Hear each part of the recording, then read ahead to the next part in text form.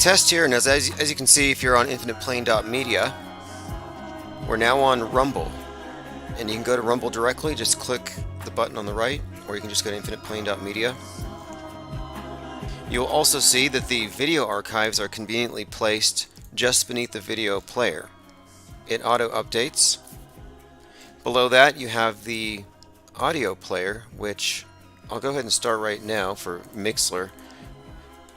And beneath that, you have the audio archives. So it's all very automated. Not a lot of work on my part now that it's all in place, but it's very convenient. infiniteplane.media, get the archives in whatever format you prefer. This is Chief Crow and the Flat Earthworms. We'll be back in 20 seconds here.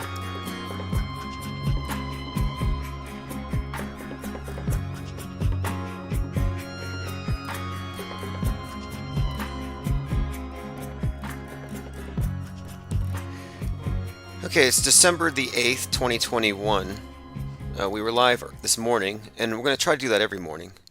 For the Flat Earth Report, you probably heard us on Free Earth Radio. Free being the other banned F word next to flat. I actually spell flat F capital I-A-T. That way they don't put the Wikipedia article beneath every single one of my videos. They're so paranoid. You can't even have a video about changing a flat tire without some warning, flat earth is dangerous, just slapped on there. It's ridiculous. See, we're joined by G Regular over there in Mixler, and I do monitor both chats. Joined by King L32, Garrett 7, Salty Siren, and I'm going to reinstitute everything in terms of live stream notifications by newsletter and text message alerts, but I want to make sure I have everything running perfectly before I start doing that, and we're really close to having the new video card installed. So a few things. Let's see. Today I was looking at Louder with Crowder, totally unwatchable. Somehow he showed up in my Rumble feed because I just got back on Rumble. And he's talking to Kyle Rittenhouse. So Kyle Rittenhouse is now enjoying this sort of right-wing celebrity where he's kind of chumming it up with the likes of, well, when I look at someone like Crowder, it's not a serious person. This guy's an entertainer. He's a comedian. And so I don't know if this is meant to soften his image or to infuriate the left, which is what I think. Like, I think I brought this up earlier, how Greta goes out there in a densely packed concert where nobody is social distancing. Nobody's wearing masks. I don't know if they're even vaxxed. And nobody cares about the damage that that concert will do to the environment. No, she rickrolls everybody. Dances around like a Muppet. And I'm like, okay, these characters are designed to make people mad. These are villains or saviors, depending on which side of the fence you're on. And this is the strange thing about it, is they were both born on the same day or hatched in the same laboratory, January the 3rd, 2003. I can't get over how weird that actually is. And that's verifiable. So if you want to point out something that says to people, hey, we do have a point, yeah, it's that kind of thing. It suggests high-level puppeteering, which is one of the things I wanted to talk about. We have a number of interesting leads and hints that were sent to me today. Someone sent this to me, and this one is not new at all. The idea that John Lennon didn't actually die and that he reincarnated in a world stage kind of way as Steve Jobs. And the pictures bear it out. And there's also a very strong subtext and a lot of hints with the use of the apple, among other things. And I think a couple of years ago, Steve Jobs was sighted in Egypt. Now, I don't know if that was him, but it's certainly the case that he didn't die. And one of the things I point out is whenever you have a suspected death faker reincarnated in a world stage kind of way, there's always a narrative subtext, a storyline that supports it. And so if you search for Steve Wozniak and his comments on the death of Steve Jobs, do you know what he said? The first thing he said when he heard that Steve Jobs died is he said, it's like losing John Lennon all over again. Like, talk about an inside joke. Steve Jobs' death struck him. He said, I'm totally awestruck but surprised. He compared it to Kennedy getting shot, another hoax that's connected to everything else. But as I'll play here, he says, the world has lost John Lennon. I'm like, that's an inside joke. It has to be an inside joke. How else can you explain this? Take a listen. Again, this I is was so stunned because I have very dramatic memories of where I was when the Beatles were on Ed Sullivan, when I heard that JFK had been shot, and I'll never get this memory out of my head. Just where I was, just getting a phone call from a reporter, and they just said, "Have you heard the news?" And I instantly knew what that meant, and that was just a total shock. Like, what do you say? It's like the world lost a John Lennon. the world lost to John Lennon. Right. No tears, by the way. And he's talking about a friend. So, just pointing this out, this would kind of suggest that the hoax theory, the death hoaxer theory, makes a bit of sense here. And that's just one. I mean, there are many layers to this. Earlier today, we were talking about how the space wars have already started, as predicted in the book, The Metascript Decoded. And a lot of people have been asking about that book. So I've made it available as a PDF. So if you go to, I'll put a link in the chat, www.timosman.win. It goes to the site where I sell my art, and I'm now going to sell PDF versions, really cheap, of all the books that I've published, cheaper than you can get them on Amazon. And I'm going to compile them and bring back a lot of books that I've kind of lost track of, things that need to be updated, for example. So there you go, timosman.win. If you go there, you can find the Metascript Decoded. So one of the things I was talking about was the space wars and the space junk, which is now a real thing, supposedly, and how the space wars have already started. The space station is dodging junk almost daily, canceling spacewalks because of junk. Anyway, it's part of the bigger picture. We talked about Jussie Smollett. He's in the news again, and he talked about how he's had a black eye for 3 years. 3 years after a hoax beating where he has this like yarn noose around his neck when the cops show up. So I'm thinking, okay, that's got to be a hint there. That Jussie Smollett was probably initiated, this was his initiation, into the cult of hoaxers, the real hoaxers that run this place, the ones who are on the side of psychological warfare. Listen to this. Directing the questions, the cuts and bruises, and this is from the court case now. And I saw this hilarious Babylon Bee article, and it said that Jussie Smollett is having to face his accusers, and they have to hold up a big mirror in front of him. Because if you don't know the story, he staged his own lynching, blamed it on white redneck racists with MAGA caps, and it turned out to be a couple of his friends, like very close friends, very, very close. If you listen to the testimony, and I don't really watch too much of this. I try not to focus too much on any one of these psyops. We already diagnosed this one as a hoax the day before the news media exposed it as a hoax, or it was exposed. My contention is that this was deliberately revealed for a few reasons. But listen to this. And primarily, why would they reveal it? I think they needed to have an example of a psyop being exposed so people think, oh, if somebody tries to trick the news, they would call them out on it. And it distances the public from having any concept of the fact that the media creates the events. It's not just being fooled by a fake school shooting and a bunch of sneaky crisis actors. No, the media is actually a part of it. So anyway, this is a big distraction, but listen to this. So he's talking about how he was attacked, and he says, I have a scar under my eye and a black circle that won't go away even after 3 years. It's a big problem for me. So my mind goes to the Black Eye Club. Every one of these Hollywood elitists that are part of this PSYOP entertainment complex, you can find them all. Just look up Black Eye Club. And anybody who's anybody in the PSYOP entertainment complex has, and I'll go through the Pinterest of the Black Eye Club. Oh, the Pope, by the way. The Pope who is, I think even right now, I think he's on his deathbed. A lot of QAnoners are cheering this on. They all think this is part of this expose of everything the deep state's done, and we've got Ghislaine Maxwell on trial. But so far it's a lot of nothing burgers, bad colored pencil drawings, and the photographs of Ghislaine hanging out with Epstein just look fake to me. Okay, I'm looking at the list of Black Eye Club members, and I'm not going to go through very much of it. Jussie Smollett's in it, the Pope's in it, Justin Bieber's in it. And speaking of popes, here's a story that's circulating in the news again for some reason.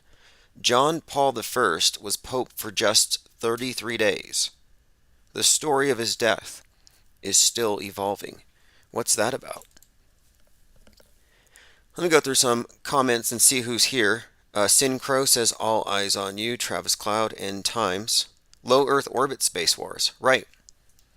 Well, look, I think this is all a part of a plan long term. Like this is 9/11 all over again, but it's going to be bigger.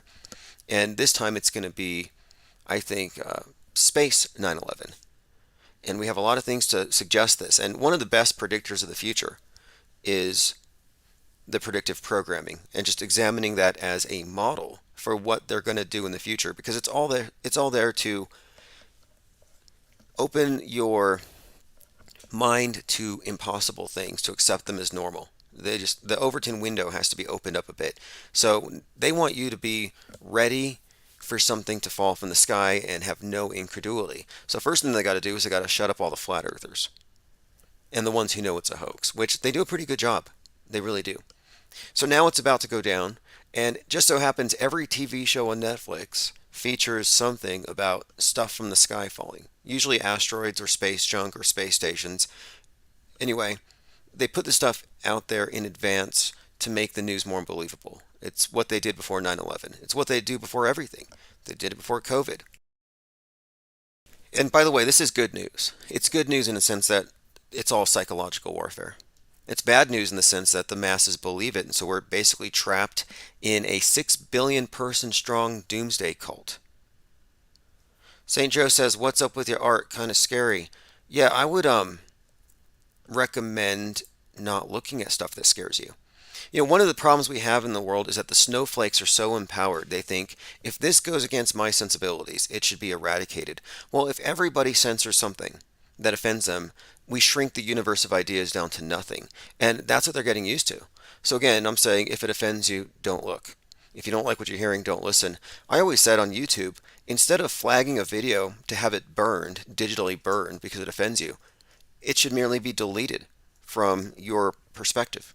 Like, I don't want to see someone crying about the art, so I just remove them from the chat. You wouldn't call it censorship, I would call it being a little more selective. Go find some art that elevates you, that edifies you, and go stare at it. Okay, and when people say something's demonic, I have to ask them, like, well, what do they mean by demon? Do they even know the etymological origin of that word outside of Hollywood? Probably not. Lilith says church lady intensifies. Oh, yeah, we used to have, I don't know, I don't even want to get into the church ladies. They were so bad back when. Actually, they're still around. The flat earth topic and related topics have brought out this. There's a couple of things. One of them is the Bubba effect, where people want to run for the hills and pack up their goods. It's this idea of stuff's about to go down. And then the other side of it is they're all satanic panic. It's just like every little geometric symbol scares them, a number scares them. But the QAnoners have gone to an extreme. They're completely different. You know, the QAnoner group, or whatever you want to call them, I don't want to denigrate them by saying that they're a cult, but it is a religious movement. That has to be said. It's a religious movement, and they do engage in a modern form of Kabbalah. And for some time, I thought that what we were seeing was, in fact, a new religion that's kind of combining, well, it's combining the story of Jesus and Mary and the bloodline, but it's combining it with the presidency, the Kennedys of all things. But we do have this great awakening, which is nothing more than a repackaged Revelations. So we're waiting for the seals to be opened so we know who the bad guys are so they can be judged. And it's Judgment Day. That's what the QAnoners want. Because at the end of the day, the QAnoners actually want to exterminate and purge all their enemies. So because of if I do some artwork that scares one of these QAnoners, well, maybe I'm on the list. So I hope they don't get the power to censor society. Like, we don't need to empower hysterical snowflakes, no matter which side of the fence they're on. Commenter says pearl clutching couch fainters. Yeah, exactly. Well, I don't even want to get into it very much. I mean, I sell art, and I have for years. I paint whatever I feel like. I've been painting a lot of cactuses, and if you ever stepped on a cactus, in fact, I even had one of the needles in my shoe. It could have drawn blood. Like, should I not be painting cactuses because those things are fairly pokey, and some people have traumatic memories of being poked by cactuses? It might offend somebody. Like who do I ask before I create some art or put together a sentence? Who do I run it by to make sure? Like, is there a filter? Like, there should be a snowflake filter to protect these people.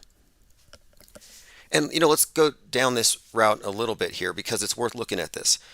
Safe spaces. What were safe spaces? Long before we had social distancing and the 6 foot little state mandated safe space to protect you from viruses, you had safe spaces on universities. And the safe spaces there were to protect left wingers from right wing memes, from right wing hate or ideas, which, ideas that they consider to be hateful. So they used to have these safe spaces. And that has evolved. And I'm finding it to be interesting now that, looking at it in context, the social distancing and all the mandatory safe spaces they put around us has always been to stop the spread of right-wing ideas. It was never about a flu virus or any kind of a virus or anything at all other than ideas, but specifically ideas that run counter to establishment science and establishment media. So this was, in fact, a, a pandemic, and the purpose was to purge the bad information. And they're doing a pretty good job, this war on memes. It's an infodemic, and it's not an infodemic of conspiracy theories, it's just all ideas that they don't control.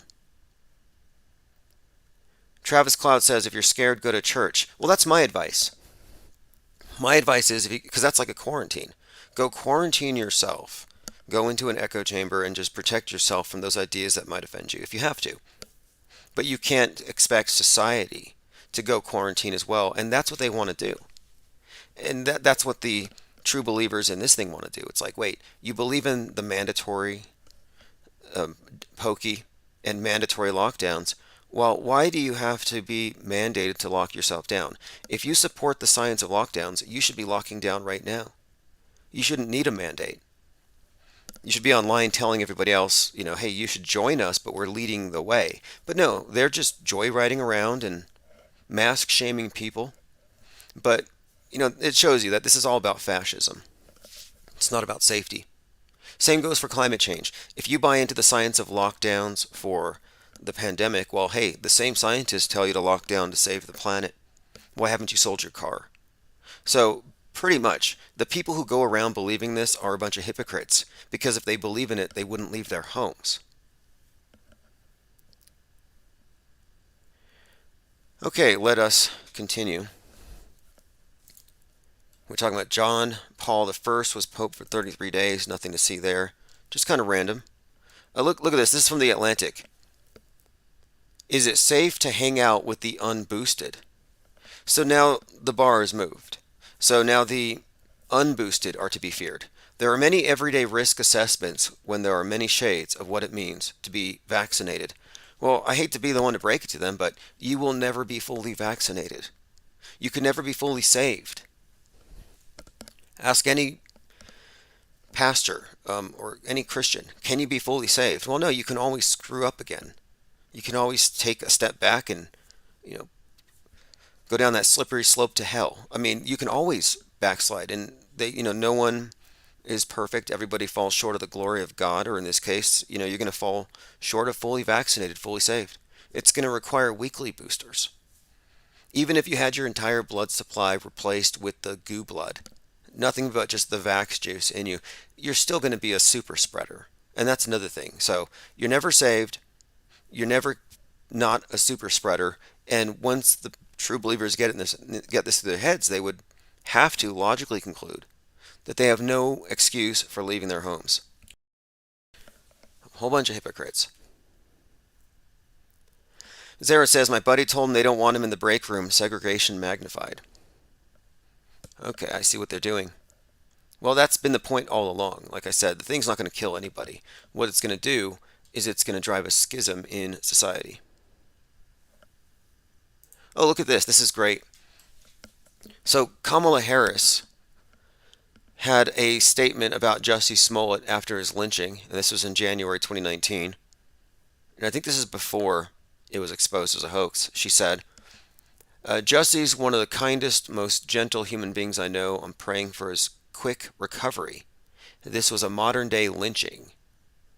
So, anyway, just shows you that the people with the big platforms are nothing more than agent provocateurs, these MSM puppets, and that's their job. Here's some symbolism for you. We've been talking about how Delta and Omicron gives you media control, how Omicron gives you moronic. So yes, the moronic media control, I can kind of see the inside joke. Illuminati thinks they're funny. But look at this one. If you actually combine the two, Omicron and Delta, you do get the Illuminati symbol. The letter Delta has the symbol of a triangle in the Greek alphabet. The letter Omicron is the shape of an eye when you put them together, eye in the pyramid. And this is from the person who uploaded it, who said, quote, "A deep state black magician, Dr. Fauci, was dramatic once again, and on the 29th of November has given a profound statement that this new variant, called Omicron, avoids all of our God given antibodies."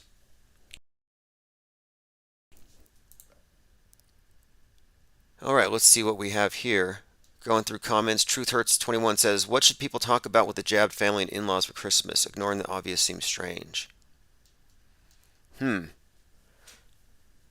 I don't know what you would do in that instance, because I think it's private medical information. I think it's Here's another thing that they're doing. I think the very fact that they're making this private thing public is an attack on privacy and the concept of privacy and the idea that, well, you can't have privacy because you're a threat to society. The private has to become public. I think this is an attack on privacy. Just like they've turned our culture against free speech, where people celebrate the burning of books, I mean, digitally. They celebrate censorship all the time. Right now, I have an article here where they're clamoring for the censorship of podcasting now, just like they do all the video platforms because of who? Joe Rogan. And I called it, by the way. I called this back in, I think it was in April, when they pulled 42 tracks from Joe Rogan off of Spotify. I said, hey, look, he is saying the things they're telling him to say so they can justify widespread censorship. They'll say, hey, look, Joe Rogan killed Flat Earth Fokker. Mac Parhar choked to death on ivermectin because Dr. Joe Rogan said this will cure your COVIDs. So anyway, yes, you have a lot of agent provocateurs who are just torching everything that we hold sacred and things that we need in order to preserve a sane society. But it's all by design. I mean, this is what the Great Reset's about. So yes, they're going to go after the podcasting next. That's kind of where I think this is headed. It's all about control of the memes. All right, media control. That's what Omicron and Delta gives you. Okay, let's continue. Going through my Minds account where I post links to everything that we talk about. This is it's a cartoon. For those of you who are like true believers in NASA and stuff, I want to give you a disclaimer. This is not a real photograph of actual doctors doing actual science. Because they'll see a cartoon of a couple astronauts floating outside in space and they just assume it's real. So you got to kind of break it to them gently. No, this is actually a cartoon. But anyway, one of the doctors in this cartoon says to the other, and they're looking at the virus, it appears to be mutating into a totalitarian dictatorship. And it doesn't take a microscope to see that. Like I said, it's a fascist takeover. But they've shifted the culture towards rejecting free speech. And, this is actually a valid point that I have here. Listen to this. If they're going to call you an anti vaxxer, when that's just one of many things that you would oppose, as far as like mandatory things, like nobody opposes mandatory stop signs. When people say, like Gene Simmons and others, they say, well, you have to obey the traffic lights. Well, nobody opposes that. There's a difference. You can't make these apple and oranges comparisons, but they do. But if they're going to define you by this one thing that you oppose, well, then what do you call them? What do you call the people who are pro-mandatory? You call them what? Anti-freedom, anti-free speech? So that's why I'm saying at this point, you might as well just call it what it is. All right, let's go ahead and continue my scroll through the Minds feed. I'm trying to catch up on things. We've been off and on this whole week. Someone else has picked up on this, and we've talked about the symbolism with Cern and Cernunnos, the Celtic lord of hell, the horned god. And this is an interesting concept, though. The CERN Hadron Collider opening stargates. And this might sound far-fetched, but there's some interesting Stargate connections with Elon Musk and what he's doing in Texas. So CERN, Horn God, you got the 666 logo. All this stuff is all very obvious. But anyway, listen to this. It says Shiva is the now that's the one doing the dance of cosmic destruction over there at CERN. Is the Hindu avatar that parallels Nimrod, who built the Tower of Babel. CERN's Hadron Collider rings mirror the spirals of Saturn. Saturn is the dark sun prison planet of the fallen angels. CERN is designed as a teleportation machine to Saturn. The secret mission of CERN is to unleash Apollo and the dark angels from the abyss, and to create a stairway to heaven to make war with it. So, this is one person's explanation for what it is, and it is very consistent with the opening ceremonies in Switzerland and all the iconography and symbolism. I mean, it's really hard to downplay a lot of the symbolism here, so I don't. I'm not saying I believe in it. Posel says nothing like destroying the human genome with the black goo. Well, right now I'm watching a show called 100 on Netflix, and I called this out the other day how season 1, episode 13, 113, which is even in my book, The Metascript, I point out that number and how often it correlates with falling space station, falling space junk. Well, on that episode 113, an international space station falls. Well, I'm further along, I'm probably 3.5 or 4 seasons through, and it's all about the gooblets. And it has this subtext of the Vax taking the chip, which hooks you up to an AI hive mind. And it actually has this AI god that takes over the Earth and decides, in order to save the planet from overpopulation, it's going to have to nuke us and then just upload our consciousness into a cloud, which they call the City of Light. And I'm sorry for the spoilers, but this is research. And everything that I'm researching, that I'm looking at, when I'm doing this media analysis, does in fact pertain to what we're seeing in the news. And in fact, you know what? On November the 30th, that was the date that I actually watched episode 113. So I was like, wait, 113. On that date, NASA had to cancel a spacewalk for the first time ever because of space junk. That's never happened before. Okay, so let us continue. Now, I don't have any specific opinions about this Saturn thing, although the fallen angel thing sounds very pertinent here. You know, because a few things we could get into really quick here. Because I mentioned, and I'll have to do a mind map on this one of the real crazy ones with all the lines connecting all the words and the numbers. Because Elon Musk is doing this thing in Texas, and he's got the Stargate. And here he's talking about Stargates. And if you've paid attention to SpaceX, everything they do has to do with the number 42. And they think it's some cute little nerdy book, A Hitchhiker's Guide to the Galaxy. Like, that's only part of it. 42 is actually about their worship of the fallen angels. That's what it is. Or Satan or Saturn, whatever you want to call it. I mean, I'm just going off of what they are showing us. So this number 42 is deeply connected with Kronos, Saturn, death, cycles. That's why Jeff Bezos, the other space pope, spent $42 million on a clock. Clock, another Saturn Kronos symbol, Father Time.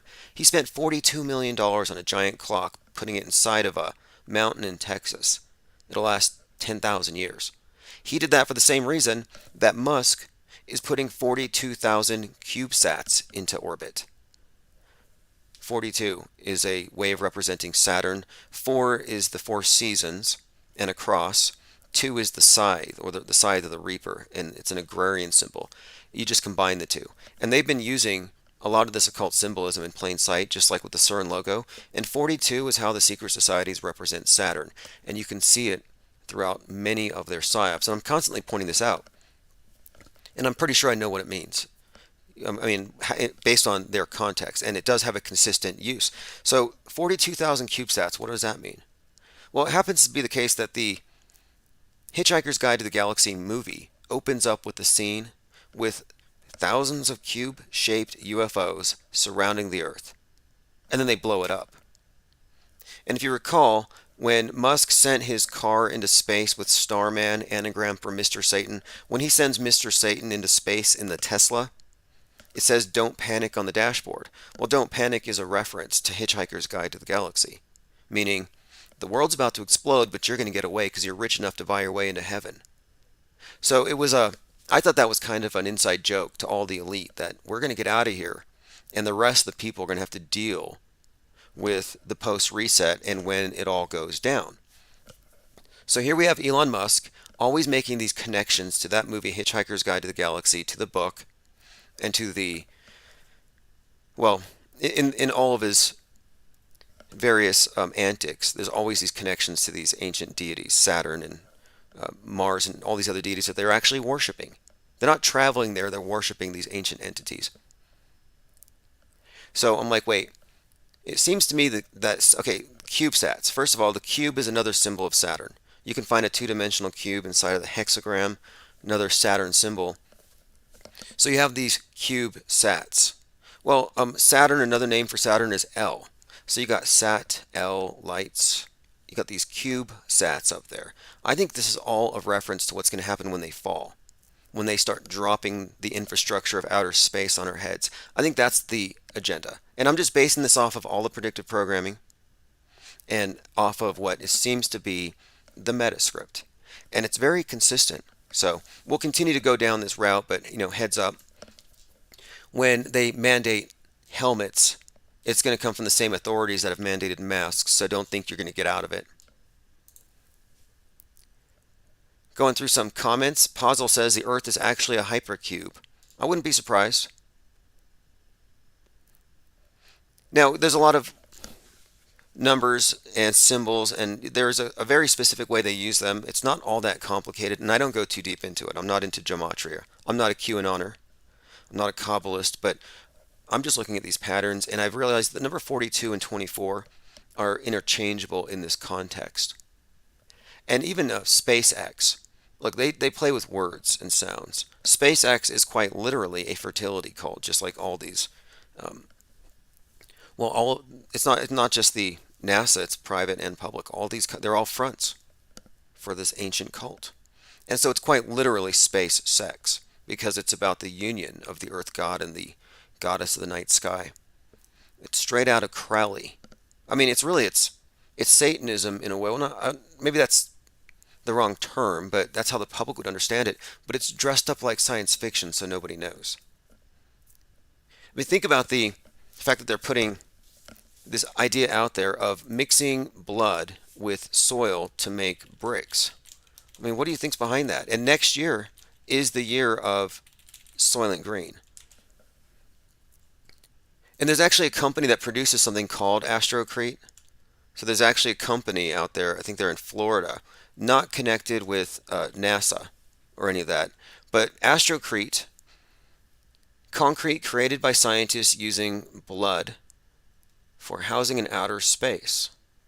This photo shows samples of Mars and biocomposites and space concrete known as Astrocrete. The blood concrete material has been named Astrocrete. Mars space blood brick compression being tested, and apparently it's stronger than what we have down here. Yep, blood concrete could be used to build dwelling places on Mars. And this isn't the grossest thing that they've come up with, but it's competing. Salty Siren says a reporter asked Elon how his son was, and he said, "Who? I thought you were asking about my password." Yeah, I've said that he has in fact named his child for the Chrome browser suggested password. Truth Hurt says, how can people in North Carolina see a SpaceX rocket launching from Florida towards the Atlantic? Good question. I thought they had phased out the jet assisted blimps and moved on to CGI. What was that company? One of these smaller space agencies had an embarrassing failure where one of their rockets went off, but only, like, I think only half of them fired, and it went sideways, but it was still vertical. So it looked like a balloon. I'll find that here. But I do think we do have more CGI than not, and I think that's going to be the model for the future. And here's a picture. I don't know what you want to make of this. So you can mock the QAnoners all you want, but you can't say they don't have a point. I mean, they have a strong point here. Here is Sylvester Stallone tweeting into the storm. He's got a Q on his hat. The guy behind him has a book that says Every Last Secret, and he's making an interesting hand sign. And the guy next to him is wearing a shirt with blue and white stripes. Blue and white stripes is usually meant to represent Epstein Island.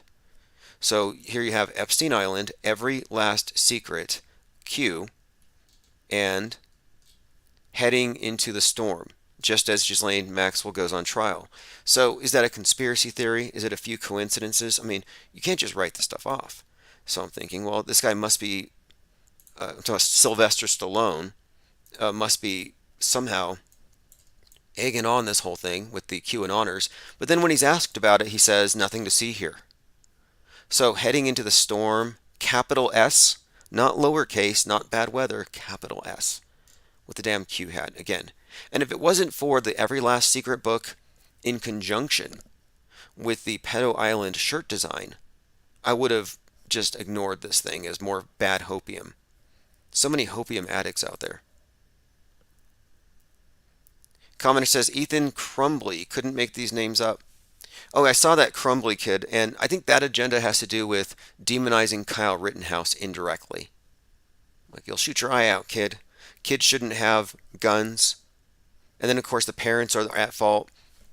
Where were Kyle's parents when he crossed the state lines to go shoot up peaceful protesters?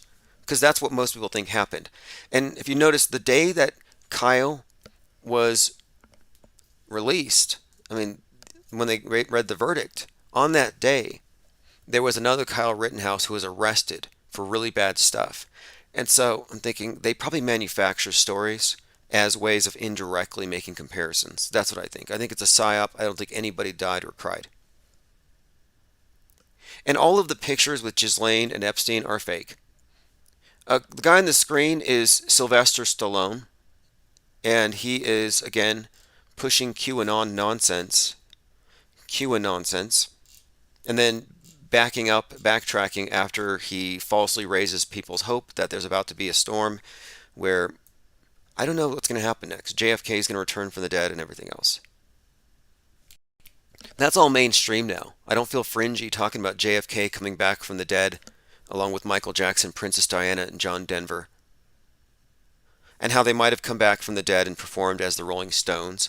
I mean, do these people not know how just disconnected from reality that is? Salty spells confusion with a Q. Oh, you should also spell cash with a Q. There's a lot of money in this, and there's something of a power vacuum. And I should feel bad, but I don't. Last year, I downloaded a PDF of all the Q drops, and I sold it on Teespring, now Spring, when they first converted to Spring, and they said you can sell digital downloads. So I'm like, let me see how many people will buy the Q drops. And I was probably selling 7 or 8 downloads a day for $5 of a PDF of Q drops that you could just get anywhere. And it was a decent source of income for a few weeks there, and then it was pulled because it's dangerous, misinformation or whatever.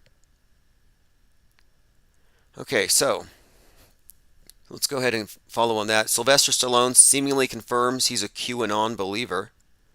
That's from ComicSans.com. They found a cube-shaped object on the far side of the moon. This tells you that Stanley Kubrick and company wrote our transition into the space age. Like, this is so corny. And I got a real problem with this picture. Okay, because every time I look at an object in the distance, and you'll notice this, go out to a field. Like, let's say you go to a field and you see a refrigerator that's been discarded a few miles away. We'll say 20 miles away. It doesn't matter. 10 miles away. Whatever it is. This one here looks like it can't be more than 5 miles away. But whatever it is, whenever you see an object like that, there's going to be land behind it. But every time they show an object on the moon, it's like it's on the edge. Like, where's the moonscape? Where's the lunar landscape behind the object? Does the moon end right there? And apparently it does. It looks like they're filming this thing in a 7-Eleven parking lot. I'm very disappointed in all of the space photography from China in particular. I expected better, but they have not improved their game, and their space station's a joke. I don't even cover it. Okay, let's continue. Family of dead QAnon believer thinks the FBI didn't investigate the death because she was at the riot. This is about, I believe her name is it Rebecca Boyland? Or Rachel Boyland? Yeah, this is the one who is carrying the flag that says "Don't tread on me." This has got to be a bad joke. Okay, so here you have a QAnoner, Roseanne Boyland. She's got a flag that says "Don't tread on me," and she gets trampled to death. This is a bad, bad joke. It's just script writing. I don't think it's real. And I actually have more information about this Ashley Babbitt's fake death. So we've talked about the documentary, Everything Wrong with the Ashley Babbitt, with the Capitol Hill riot in 21 minutes or less. It's a very good documentary on it that breaks down how it didn't happen as advertised. The whole thing was a hoax. It was staged. Well, this latest bit of video I have here, this is Bombshell, shows that the scene with Ashley Babbitt was produced after, well, it wasn't quite a live feed. It wasn't just a continuous shot. It was actually spliced together. So this is War on Truth, Nothing to See. Let me go ahead and bring this one out. This is a pretty good piece. Yeah, I'm Thomas Barani from New Jersey. So you have this scene where Ashley Babbitt gets shot, and this individual is just watching. And this is from the behind the scenes when you really look at the frame by frame analysis. So you see this individual with a backwards hat and a blue hoodie. And he reaches down and he pats Ashley's neck and gets blood on his hands. And then he runs outside. And outside he waves his bloody hand around and he says, "Look what you've done with your right wing hate. You killed somebody." And he says that he caught her as she was falling. And of course he didn't catch her. That was not in the footage. But what's more, what you find here is that the scene where Ashley Babbitt falls from the window is actually spliced from two different scenes, two different takes. And that's pretty much bombshell because it shows that this was selectively edited. And I have another picture as well that shows more of the same, that there was some rearrangement of the furniture in the background in between these takes. Let me go ahead and just play about a minute of this. And this is from a video. Again, Ashley Babbitt's not dead. I'll put a link in the chat. Rushed through the windows. A number of police and Secret Service were saying, "Get back." Okay, so Secret Service was telling people to move back, to stay back. When we look at it, we don't really see them around. We see the unprotected windows and all the Secret Service or Capitol Police. They're all corralled in the side stairway. There aren't any officials blocking or guarding the glass that is being broken, nor protecting the doorways from where you're trying to break in. Now you can see right. Now, what this person does, and it takes 20 minutes, and I have both this and I have the 21 minutes or less one together. She actually breaks down frame by frame how, yeah, you're looking at a theatrical production. She was wearing padding on her back. Ashley Babbitt's not dead. In fact, one of our callers, Lynn, had called in last week and said, and I got to dig up, I haven't found it yet, but apparently they found Ashley Babbitt working for the Department of Transportation, the DOT in Colorado somewhere, doing some really bad government videos. Not surprising. Okay, so Sylvester Stallone sparks QAnon speculation with coded selfie. Highly staged image there. I don't think that there's any way that he can walk it back. And the people who believe in it will believe in it. They will just say he had to backtrack it, but he sent the message out. And look, everybody's JFK right now. Everybody's JFK Jr., that is. Like, quite literally. I've heard, first it was that guy, Vincent Fuchsia. I've even heard that Mike Lindell, the pillow guy, is actually JFK Jr. in disguise. Jesse Waters. So, I don't watch Jesse Waters. I've seen him here and there, but Jesse Waters is an American commentator. He's 43 years old. Okay, JFK Jr. would be 60. And the QAnoners think that this is one of JFK Jr.'s disguises, that he is in fact Jesse Waters.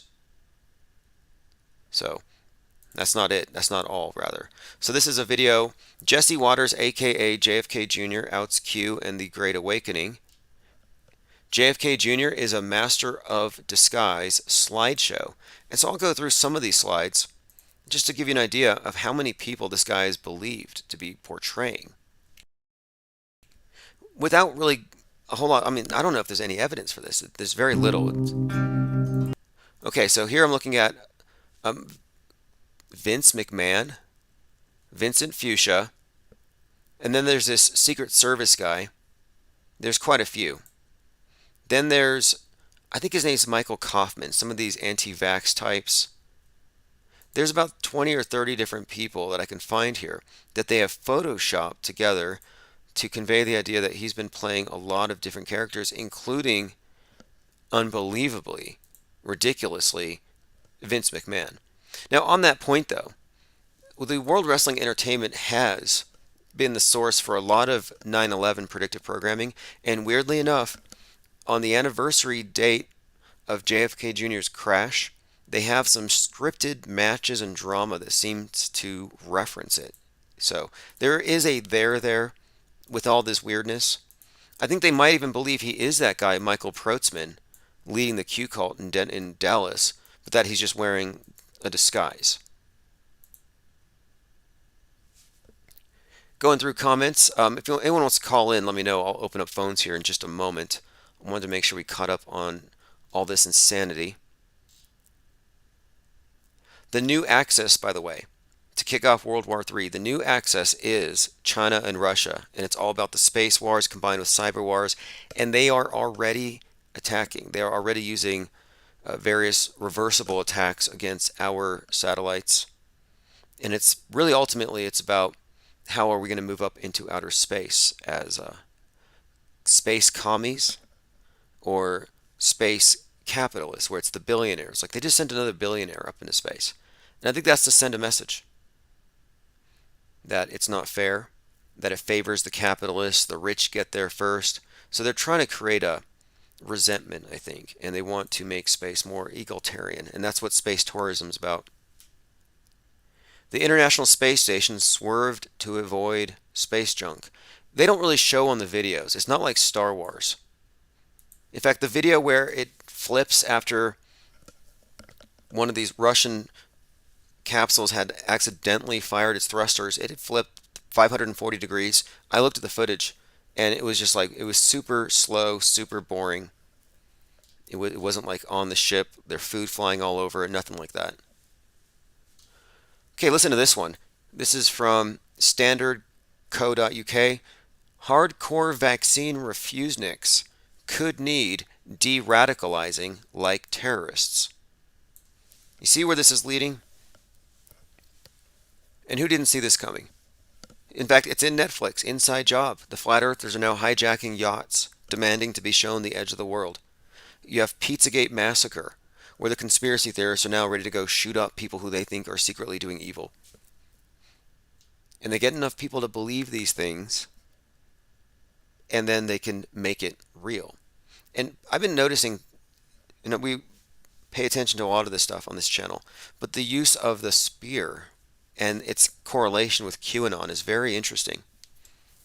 You have the QAnon shaman with his spear, and then you have Matthew Coleman on the anniversary of the Manson killings spears his kid 17 times, which is a Q number. Then you have Michael Flynn, who's leading the QAnoners in a kind of a rebranded church, Universal Triumphant. It was a 90s or 80s and 90s doomsday cult that lived in fear of Russia and China nuking us. I mean, it's very timely. They moved into bunkers. But anyway, they spent their time channeling the Archangel Michael. Well, Michael Flynn has the QAnoners doing that. And he sees Michael as his special Archangel friend. And he has Jesus' birthday, so he's suited for this. Anyway, if you look at the iconography, Michael the Archangel is always using a spear to stab the serpent. The reason why Matthew Coleman stabbed his kid is he said his kid had serpent DNA, and Q told him to do it. So the spear symbol and Q, and this also correlates to what the ADL pointed out with this image of St. George slaying the dragon being a new symbol of the racist right. So they have more or less branded the QAnoners with the spear for some reason. And then you have InfoWars, one of my commenters had pointed out has been tip of the spear for years. The tip of the spear. So I'm not quite sure what that means yet. But again, it's all symbolism and storytelling, so it's worth pointing out. Syncro says, can you de-radicalize people with 5G? The most radical people out there are the people who don't turn off their TVs. And the people who go into the metaverse will be the most radicalized. Shai says Christopher Walken is a reptilian walk-in. Interesting. As in possessed. I remember that phrase, walk-ins. Now, what you can do is whenever you run it, look, you got to just mark the trail for your friends, just out of courtesy. So you think Christopher Walken might be a reptilian. When you write his name, put semicolon, semicolon, semicolon in the beginning and at the end. So 3 semicolons and 3 semicolons kind of looks like snake scales. That way it lets everybody know that we've got a reptile. Okay, so again, hardcore vaccine refuseniks could need de-radicalizing. You can see how they perfectly created a new terrorist threat. They turned Al-Qaeda, which Al-Qaeda means the base. They turned it into white Al-Qaeda. And the new nationalist vanilla ISIS white Al-Qaeda group is actually called the base. You have the MAGA band to replace the Taliban. Suicide bombers have been replaced by incels. So they've completely just rebranded everything. So the idea now that they need to de-radicalize, it's the same thing as like quarantine and Guantanamo. Find out where they caught that deadly mind virus. And so now instead of the instead of the Quran and the Quran verses radicalizing people, it's the QAnon verses. So they got to find out where you got these ideas so they can trace it and stop other people from catching the same ideas. A follower of a prominent QAnon conspiracy theorist was arrested following reports that he posted threats about his daughter's school. So there's a queen in Canada. She's a QAnon queen, queen of the world or something. And there have been a number of these. There's a king who kind of disappeared, but in 2020, King Joseph Hallett came out of nowhere, and he claimed that the reason why the world leaders were kneeling is they were kneeling to him, and that the novel Corona was the new crown, and he was going to be crowned king of the world. Didn't happen. Don't know where he went. Then she comes up, and this is the Canadian Queen Romana, who said that her followers, who she calls her ducks, need to start shooting people who are administering the pokey. So I think she's been arrested, but now some of her followers have also been arrested according to police reports. Now this is all being reported by Vice and others first, and Vice seems to handle a lot of the extremists, and they're almost always fake. So I don't even think these people are real, and most of their followers are probably shills. But they probably wouldn't mind catching some genuine people in the mix. Okay, look, this is the agenda with Joe Rogan. This is from The Verge. What you learn after 350 hours of Joe Rogan. So, last year I'd pointed this out, or actually earlier this year, how when they pulled his 42 tracks, they were setting the stage to getting the public used to the idea that podcasters are too influential, that their ideas kill. Like I said, Parhar died because of Joe Rogan. Joe Rogan killed a flat earther, if you didn't know. He almost killed Aaron Rodgers and Tim Pool. I mean, that's what they want you to think. And he is being credited by others, like that UFC fighter, is his name Dane something, Dane Cook, whatever, who's like, Joe Rogan cured my COVIDs. It's like, give me a break. He's putting out bad ideas on purpose, making it seem like he's going against the grain. He's like, CNN's propaganda. And people are like, wow, what a red pill. Truth. Like, what are you talking about? Calling CNN propaganda is a meaningless thing to say. It doesn't mean anything. What do you mean by propaganda? This is a guy who believes the moon landing's real. So anyway, this is from The Verge, and it says, for today's Hot Pod, I interviewed the Media Matters researcher that listened to 350 hours of the Joe Rogan Experience this year and reported back on what we're missing. It's been described as a, quote, cesspool of toxic masculinity that discusses elk hunting, martial arts, anti-trans views and harmful health information about the pandemic. So this is all about Joe Rogan being the most popular podcaster, big $100 million deal. I think the first person who came out to cancel him was Adam Lanza, David Hogg, over some sexist jokes he laughed at like 10 or 15 years ago. So they've been trying to cancel him for some time. But the idea here is he too big to fail? And they're trying to make it look like he is, and that's a problem. So if they can bring down Joe Rogan, they can censor anybody. And right now, the podcasting isn't as heavily monitored or as censorable as these video platforms are. So I think they're in the crosshairs, and I think that Joe is actually controlled opposition to free speech. I don't think that he's actually fighting the system in any meaningful way. I think he's helping to burn it down. Sincro says Joe Rogan doing media analysis when he says CNN is propaganda, just in, the broadest and most general. Yeah, exactly. It was just a meaningless thing to say, but it gets endlessly repeated. Like no one's ever come across that. Like, what? I thought CNN was news. I better listen to more Joe Rogan. Okay, so let's move on here. U.S. losing pace in the military space race against Russia. That's been made against China. That's been made clear. China is already eclipsing us in that realm. And I think that they have plausible deniability, but I think that these space junk near misses were actually attacks. Just like the junk that fell down last year. Just like the leaked virus idea. I don't believe that there was one, and I don't think that it came out of a bowl of bat soup or otherwise. But they want the public to be entertaining the notion that this was a covert attack. And so I think that, let's say they hypothetically take down the space station with junk. They can make it look like an accident, but whether it is or isn't, it fundamentally shifts the power in favor of the only ones who have a functioning station, China, who will have Russia up there. And the Americans would be, I guess, without a place to get their overjaw effect. They have the space hotels, but will that even be safe? The first time I ever heard space junk being talked about seriously was actually on the Joe Rogan podcast. He was talking to Neil deGrasse Tyson, and Neil said, if we don't do something about the space junk, our children will be grounded. It'll be generations before we can go back to space. And Joe was like, whoa, mind blown. Has space junk ever hit anything? And Neil said no. And that was that. And I was like, wait, this is a big threat. They're going to shut down space travel, but we have no examples of it. But now, as of, I believe, July, we do have examples because on the mission Celestial Immunity, where the space station residents were testing out vaccines in space, the arm of the space station got nailed by a piece of space junk, punctured a hole in it. So the space station got vaxxed on Celestial Immunity. Just tells you it's story time.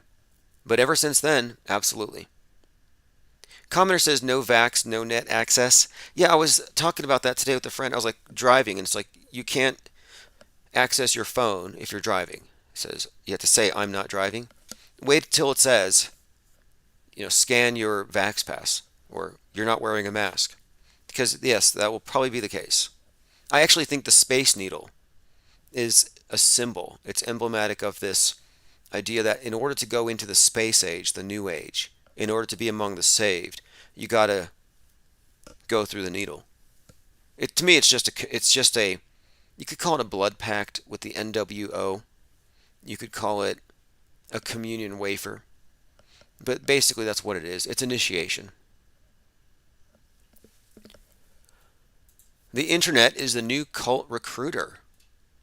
This is from the media and us. Conspiracy theory is the ultimate refuge of the powerless. If you cannot change your life, it must be that some greater force controls the world. I kind of disagree with that assessment that the people who gravitate towards conspiracy theories are somehow powerless and they're afraid of the world.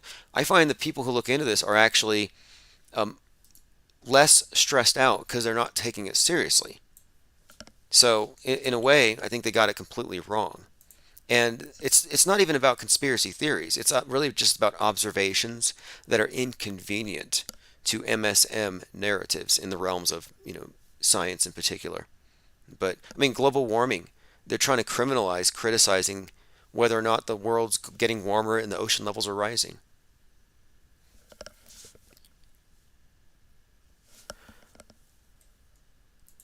All right, everyone, thanks for joining again. This is Infinite Plane Radio, Open Phones for Open Minds, 833-311-1984. We talked about John Lennon not dying, actually coming back as Steve Jobs, as admitted by Wozniak. No big surprise there. I think we're all ready for President Harris and the alien invasion. Jesse Smollett, 3 years now in the Black Eye Club. His fake hate crime was actually an Illuminati hazing ritual, if you ask me. Is it safe to hang out with the unboosted? Interesting question.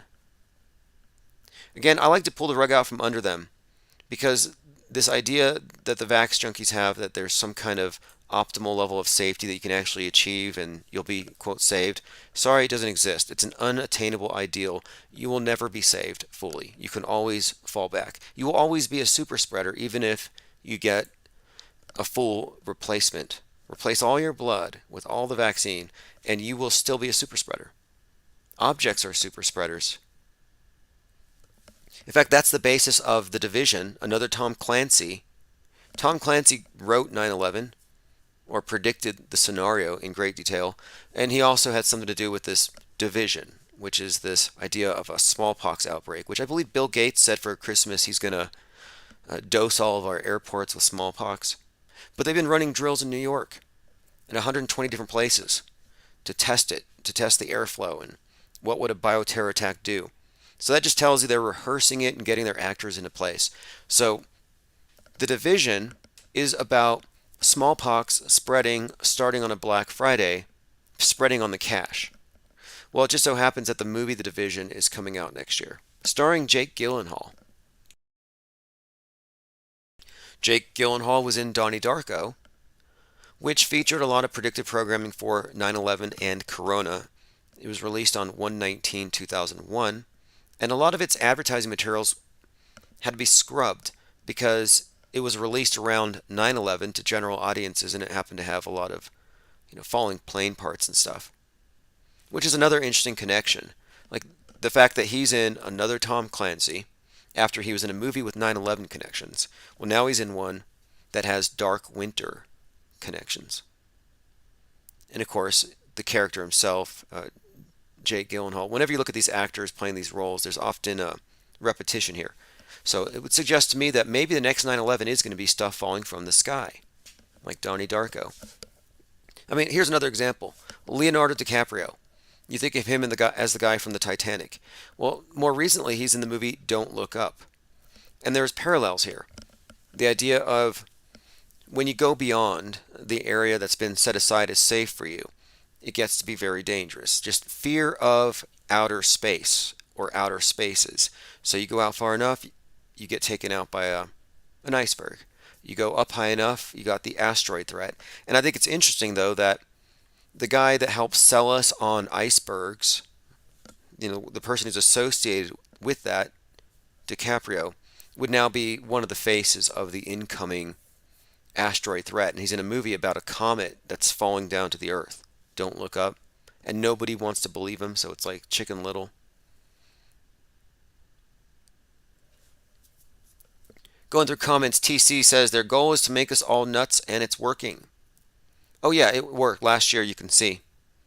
You can see who went full radical. Like they're talking about de-radicalizing the anti-vaxxers. No, try de-radicalizing the MSM true believers.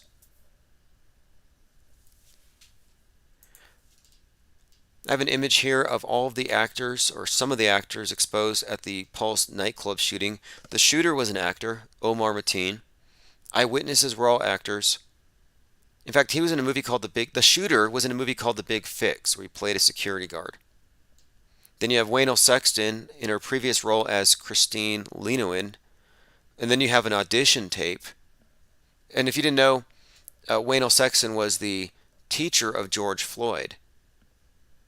Who, I mean, this is all very convoluted, when you get into these events. Like, last year there was a killing similar to the George Floyd event, or rather, it was down the street. But the guy was pulled over because he had an air freshener. on his window or on his rearview mirror. And the whole idea there is he couldn't breathe, so he needed the air freshener. Reoccurring themes: I can't breathe. So anyway, he dies. He's really close to where George Floyd was. But you immediately find this connection where this kid's teacher was George Floyd's girlfriend. Then in this other event, you have George Floyd's teacher. It's like, wait, all these people know each other. And this has become very clear this year when you have Gabby Petito, who was in a Sandy Hook video. And in all likelihood, Brian Landry was one of the Sandy Hook kids, and the Browse give it away. Someone is trying to put forward the idea that Kyle Rittenhouse was a Sandy Hook kid. I don't think so. But yes, Mark comments here. Yeah, Waynell saved his second grade documents. Totally normal. Well, you know what she had? She had I had to look at the image. I seem to remember. Let me pull this up because it might be significant here. I feel kind of like I shouldn't be looking up Waynell Sexton while I'm live. Who knows what it'll pull up. Okay, George Floyd. Okay, here we go. Yes, he wanted to be a Supreme Court judge, and she brings out this artwork. But I thought I got to look at the actual artwork itself because there was something in here. Here it is. Yeah, definitely. So check this out. This is just more evidence to me that this whole thing is hoaxy. So here's the artwork that George Floyd did in the second grade, and if it weren't for the system, he would be a judge. That's the whole idea here. But look what he has right here. Perry Floyd, and he has a Liberty Bell. The significance of the Liberty Bell, 1846. Well, there's a lot of correlations between the crack in the Liberty Bell. Let me put this up on the screen for you. So in February of 1846, it was reported that the bell had been rung in celebration of George Washington's birthday, but this was apparently when it was cracked or something. But here you have a crack. And I've been talking about the Kraken being a symbol of the election dispute and the present, we'll say political, it's a civil war, a cold civil war. It's not hot, but you have this sharp division in society. And the division, another reference to the Tom Clancy book. You have this split or a schism. So here you have the crack in the bell. Well, 9/11 was an event that you could say really split our nation. And it started at 8:46 a.m. George Floyd was kneeled on for 8:46 by Derek Chauvin. There's that number again, 8:46. The sun set in the Twin Cities that day that Floyd died at 8:46. So 8:46 has consistently been used with this idea of a split in a civil war. After the Floyd event in August of 2020, August 29th, J. Aaron Danielson was shot in the chest by an Antifa guy who wanted to start a civil war. And he said so. He told Vice before he was killed. And he shot the guy in the chest at 8:46. These aren't coincidences. It's not a coincidence that Derek Chauvin was in court on 9/11. And Benjamin Crump, the legal team for Floyd, all had 846s on their shirts and on their masks. It's all significant. So anyway, I think this is noteworthy here that the bell has a crack in it, year 846, and then Waynell Sexton has Floyd's artwork, and he's got a Liberty Bell with a crack in it. And again, the crack has been associated with this split really since Sidney Powell, the Kraken, came in to flip the election results, and then the crack smoker, Mike Lindell. Then the election might have been overthrown, or maybe the course of it would have changed, rather, if Hunter Biden's crack smoking habit had been a bigger issue. So this idea of crack has been, this meme crack has been forced into our consciousness. In fact, even look at this. There's a crack in the ISS. Russian cosmonauts find cracks in the ISS. A bad crack in September. So I'm suggesting here that the cracks are actually talking about schisms, both in America and up above, internationally. And so again, for a 9/11ing of America that the George Floyd event represented, to have a Liberty Bell associated with it is just another example of that number popping up.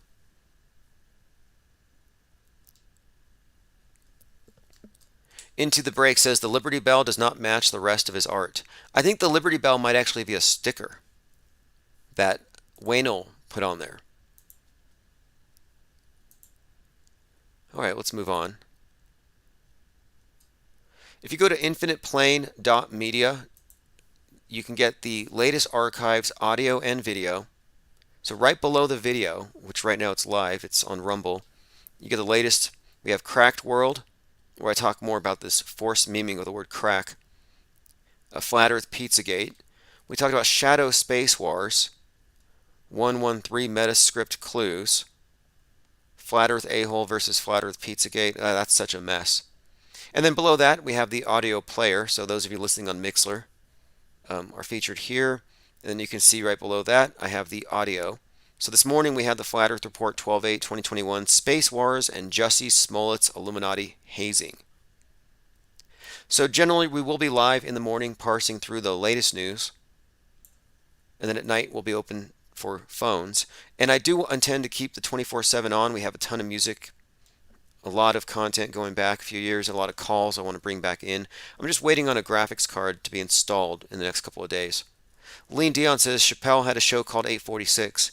Yeah, I think he said he was born at 846 on 824, which connected him to Kobe Bryant.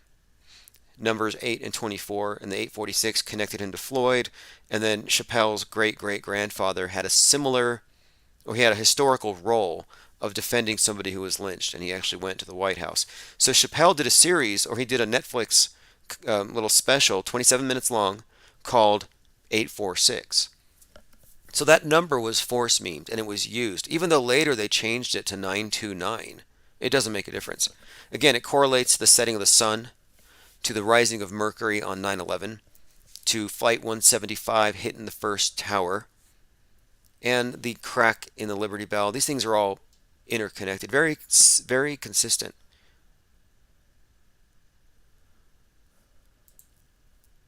General Flynn denounced Q as CIA disinfo. Yeah, the leadership of Q. Lynn Wood says QAnon is a deep state operation. And I think Lynn Wood has even said, and I got to find this, someone had pointed this out, they said this earlier, that Lynn Wood said that Marjorie Taylor Greene, made a deal with the devil, or the devil's in her. Here it is. Marjorie Taylor Greene is influenced by Satan. This is Lynn Wood. MAGA lawyer Lynn Wood says Marjorie Taylor Greene is, quote, under the influence of the devil. So the QAnon group is really falling apart. Meanwhile, the diehard true believers have tripled down on their belief, and they're waiting in Dealey Plaza for JFK to come back 59 years after his death. Let me see if there's anything worth examining here. I think the reason why is this. Lynn Wood convinced Kyle's mom, Kyle Rittenhouse's mom, to keep him in jail for an extra 90 days for his own safety, because there would be an apocalypse after the election. So she went along with that. She obliged, and apparently Lynn Wood raised $4 million, and Kyle didn't see any of it. So Marjorie Taylor Greene is suggesting that maybe Lynn Wood ought to go to jail for that. So of course now she's possessed by the devil. Sin Crow says Tim Ozman doxed Q. I did. I doxed Q, and that's going to come out. And hey, look, this is gonna really make some waves.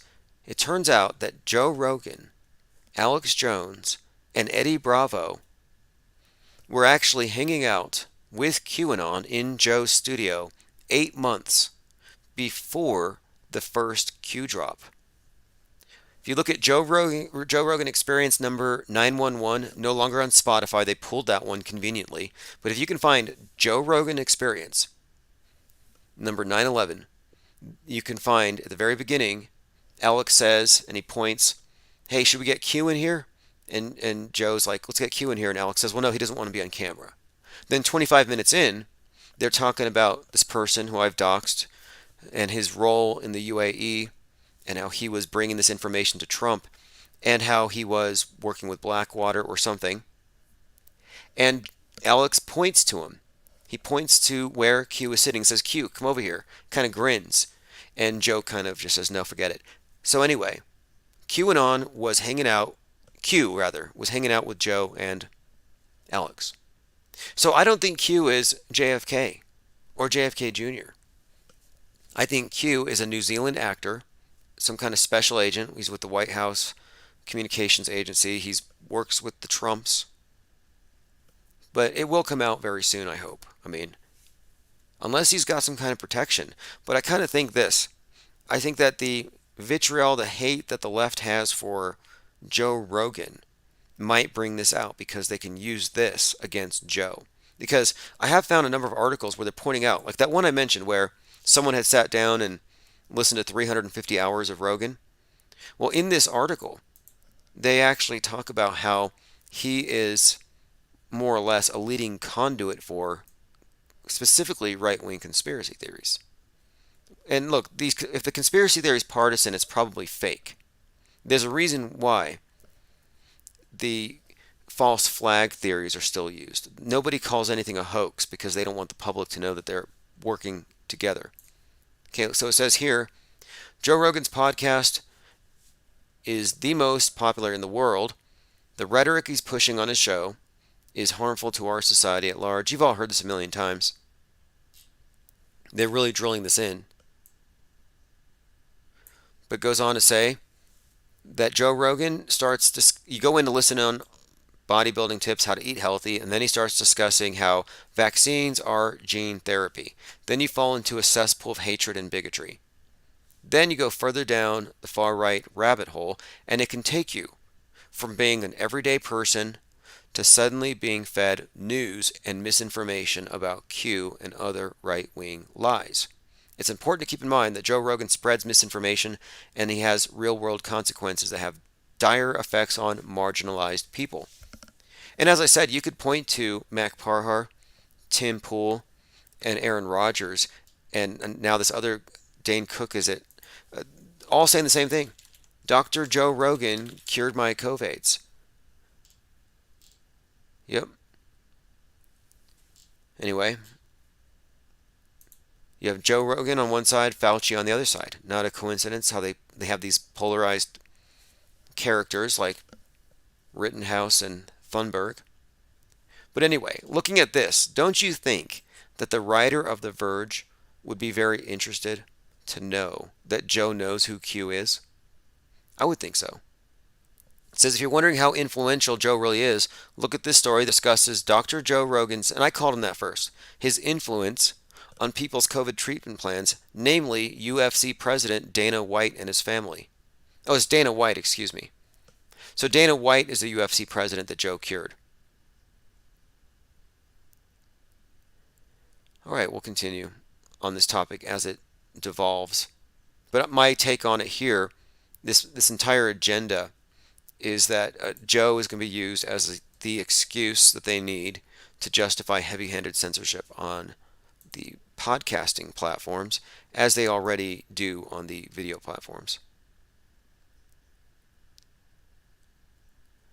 All right, I'm going to open up phones here momentarily. Look at this. This is the Rocket Man haircut. Have you noticed this? That the hairstyle of the space popes, I mean, they're all about, I think they're all about representing these larger than life characters. You can kind of tell where they come from. Bezos is something like Dr. Evil, the man who fell to earth.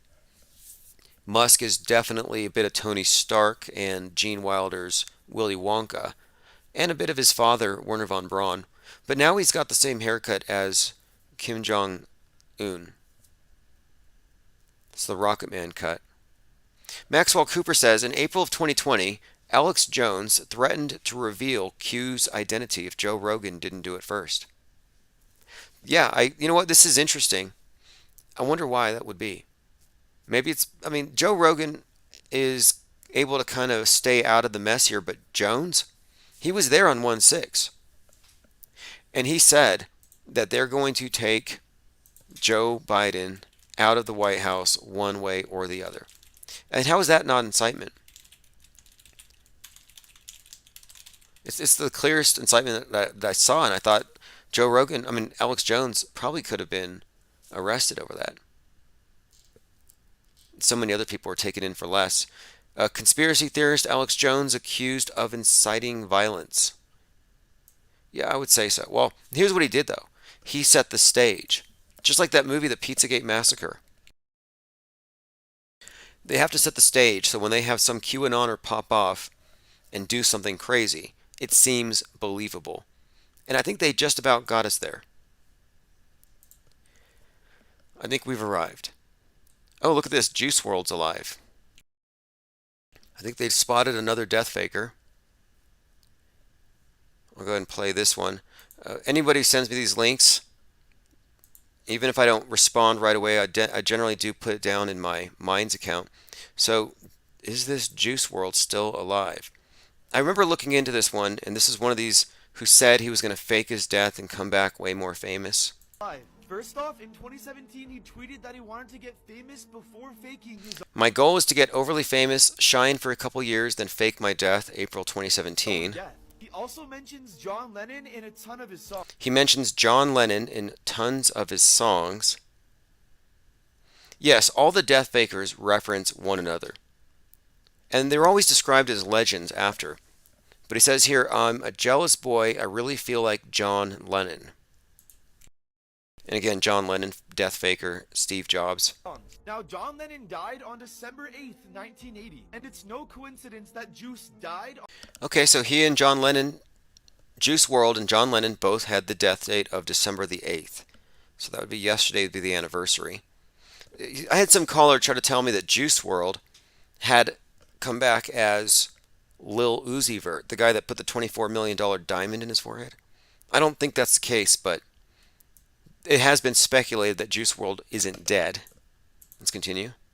On December 8th, 2019. Juice also says he's not making it past 21. Okay, here we go. It says, what's the 27 Club? And this is from his song called Legends. And like I said, a lot of these death fakers, they're referred to as legends. So in the song Legends, what's the 27 Club? We ain't making it past 21. In the song Legends. And as you know, he died at 21. He died Which at gets 21. crazier because in 2019, he released a song called Ring Ring featuring this artist named Clever. Now, Clever just announced he's dropping an album. Okay, featuring so Juice.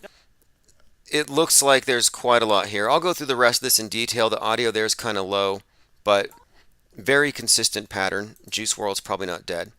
And by the way, good news. Nobody died at the Astro World event. That was a big psyop. Crisis fainters. If you need any more evidence, look at the video Escape Plan, where Travis Scott is wearing the t-shirt, the concert shirt, from the Rock Slide Festival 20 years earlier. That was the Pearl Jam show, where 50,000 people attended, just like 50,000 attended Astro World, and 9 died in the same way, just like 9 died at Astro World. He was wearing the concert t-shirt from that event in a video released 2 days before Astro World. And the concert t-shirt itself looked like the Astro World's stage, with the spirals in the eye. Moreover, Benjamin Crump is representing the victims. He represented Floyd, and many of the victims over there at the Astro World were chanting, "I can't breathe." So hoaxy.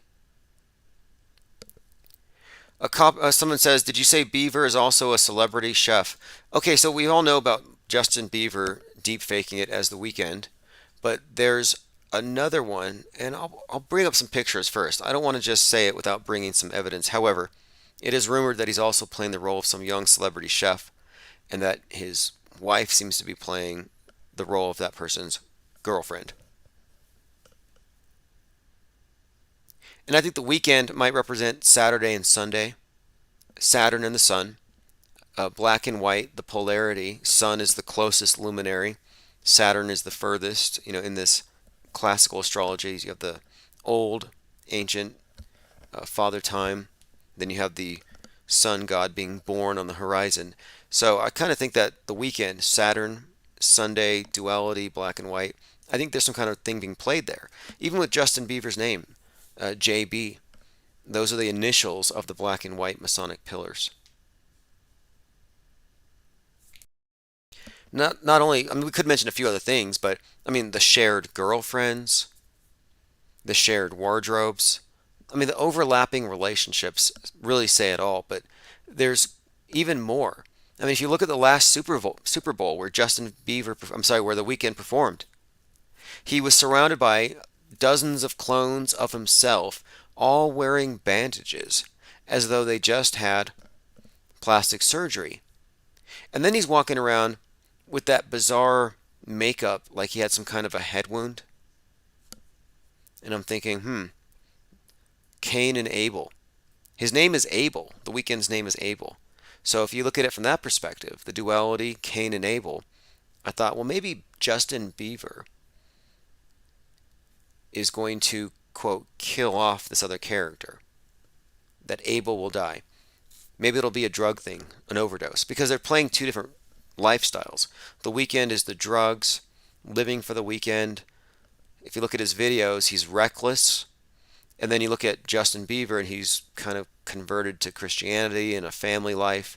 So he found God, the other guy's finding the devil. And if you look at the Weeknd's videos, he often has like an upside down cross and other things. So I think he's playing, two paths, virtue and vice. So it wouldn't surprise me. When does the Weeknd turn 27? And if you look into the past of some of these characters, it's like, wow, nobody knew who he was. They thought he was just some studio creation. He had never shown his arms, always totally covered up. The backstories often give it away. Like Aisha Curry is quite likely a character portrayed by Miley Cyrus. And coincidentally, when Miley Cyrus was on the show Hannah Montana about somebody playing a dual role, Aisha Curry made her appearance, but never in the same scenes.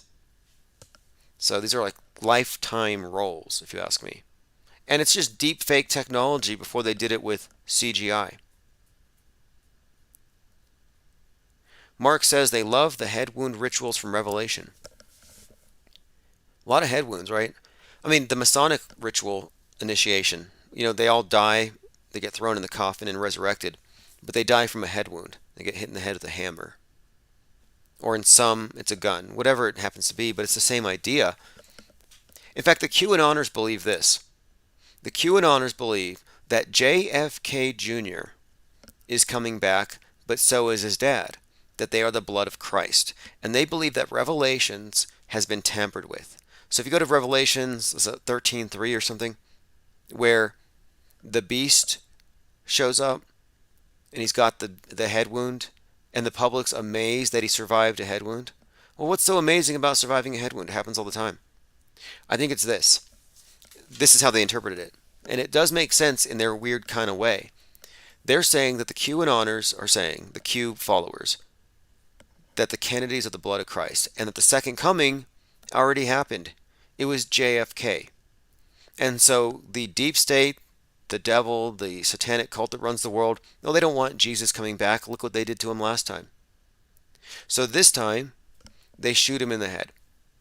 So the story is, his death was faked, and they kept the illusion going so he could go undercover and fight the deep state. And that his entire family, they're all in on this plot. The Trump family is in on this as well, and many celebrities are. I've heard that there are 900 or more well-known celebrities who are part of this covert war against the deep state. So anyway, JFK's Jesus survives his head wound because the Antichrist is actually the Christ. So it's strange that now we have the actual case that the tip of the QAnon spear is actually worshiping the Antichrist and waiting for him to show up in Dallas. Like, I think they might be mixed up. Or they might be right. I mean, I don't know. It's really a matter of, what's in the script.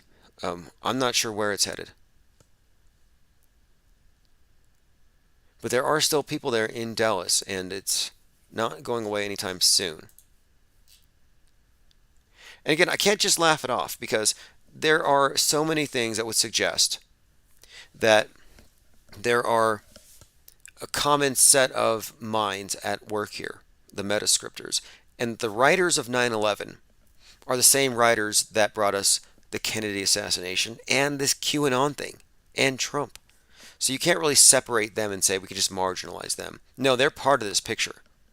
Now, it may be part of demonizing the right, furthering a schism, maybe even increasing the public's phobia when it comes to free speech. Frontman242 says, will you broadcast on Float? You know, I have two Float accounts, Infinite Plane Radio, and I have one for Dark Matter. I just need to upgrade. So, if I do upgrade on my restreaming platform, I will add a couple of Float accounts. I actually have Odyssey, Float, and Rumble that I want to be on. So right now we're just on Rumble, but sure. For those who don't know, Float is like it's kind of like Twitter, uncensored. Right now it's a great place for memes. Slave Rescue Soundhound says, what's up with the tabloid? I'll show you some pictures. I got some samples. So the tabloid magazine first issue date is 12/13.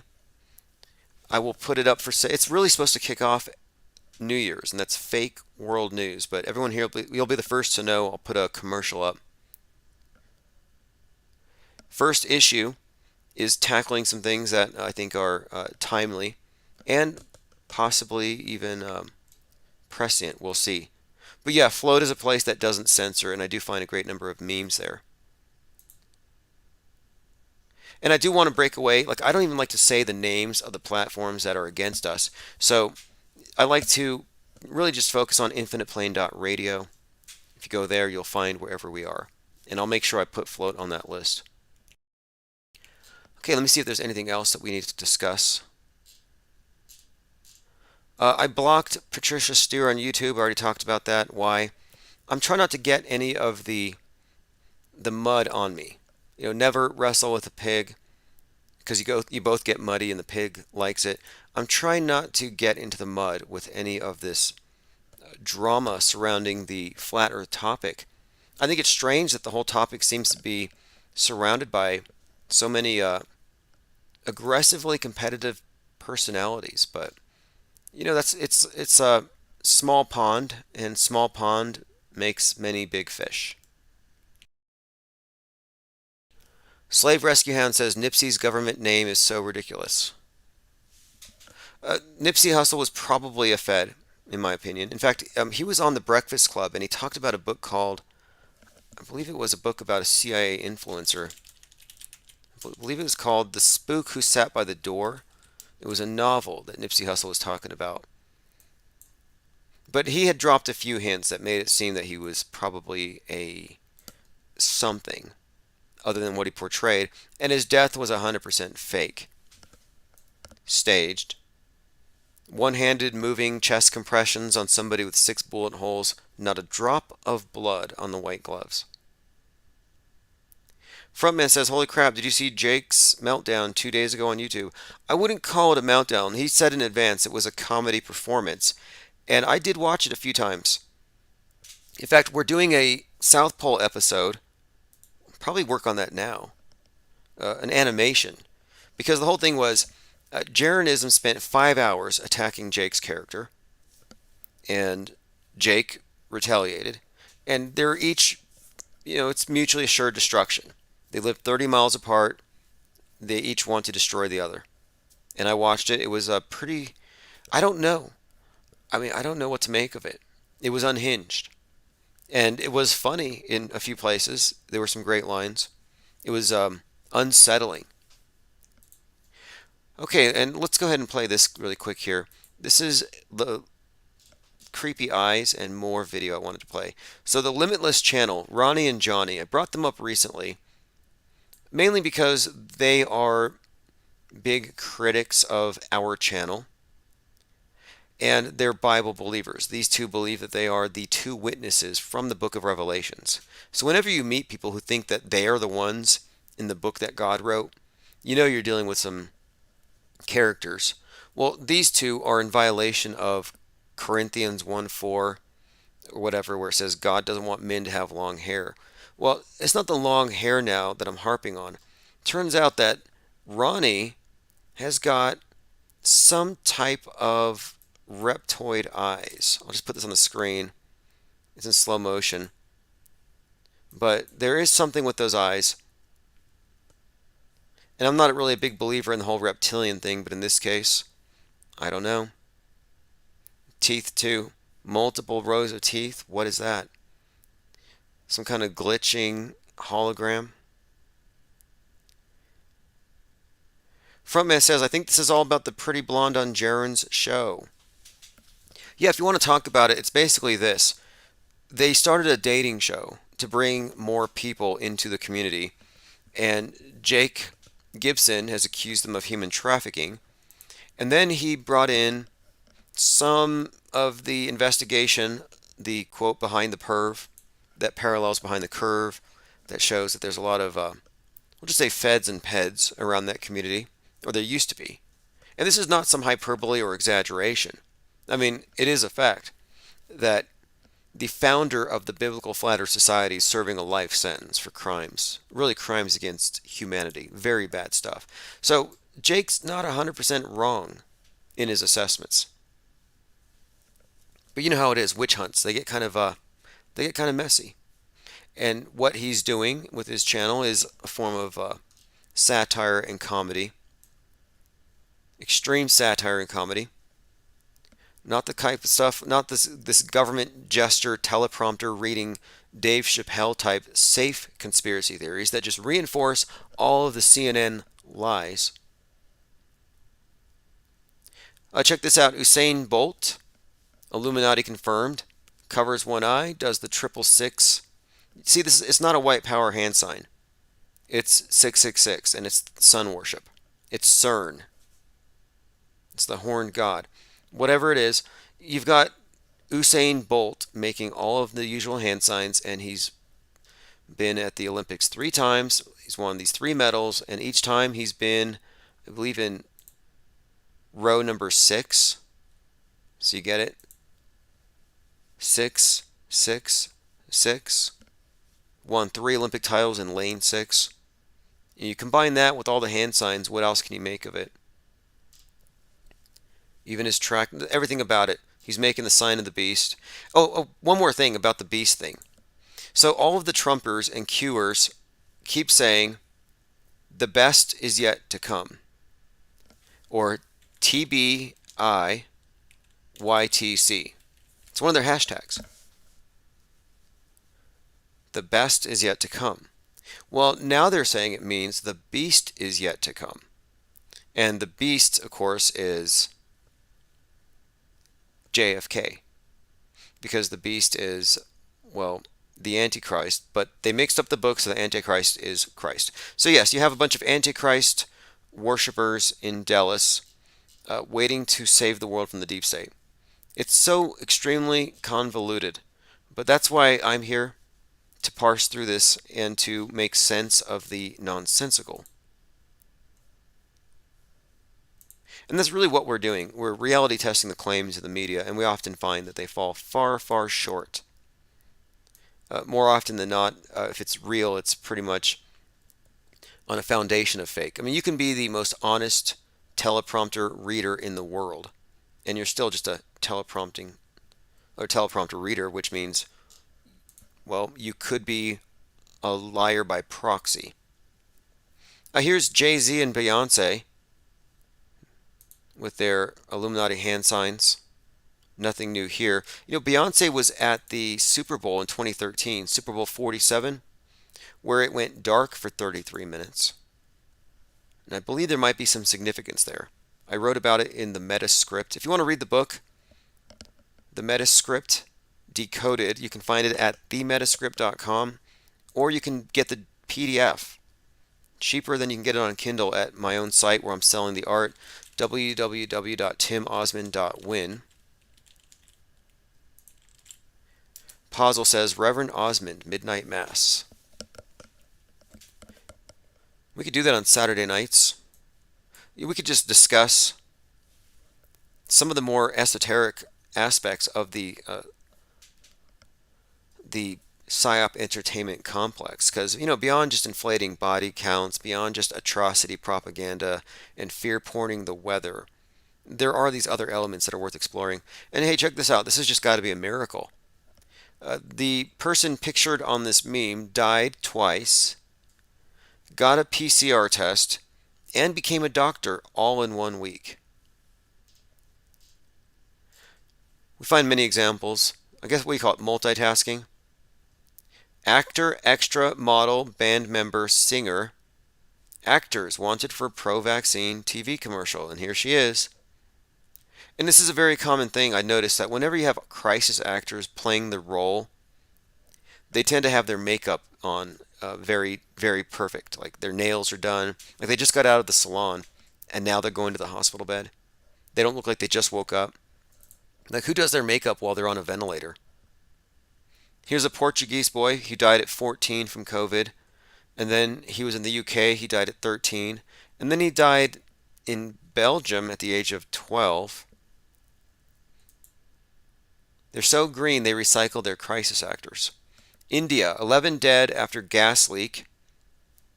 COVID swallowing people in India. Footage shows people dead in the streets.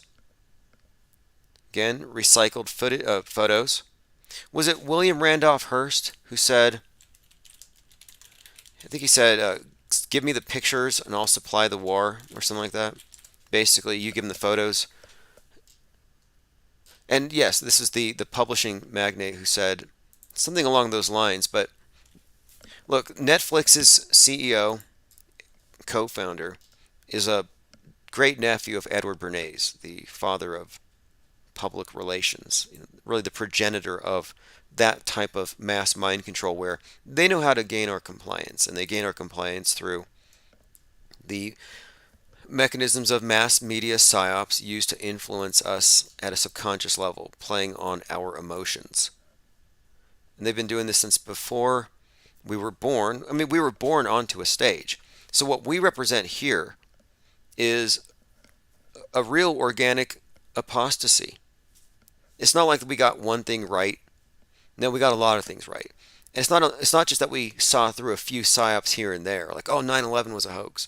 No, it's more like there's a different methodology where we're disregarding news media as 100% real at face value when it comes to extraordinary claims. And it's a small thing, but it's a small blind spot. But if that's your constant blind spot, benefit of the doubt, having faith in media, well, where do you think it's going to lead you? You're in a doomsday cult. A global doomsday cult. Okay, let's see. I'm going through some comments before we move on here. Remembering Pearl Harbor, confronting a new axis. Be prepared for... Yeah, the new axis is China and Russia, and be prepared for EMP warfare. That's one of the reasons why we're going into print. And Fake World News is about to... If you go to fakeworld.news, it's about to be released. I've already completed the first one, working on the second, and I'm staying 2 weeks ahead. But Fake World News is what the world needs, a reliable print tabloid to cover the fake news accurately, which is what we do. Top shelf conspiratainment, mass media deconstruction, breaking news, investigative journalism, memes, art, music reviews, interviews, and more. I just got a kit from the publisher, or the printer, which I won't name. I don't want to put crosshairs on them, but they have a great product, and I've chosen the size and the format, so we're about to hit go on this whole thing, and it's going to be a regular feature here. So instead of writing a book this year, what I'm going to do is I'm just going to continue with my newsletter, and I know many of you are readers. If you haven't read the newsletter, I'll put a link in the chat so you can catch up with that. But the newsletter is really just the basis for the entire tabloid. It's about everything that we're covering. Commenter says, way too many clones on the world stage. I would say so. I think the world stage, the ideal is a hive mind. And, I mentioned that show I've been watching. It's called The 100. And one of the things about it is how the AI, artificial intelligence, takes over through the people taking the injection. And everybody's being pressured to take it. Well, no, it's a chip. But they're all being pressured. And the ones who don't want the chip are the problem. And the ones who take it, they become very hive-minded.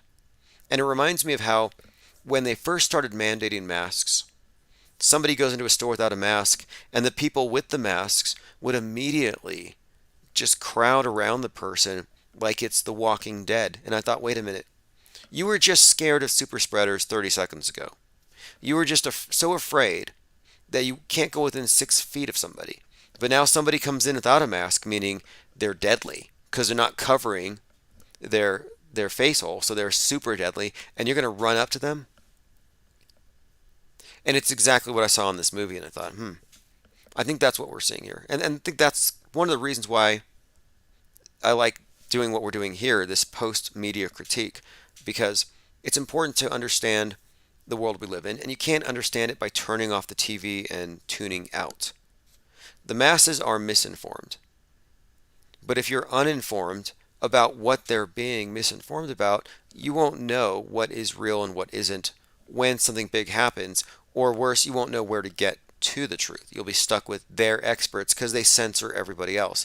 So to me, this is all just about situational awareness. And yes, we live in a quote global doomsday cult. And that gets clearer every day. It's not hyperbole. I wish it was, but no. The good news, of course, is that it's all Psywar, but the bad news is we're pretty much beholden to whatever the brainwashees decide. And if the brainwashees decide that we all have to wear helmets at night because space rocks are known to fall into people's bedrooms, like that one in Canada, landed on her bed next to her head. Big fireball in the sky punched a hole in her roof, but when it went in her bedroom, it just landed on the bed. It didn't bounce. But at that point, how can you deny the need for a helmet when you're in bed? You'd be a dangerous space rock denialist. This is Chief Crow and the Flat Earth Worms, The Edges in Your Mind. Same time tomorrow, and more than likely in the morning. And we'll have the 24/7 streams up and running again here very soon. Thanks for all the comments. And, in fact, before I go, I'm looking at my notes here. I think I have like 3 voicemails. So let me go ahead and answer to these first. I don't want to miss anything. A lot of the tips that we get are timely, time sensitive. So before we go any further, let me go ahead and check the voicemails. 833 311 1984. 311 is when it became 1984. And I believe that that book is being rewritten from a feminist perspective or something. I'll take a look. Okay, here we go. This one's from Sunday. Yeah, I'm Leslie Kovacs. We're in a flat earth band called Wednesday Sky. And, give us a call sometimes. My voice is a little messed up, sorry, but you can check us out. Just look up on any music platform, Wednesday Sky. And maybe Wednesday Sky. Wednesday Sky. Okay, so this is looks like a Christian rock band, flat earth themed. I'll give them a call. It's probably late now, but I'll get in touch with them. look up Wide Eyed Under the Dome. That's a good one. Or Brainwashed, Vaccinated. And then we do Brainwashed, Vaccinated, Under the Dome. All right, a Wednesday's Sky. If anybody wants to look that up, and I'll definitely get in touch with this individual here very soon and see if we can get some of their music. Let's see what else we have here. This is another voicemail. Hey, IPS, I'm just thinking about this whole religious connection to, the flat earth. And I think we need to have 2 distinctions between religion and the Bible. So the Bible, as we all know, has lots of references to the shape of the earth. And so just because people say, oh, it's in the Bible, it doesn't necessarily mean you're religious. I mean, let's face it, the Bible is a history book. So I think most of the flat earthers that quote the Bible. My problem with this is I don't believe there is the Bible. I think the Bible has changed and morphed. And if you believe the Mandela effect, Jesus was hanged in a tree. So I don't think you can make an argument from it as a source because it's constantly changing. And moreover, when you say the Bible, what about the Quran? What about other interpretations of the cosmography? Why does it have to be this one? And you say it doesn't make you religious to reference the Bible. Well, if you are accepting the premise that the Bible is history, well, then it's shaping your worldview. And if it shapes your worldview, it's pretty much your religion. And the dominant religion of the day is the MSM and the establishment science. are put into the religious category. And that's not true. It doesn't necessarily mean. I've heard this a million times, and I'm definitely happy for people to call in and talk about this. So if you want to call in at some point soon, let's talk about the distinction between being a Bible believer and being in a religion. And let's see if it is a difference without a distinction. Okay, here's another one. Hey, IPS. I just wanted to ask if you've seen this atrocity of a show called Space Force on Netflix. I mean, it's just all the indoctrination and bullshit about space all in one show. And it's Steve Carell, by the way, 40-year-old virgin. And they're like just blatantly making fun of it and how idiotic it is. I'm sitting there with my husband watching it, and he's like, "Oh, it's so cool!" Like, I don't know, you should check it out, man. It's worth a laugh. Okay, so appreciate that one. I'll check it out. I think I remember it's on Netflix, so it's Space Force. Yes, and Steve Carell, 40-year-old virgin, always looks awkward and uncomfortable. I remember I watched part of it thinking it was just extremely cringy, but I'll check it out. I'll check it out. We'll see if there's any inside jokes there. Okay, here's another one. Hey, I'm calling in. If you ever see me in the comments, I go by Mask Off. I'm going to try to keep it quick. Just a quick story about Nathan Thompson and being associated with him. I know there's a lot. Oh, really quick here. A commenter here says, in Space Force, there's a lot of China versus US moon beef. Yes, the moon's going to be contested turf next. Frontman242 says, not a tree but a pole. Romans did not crucify people. Well, that may be the case. If you want to believe it, believe it. I don't even know if it's possible to nail someone through the palms. Would that not tear? But then again, I was watching on 200. No, I'm sorry, on the 100, and they crucified people in the City of Light, but they also had ropes around their wrists with the hands being nailed. But whatever it is, the Mandela affected are saying it changed to Jesus being hanged in a tree. And it's like, wait, if you're saying that you woke up this morning and the Bible now says Jesus was nailed to the tree, then I would expect to see every church with a tree on top. Or my neighbor who wears a crucifix, I would expect to see a tree around her neck. But that it doesn't change everything, so it doesn't make sense. Okay, so anyway, here is returning to a voicemail, and I think he was mentioning Bible earther Nathan Thompson. Being associated with him. I know there's a lot going on with the flat earth beef that's going around with all the crew. And I met Nathan Thompson in about 2014, 2015. He was in a Starbucks in Reynoldsburg, Ohio on East Broad Street yelling about the flat earth. Now, I was into the flat earth, but I wasn't that deep yet. And he was asking about Warner Von Braun, and he was asking about his headstone, and he was asking everybody if they knew anything about it. I said, yeah, I know who Warner Von Braun is. I know about the firmament Bible verse on his headstone. So long story short, I ended up smoking with him. Okay, so he's talking about Nathan Thompson. Now, Nathan Thompson is the neck-bearded flat earther who got arrested after chasing kids on a playground, telling them not to listen to their teachers because the world is flat. Nathan Thompson is a Bible-believing flat earther who believes we're under a dome. Bible says flat earth. That's pretty much it. So this individual is talking about how he saw Nathan Thompson blowing up at a Starbucks. I remember this. Nathan Thompson, and you can actually find this. A lot of these characters just seem to be really adept at getting coverage for doing very bad things. So Flat Earth Starbucks. I bet that's all I need to search to pull this one up. Yep. Video. Flat Earther confronts NASA employee in a Starbucks. Nathan Thompson, who runs a 30,000 member Facebook group that argues that the earth is flat, appears to be harassing some NASA employee in a Starbucks. And so this is the type of coverage that flat earthers would always be getting, that kind of character. So the person on the phone knows or met Nathan Thompson, and he's sharing his observations. So let's go ahead and hear the rest of this guy's message out. Later, him and my friend then introduced me to Flat Earth. But while we were hanging out and we were smoking, I said something to him, and within a week, it spread around the Flat Earth community. There were memes on every page.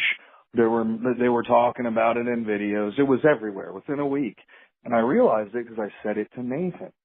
And he said, "Oh, I never heard that before." Then it blew up. That's when I knew he was an agent, and probably a year or two later once I was deep enough to realize what was going on. Now he says, I knew he was an agent. And this is one of the things that we discovered with the Behind the Perv documentary is that many of the people who are in front of all the flat earthers, the ones who are in the news, the ones who are getting in trouble, are the ones who appear to be people who have interesting histories that make them useful to the authorities, to be used as basically scapegoats. That's what it looks like. I think he was ordered to go scare kids on the playground. I think that these guys are agents, and they're here to sabotage free speech and destroy the integrity of any networks of people who gather around media skepticism, no matter what your opinion about the shape of the world. Let's hear some more here. Had a better understanding. But I said to him, what I don't get is, NASA makes $25 million a day or whatever it is at the time. And I said, that's enough money a day to end world hunger. That's enough money a day to get every homeless person off the street. NASA blows it in a day, BSing around.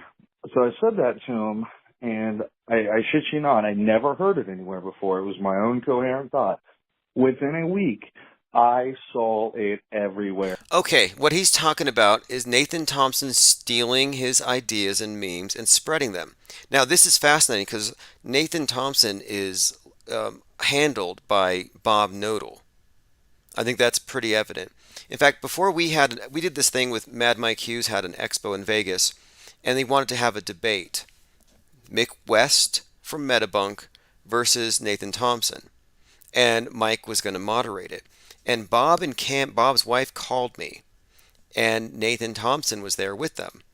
And Nathan says, hey, Bob and Cammy say they don't want Mike to moderate the debate. They want a scientist to do it because they think Mike makes us look bad. And I'm like, wait, you're coming to our event to debate Mick West, and Bob is telling you what to do? Well, Bob has been mentioned recently because Glowbusters apparently is known for harvesting ideas, that Bob has an army of copy and paste trolls who steal a lot of content. At least that's been reported. The people who have brought this up in recent days have pointed out a number of examples of this type of behavior, of stealing ideas. In fact, we have a joke about that. We have a lot of memes in our own Discord server because we've observed the same thing. But let's hear some more. Memes, quotes, blew up. It was everywhere in 4 to 7 days. I mean, it was ridiculously quick.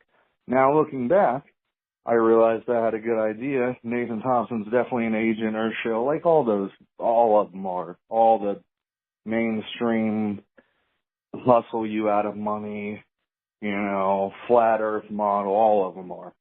So anyways, now, that's a generalization, but it's actually accurate here. They really are about money. The prominent flat earthers who organized the conferences all became S-coin rug pullers, getting people excited about these really, really unknown cryptocurrencies, and they sit around hyping it up. So they don't talk about flat earth anymore. They're talking about some cryptocurrency you never heard of.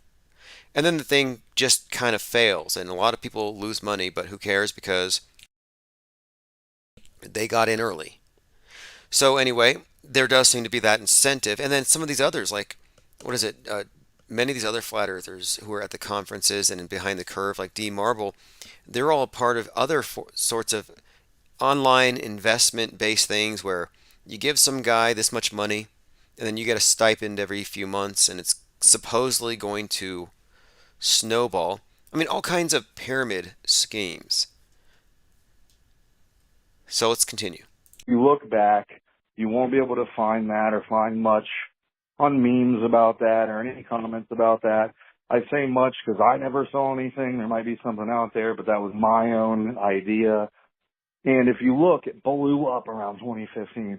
Oh, and speaking of, one more thing. Zoom Truth and Flathead Politics have reported that the Flat Earth People Finder Zodiac Clock app map thing that Dearth is always pushing, deep inside the rabbit hole has an app that uses a flat Earth map to show you where the sun is or whatever. It's an interesting app, I suppose. He still promotes the lie that rockets are hitting a dome when no, it's the reverse spin gyro thing that pops the parachute out. It's not hitting a dome. But anyway, apparently this app that he is popularizing was actually the result of property theft. He was beta testing the app of Zoom Truth and Flathead Politics, and then decided to just make his own app that happens to look exactly like the one he was beta testing. So there's a lot of idea appropriation around the flat earth, which is also noteworthy. And that's what this caller is pointing out. So this is very consistent with what we're all familiar with here. And that is when I said it to Nathan Thompson, smoking with him one night after I met him. And it took me probably a year or two to realize he's a scumbag loser who goes around ripping people off.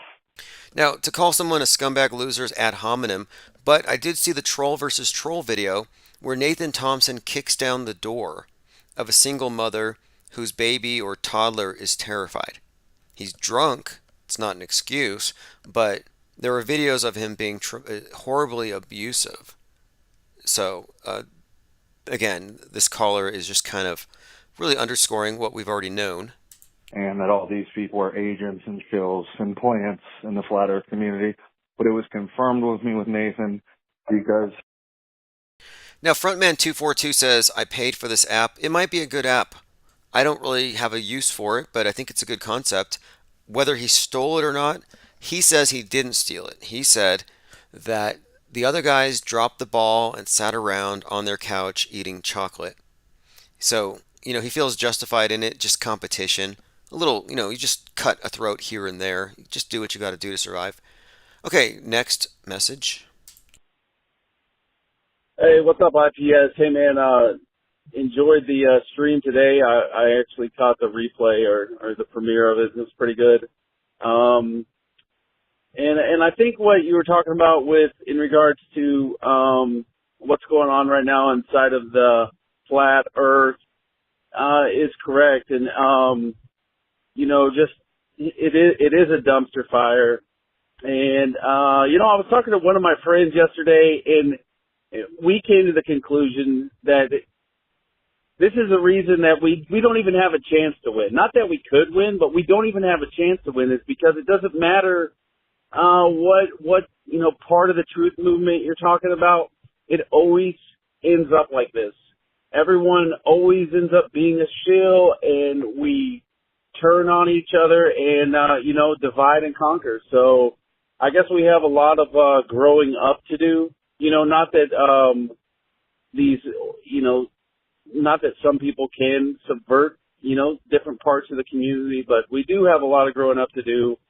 And hopefully at some point in time we can come together to give us a fighting chance. So anyway, keep up the good work, man, and I'll look forward to your next show. Bye. Awesome. Appreciate that call. And yes, I agree here. This is common. I think this is why we have the massive crack we've been talking about, the Kraken, the schism, the divide and conquer strategy, and it works down to even the smallest fringe conspiracy theorist group out there. Part of that's just human nature, though. Frontman242 says, Tim, you have the best callers. I agree. A lot of it's human nature, competition, friendly and otherwise. These are just things to expect. But tearing down people for hours at a time, that's something I don't really buy into. And Russian Vids started it. Just to be clear. Russian Vid started all of the drama that's happening right now. He brought out the stale beef, put it in a dumpster, set it on fire, and then proceeded to throw every flat earther he could in that dumpster, which is now a raging inferno, and it's being pushed towards the edge of a steep slope. And I think once it spills, there's no helping anybody. Everybody's being dragged down in this thing. It's pretty bad. And I'm not responsible for this, but Behind the Perv, Infinite Plane Society did do that investigation, and it had gone unnoticed for 2 years, and then Jake Gibson put it on blast.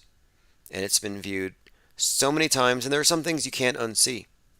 Some things are just damning condemnations of your character. If you have a statement in a YouTube chat where you stand by some scumbag lowlife, well, that statement may haunt you later. And all this is just dirty politics. Very dirty politics.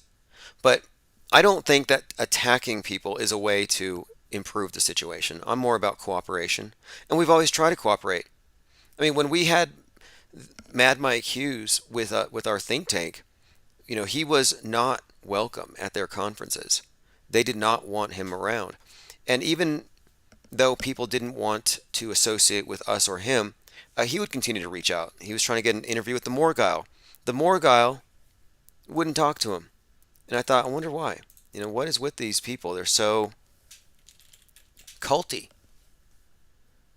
And then at the same time, it's like, okay, you're not willing to talk to him, but then when he dies after his last stunt, the Morgile was more than happy to sit there and make a video laughing, saying, I told you so, which he didn't, because nobody predicted it would have been after a successful launch that he would have had an unsuccessful one. So it wasn't even predicted, if you want to make that statement.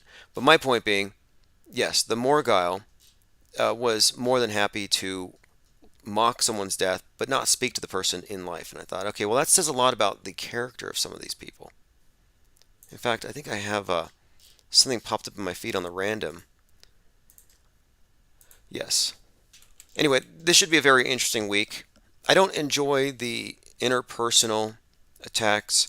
I would like it if people could keep it civil, but oh well, that's what they had invented popcorn for. Into the Break says Awake Souls are going to be in on that Jaren live stream this week. Yeah, Awake Souls or Ronnie and Johnny. I can't figure it out. Who lives in whose basement? But Ronnie and Johnny need to get their hair cut. They're in direct contradiction of orders from their God, and they're the ones who are always, Bible thumping the hardest. So they need to live up to their own standards. It's like when people who say, thou shalt wear a mask, and then you see them laughing in public in nightclubs not wearing masks, they're hypocrites. So here you have these two individuals claiming that they are the witnesses from the book of Revelations. Well, I can find a verse in the Bible that says you can't have long hair if you're a man. I guess it doesn't apply to Jesus, but it should apply to Ronnie and Johnny, these quirky Canadians whose cult is almost as weird as the QAnon cult. Anyway, this has been fun. We'll continue tomorrow. Thanks, everyone, for the voicemails. If you want to leave one, 833-311-1984, or just call and we'll speak live. We'll start earlier tomorrow. This is The Edges in Your Mind, Chief Crow.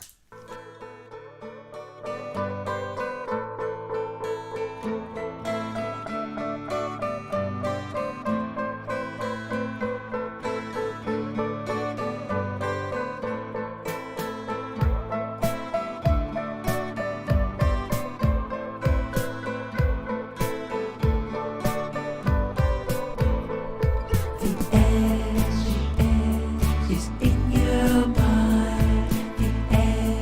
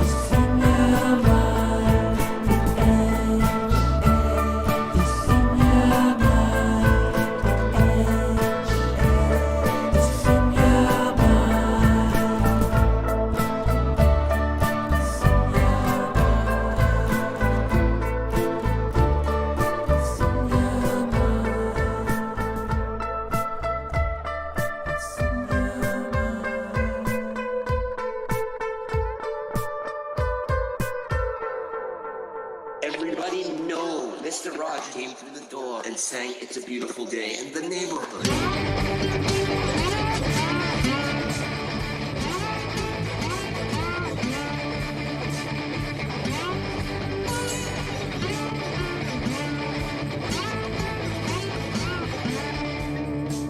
Well, I used to be unaffected. Didn't care if the fish had braces, only knew that it could save us all. What is real, I don't know, hard to understand. There used to be a cornucopia in my pants. Ed McMahon, Ed McMahon, shift us to the new timeline. Ed McMahon, Ed McMahon, bring me a giant check next time.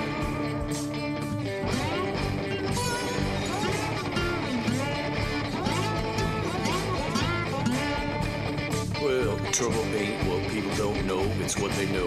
That ain't so, said the OG Crest's acting opera man. It's a miracle, it's true. I know my memories ain't no fool. I've seen the Chinese dude get mowed down by the tank. Seen it on TV, feeding Bates and Smiley and a double bind that got your mind in, and a tasty cup of noodles for your soul.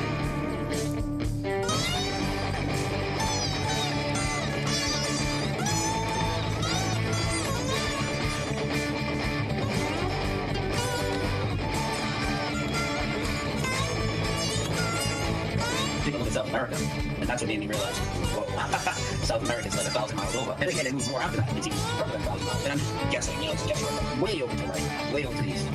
And you know, where I come from, I believe I'm still where I come from. I believe this reality is heated flux. Absolutely. You know, we're going to talk about flip flops as well. Well, what will you do when you find out you don't exist? You've been faked out. No gold notches, no box of chocolates in this neighborhood. Well, I was there, man. I ate the Fruit Loops.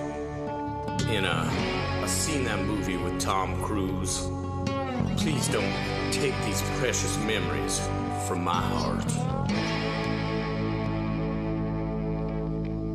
Ed McMahon, Ed McMahon, go ahead and leave the gaslight on. Ed McMahon, Ed McMahon, go ahead and leave the gaslight on. Ed McMahon, Ed McMahon, go ahead and leave the gaslight on. Get into a little phrase that I like to say, called everyone knows, because it seems to trigger the trolls and deniers. And they literally go around and, you know, these Mandela effect deniers will go around and they'll make videos about how Brian Staley goes around and says everybody knows that we are the best. We're going to talk about that today. How we are the best, everybody knows. And you can put the two together and it says everybody knows we are the best, right? Fucking double bang for the buck, you know what I mean, baby?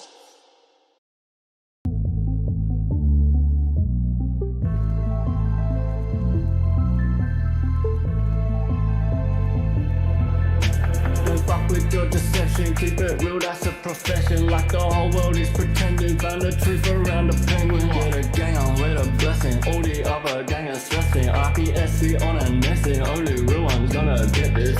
Fake ones only accept this, they can miss some message. Timbuktu got bodies, yeah, find them in our wreckage. Auto host a message, squad are represented. Killing you with knowledge, yeah, the uppers getting dirty. Oh, you're so affected. Cause we're so effective. Let go of your worries, yeah, the whole thing is a setup. We got it and we get it, offering refreshment. Level up your conscience, yeah, it's honestly the essence. This wave is uncontainable, facts are undebatable. You lanes are unrelatable, give a fuck about saving you. We could keep on playing you, you just keep complaining too. Game is unescapable, unless you're with the gang or no. Messing with the penguin, messing with the penguin, messing with the penguin, messing with the penguin, messing with the penguin, messing with the penguin, messing with the penguin, fucking with the penguin. Yeah, with the penguins, I'm coming with a vengeance.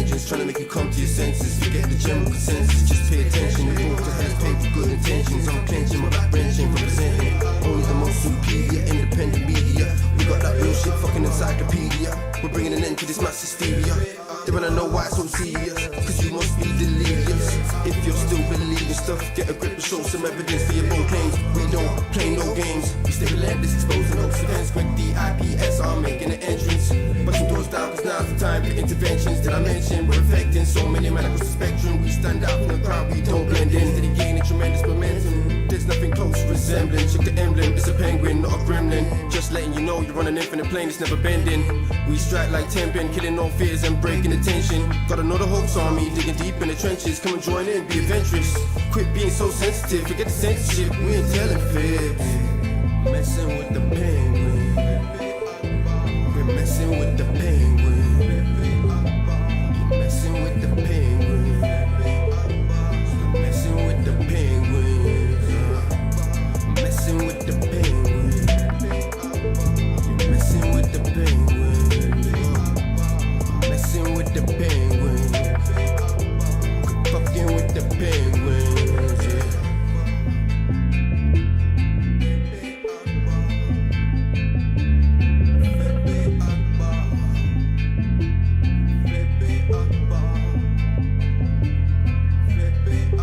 One of the things that I like to analyze with all these events is, yeah, you can analyze what you don't see, the actual victims. You don't see any evidence of real mass casualty, the victims, the crisis actors. You never see tears.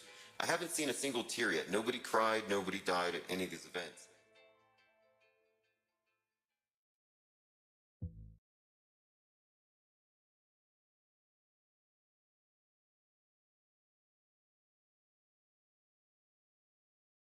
Cartoons, cartoons, cartoons, doo-doo.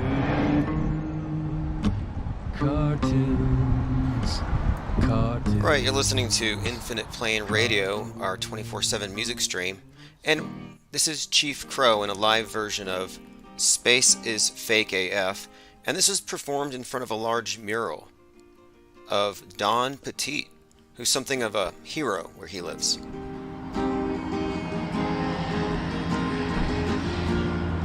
But anyway, after the night's live streams, after we do our open phones, I'm just going to start turning it over to music. Because at this time, the graphics card on my computer won't actually support video streaming overnight. It crashes, but it'll do the radio just fine. So, and that way we can expose a lot of people to the music if they haven't heard it yet. We have so many artists contributing.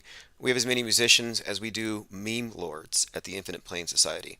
And we expect our numbers to go up. All right, let me go ahead and check out the comments.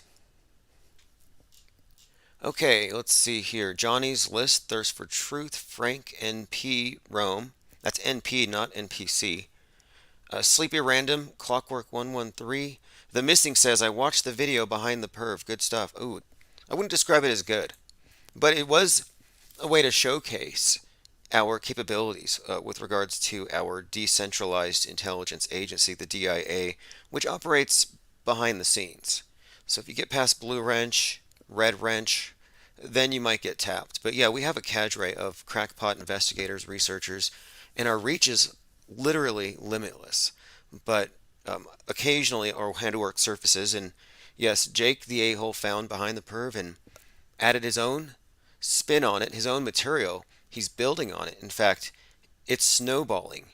It was actually 2 years ago that we released that. And anyway, when I say we, I mean the whole think tank. It was an IPS think tank production. I'm not responsible for that. And a lot of those memes are heinous, I admit. And what is being covered is pretty bad as well. But anyway, for some reason it surfaced. And it's all this new flat earth drama started up by Russian vids who I guess started attacking other channels. He attacked High Impact Flicks, the Baby Truther Show, and then Jake Gibson smelled blood in the water, and then he came back, and then his attacks against the AE map led to some back and forth, and now it's turned full-on Flat Earth Pizzagate, human trafficking. It's getting weirder and crazier, and it's just bizarre. I don't even want to get into that unless anybody has anything specific to ask, but it's not over yet. Like I said, it's snowballing, and if I'm reading the stars right, it's going to continue snowballing for the next few months. I wouldn't be surprised to see Jake the a-hole on TV on some kind of 60 Minutes escape from flat Earth cult documentary. Like, I think that's where it's headed. Thirst of Truth says almost 3K views on JTA's channel, just as many on the BitChute, where it had sat dormant for 2 years. It's kind of interesting. You know how some things are sleeper hits. You know, that's a sleeper hit. Flat Earth Pizzagate behind the perv. And that's just the tip of the iceberg. But, you know, it's just like, how can you minimize some of these things? And when we started talking about it, we were attacked. Like, you're going to attack us for pointing out just the odd, I don't know, situation here. We have people in very close proximity to people who are absolute monsters. It's like, yeah, the original conference organizer made a few documentaries with a serial killer. Nothing to see here. Like, let's just replace the word. Um, well, we'll replace the word that is being used, which I don't even care to use, but we're just going to call them serial killers instead. If we said, okay, this guy did some documentaries with serial killers, you would think he would step out and say, hey, look, even though our whole cult was started by a serial killer and people associated with one, we don't have anything to do with that. We distance ourselves from that guy's behavior. No, they didn't even come out and distance themselves from it. Doesn't mean they endorse it, but it means, I don't know. If nothing else, it says something about judgment. It says something about their discernment that they can't tell a predator from a regular person. I mean, you can tell just by their pictures. Dillian Paris says, what's up? Hey, if anybody wants to call in, the number is 833 311 1984, and I'll go ahead and open up phones. The other night we had a nice conversation with Lynn, caught up on a lot of things, and a lot of the stuff we talked about had to do with QAnon, which I know it's boring at this point, but it's almost over. So we'll go ahead and talk about that. We'll go ahead and talk about where it's headed. And also, as I had said the last time we were speaking here, I said that the space station was planning on more space junk coming on.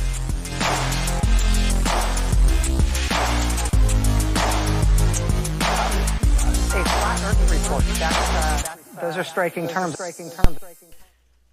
All right, thanks for joining. If you're watching on YouTube, actually, this is the only place where I'm at. Those of you in Discord, sorry, not there right now. This is kind of a continuation of a topic we've been covering for, man, since it was, I think it was broke, of course, by Cam B. What has it been, 2 months now? Since this Justin Bieber is revealed to be playing the role of another performer. So that's pretty much the topic. Let me go ahead and get that on the screen because this is big news. So if you were to do a search right now for the phrase brown face, you would find that there is a trending topic right now all over the internet. In fact, it's on, let me go ahead and pull this up for you on my screen. Let me get to my Twitter. If you're not using Twitter, I don't know, you're missing out. It's really it's a great place to interface directly with the Matrix. I mean, anything can happen on Twitter. And more than that, that's where a lot of news breaks. I mean, like it or not, it's part of the media. Like I've been saying before, a lot of people in the so-called truth community, I think, underutilize Twitter and blogs when they focus exclusively on YouTube. Well, YouTube hates your guts, and for the most part, Twitter doesn't care, as long as you don't get too rowdy. I mean, I've lost more than my share of Twitter accounts, but I've learned how to stick around. Okay, so let's start with this. So here's the thing: Justin Trudeau is in trouble because he was dressed up as, I guess it was a, oh, it's already showing up. Okay, well, anyway, let me pull it up on Drudge. We already took over that hashtag. There's this trending hashtag. Look at this. Okay, Justin, is that you? Canada jolted. So here you have Justin Trudeau in some type of blackface at a party. And of course he's Canadian. So when I saw this, my first thought when I saw the headline on my Drudge Report app. It said, "Justin, is that you? Canada jolted." And I saw a picture here, and I was like, "Oh crap! It's the weekend." Like we broke the story. I've been sending the tip to Drudge on Twitter. I don't think he reads it, but look, check this out. Send news tips to Drudge. So what I would do is go to drudgereport.com every day, or at least once a day, and let him know Justin Bieber is playing The Weekend in a mask. Google it. Just hit submit. Now, of course, Drudge Report is controlled opposition to the liberal sites like Huffington Post and whatever replaced it, and I haven't kept track. Fake, opposition, definitely controlled. Probably works for the Clintons. I mean, nothing is what it seems with these people. So anyway, open phones. Let me go ahead and get them on. And here's my main topic for tonight is, did we cause this to happen? In other words, did those of us who were drumming up this constant refrain of, Justin Bieber's blackfacing it as the weekend, were we causing problems here? Especially if it's 100% true. And most of us here are pretty much like not on the fence anymore. So just hypothetically, if it is true, then what we're doing is potentially highly disruptive. So what would you expect them to do? But throw out some other stories to diffuse it. And we've been seeing this again and again, where there's damage control, real time damage control. Hey, caller, do you think that this Justin Trudeau story is just happening to deflect from what we're exposing?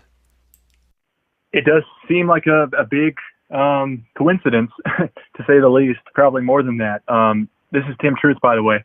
Yeah, I do think that it seems like a common tactic of theirs to muddy the water as damage control. When something's breaking, then put something else up when people try to search for it. Because for years now, whenever anyone tries to search what we're talking about here, they're going to find the Canada Trudeau. But my question would be, do you think that he actually had that photo sitting around, or is that all Photoshop, do you think? I wouldn't be surprised if it was real and they were sitting on it, but it could easily be photoshopped and written to his backstory, and he would have agreed to it. Something else to consider, Justin Bieber is Canadian. So when I saw Justin, is that you, Canada jolted, I was like, oh man, he just, offended his whole native country. And, so was the other guy, The Weekend. But anyway, yeah, there's definitely some, it looks to me like an SEO grab, and I think I saw you put that in the comments. Yes, that was my first thought. And the other thing I wanted to bring up, I'd be happy to go back to that topic too, but I don't know if you saw, Trump appointed a national security advisor named Robert O'Brien. And I'm sure you've read Orwell's 1984. O'Brien, spelled the exact same way as this guy, is the character, I'm reading from SparkNotes, a mysterious, powerful, and sophisticated member of the inner party, whom Winston believes is also a member of the Brotherhood, the legendary group of anti-party rebels. And it doesn't say it here, but O'Brien ends up betraying Winston at the end. He shouldn't have trusted O'Brien. So isn't it crazy that they appointed an NSA advisor named O'Brien? Or is that just me? Yeah, it's pretty bad. O'Brien's the guy who wrote the book, The Theory of Oligarchical Collectivism, which tells you how they control the sheep or whatever by brainwashing them. And was that Goldstein or O'Brien? Wait, no, that was Goldstein. Wait, was O'Brien the guy with the torture devices? It's one or the other. They both worked at like the Ministry of Truth or something, and then O'Brien had the torture devices at the end. Oh, so he was he was the one that was really bad at math. 2 plus 2 is 5? I think so. I'm not an expert in the book. I need to go back and read it. But O'Brien gave him the Goldstein book, I think, and earned some trust, but then betrayed him. But I'm trying to figure out who's the one who said 2 plus 2 is 5. Was that stated by O'Brien? I think O'Brien had that great speech where he's like, we can make anything whatever we want. We can blot the sun out. the Earth can be flat or round. We can. What else did he say? Our astronomers are capable of having two models in their brain, stuff like that. I think the entire government was pushing the 2+2=5 from Yeah, like yeah, schooling. that's right. He did have a flat Earth reference, didn't he? Yep, yep. He had a bunch of like we can make it anything we want, any topic. But yeah, I thought that was interesting. Maybe somebody else could bring up some insight into O'Brien in 1984. But yeah, sorry to change gears there. The two Justins are very interesting. Well, you called it in the comments early on that it looked like an SEO grab. And what better way than to snatch up Justin and any reference to racism and, of course, the blackface thing and then Canadian? Yeah, that's what it looks like. I don't think it's a coincidence. Yeah, they do the same thing around 9/11. They'll pump out a bunch of stories to overload people's minds. So, and also the search feed. So if people are searching for things in the news, they're not going to find anything. Well, But did you see my dumb fake of the Drudge Report's headline? I just posted it on the screen. I thought that was an actual screenshot. You made that one? Yeah, that's actually a screenshot from the Drudge Report with my crop and drops superimposed. Okay, that's funny. I thought the Justin is that you was actually from there talking Oh no, about Trudeau. oh that's but, theirs. No, that's their headline. I just added I just added the artwork. Perfect. Awesome. That's what I thought you were doing there. I heard you were spamming Twitter. What were you guys up to? I don't know if I missed that part of the intro. Well, there's a couple of things I'm spamming. One, we're spamming this Justin Bieber in a mask thing, just throwing it into the mix. So anybody who's touching on this trending Trudeau controversy will probably see this. And so that's kind of what we're doing is we're just this kind of spontaneous. We're like, well, let's take advantage of it. And now all kinds of funny memes are popping up. I mean, this is actually either really good for us or it's meant to drown us out. I'm not quite sure, but to me, it looks like a defensive move. We should go through and reply to everybody who's getting upset about it, and reply with like one of those memes and say, "Are you mad about that? What about this atrocity or whatever?" I don't know how to word it, but just play off people's double standards here, because I think Cam B said it best when he's like, "Who do I sue? I'm offended by the blackface," because it's, I guess, a big taboo in our society for some reason. Yeah, 1,000%, 1,000%. Thing, but like, this is funny. Yeah. You're right. People could like go through Twitter, go through this. I mean, I started doing it and responding to people and saying, "Hey, this is an even more offensive Canadian named Justin who's doing the same type of things, and he's doing it today in 2019, not 20 years ago." Yeah, or be like, "You're falling for the damage control, man. This is the real story," and post a link. Is there a trending? I see Justin Trudeau is trending there. Brown is face. There like a hashtag? Yeah, brown face Trudeau. Yeah, it's all trending like crazy right now because of time. I'm sure people are talking about it like crazy. This is a good opportunity for the black wrenches. Or what color wrench would this be? Is that red wrench? Yeah, that's exactly. No, actually, we've migrated the entire process. I've decided. Well, what we decided was that, and this happens like every 6 months. Every 6 months, we decide let's go ahead and cull the people who aren't totally engaged, and then formulate a new think tank. And so we just started that, the Black Wrench Lodge, which is pretty much though based on people who are very much engaged in causing this type of stuff. Causing the blowback. And this is, I think, one instance where we're getting some.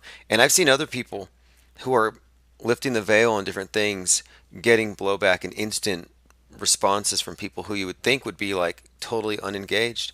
Like, apparently the damage control thing is like a full-time gig for a lot of these big popular celebrities. Like, that Michael Jackson has like a troll army, the MJ army that just defends him around the web. It's basically a troll army that is probably being hired by the estate. Wow, I wouldn't be surprised. I wonder if a lot of them probably just get swept up and do it for free. But I was going to say something. Oh, this is a great one, because you know how with Flat Earth or 9/11, the establishment does a bunch of damage control before we can get to the people. They've been conditioned to mock it and to be like, well, 7-Eleven is a part-time job. They have all these lines where they call us truthers. But with something like Justin Bieber being The Weeknd, there's nothing I mean, they haven't preempted us yet, so it's pretty funny to come out and you can actually wake people up. Like that meme you just had was genius with the I think it was like his left eye was you had the Bieber or the weekend big picture, and then on the top right you had Justin Bieber's eye. Like you got some good memes there, so it's just a matter of distributing them there. Yeah, exactly. And hey, really quick, since you followed this story for a while, with regards to the whole shootings and stuff, did you catch what happened to Jim Fetzer?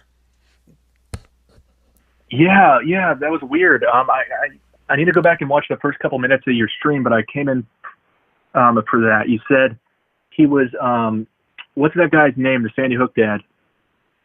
It was the. I'm not sure the name. I had to double check it. Just I don't want to get it wrong. Right. Wait a minute. This tweet But he has was. been withheld. They blocked the tweet. I was just going to show you the tweet from Whoa. Fetzer, and it What does says it say? I've never seen that error before. this tweet has been withheld in response to a report from the copyright holder, and it's a Who picture. owns the copyright? What did you put? Oh man, that's interesting. Okay, well, it was a picture of the Sandy Hook victim that's suing him, juxtaposed against a screenshot from a video deposition. And he said that this screenshot or this video is not the same guy. And he was basically telling the judge, and this is why he got hit for contempt. I remember the name Posner, right? Yeah, he's like, this guy isn't the same guy in the video. He's missing a He mole. looked completely different, but maybe he's lost some weight or something. But I needed to look into that a bit more. I wish I had done my homework here, but Well, it no, looked like a person I'd never seen before. knowing what I know about Fetzer and Helbig and the people around here, he's not going to throw out something completely flippant like that and get a $7,000 fine. And that's what he's paying for this. So it seems pretty legit that he probably made the right call. And so what we're seeing here is a crisis actor being replaced by another crisis actor, essentially. Like someone else is in Wow. that role. Like And you, that's crazy, right? But that's what it looks yeah, and like. he didn't just put him on blast either. He reported it to the FBI, a couple different branches, right? Yeah, and It wasn't just like a social media tweet or something. He actually took it to the authorities. very interesting. Very interesting. Well, this shows you though, this was a deep fake. He called out a deep fake. When have you ever seen this? I mean, Alex Jones didn't do it. Alex Jones didn't call BS on any of it. He didn't say, "Show me these alleged death threats that were done in my name." He didn't defend himself. Instead, he capitulated. And that tells you that he's not real. And of course, we know it's because he's, Bill. And I think I know what they're doing with the Alex Jones character now. What was it, psychosis or something? He's claimed insanity. It all boils down to a new topic that I've been delving into deep called punitive psychiatry or political abuse of psychiatry. And it has a huge history. Hundreds of thousands of people have been sterilized. Hundreds of thousands more have been put in asylums and killed and all these different things under the guise of psychiatric eugenics or patient care. And it's just craziness. Oh, you have that video pulled up too, the Sandy Hook promise ad. Yeah, That is it's a PSA, straight and up terrorism. isn't it crazy? I mean, it's very well done and produced. I thought this was just like trenchant satire. And for me, it kind of is. Well, for us, it would be. This is just part of keeping up with the crisis actors. But for the average American or the average citizen of the world who doesn't know what's going on with this stuff, when they see this, I'm wondering what they're feeling. Like, is it just overdone? Did they try too Well, the hard? ending is crazy. What does it say at the end? What are the words at the end? It's like, it's back to school time. You know what that means? And it's like, wow, that is some creepy verbiage there. Shootings are preventable when you know the signs. And what would those signs Right. be? Punitive psychiatry.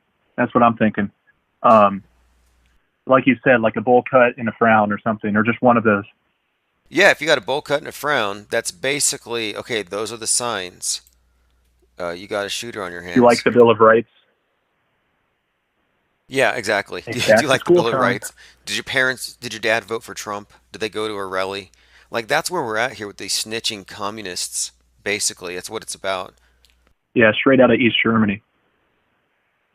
Yeah, this is, to me, this is just satire. I'm not really alarmed by it.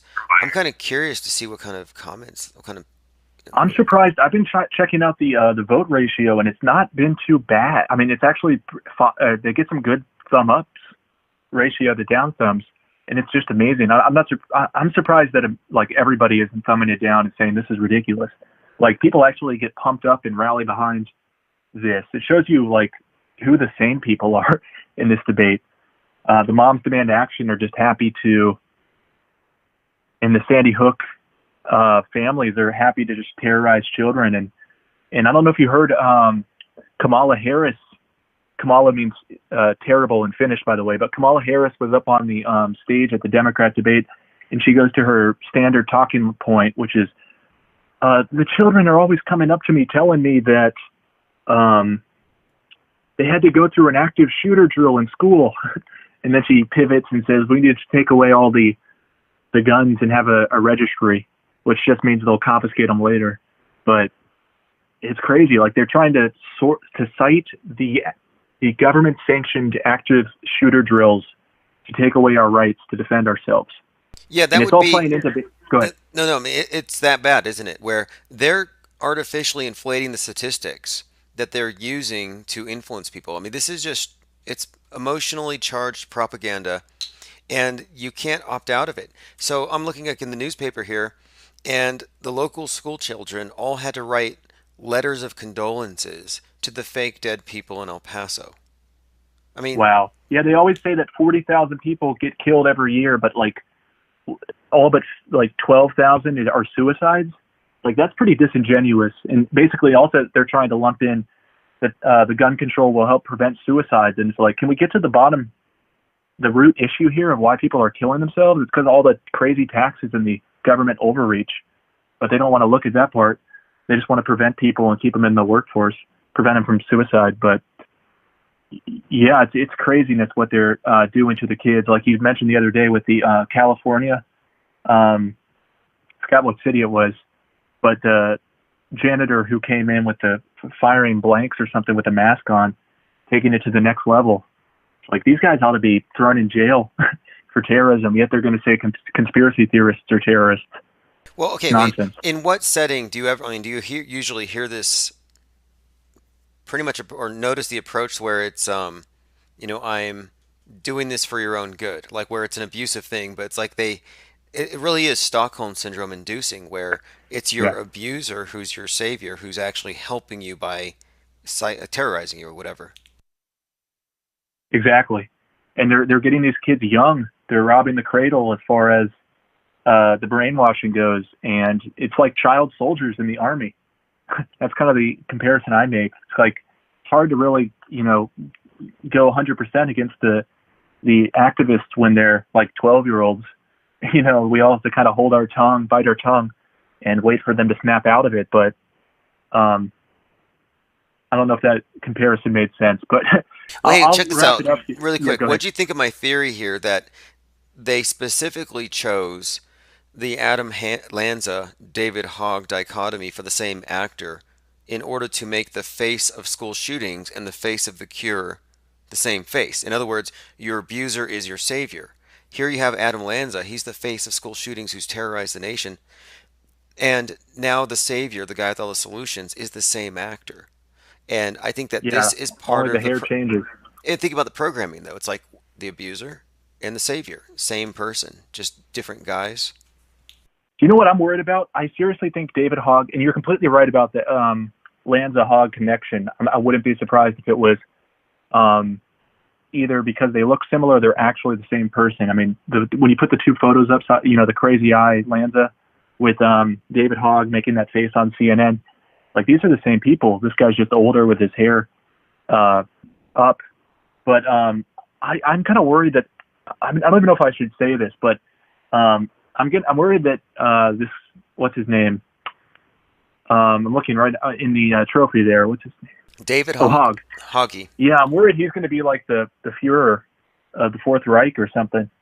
I think so. I don't know. I think so for a number of reasons. One of the things he said was, and is very ominous. He said, "Well, I don't care what the NRA thinks. They're gonna all be dead soon anyway." And then the whole youth thing of the Children's Crusade And now the climate change marches have children with signs that say, "We want revenge." Like they That is want crazy revenge. stuff. Well, okay, now that's the same thing. They're asking for reparations, climate justice. It would just be like a whole bunch of young commies saying, "Hey, our parents basically put us into debt and screwed up our economy. Let's just expropriate the wealth and spread it around." And so this resentment against the established order is what's being ginned up, and young against old.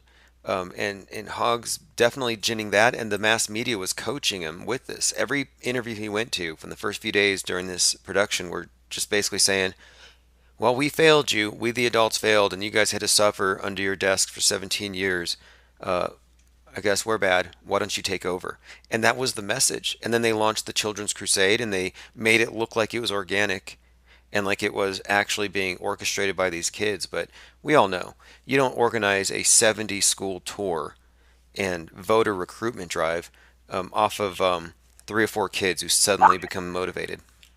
You and I have both tried to get a news tip out there, get a story run by the press, and it's like a brick wall.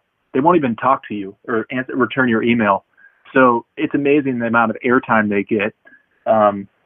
I guess it all just depends on whether you're going with the agenda, and I suspect it's beyond them just going with the agenda. They're, part of the agenda.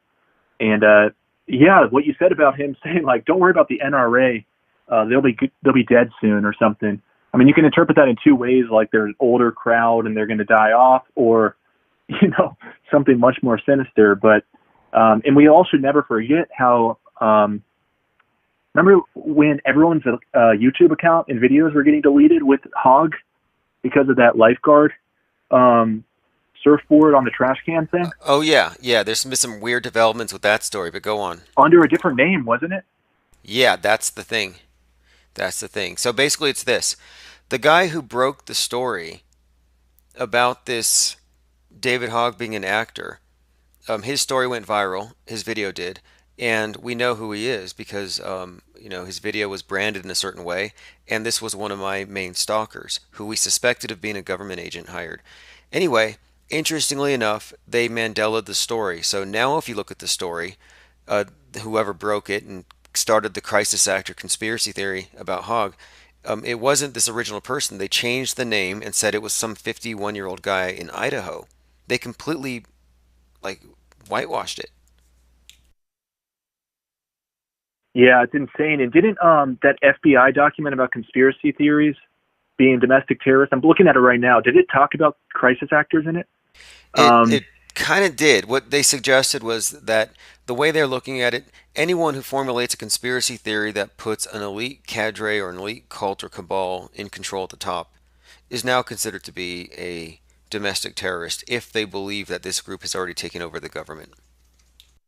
Yeah, I'm reading it right here. It says under anti-government fringe anti-government conspiracy theories. The third one says false flags. The official story surrounding a given terrorist attack or mass shooting is a lie. The event was staged or conducted by the government to justify encroachments on civil liberties. So it doesn't use the word crisis actors, but that certainly came to prominence pretty quick there.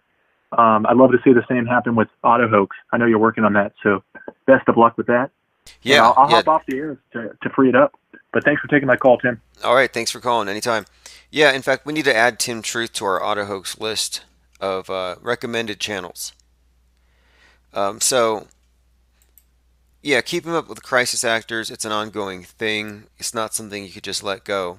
You've got to follow it because it's developing over a period of time. These are fictional characters that have been merged with the reality that the masses believe in.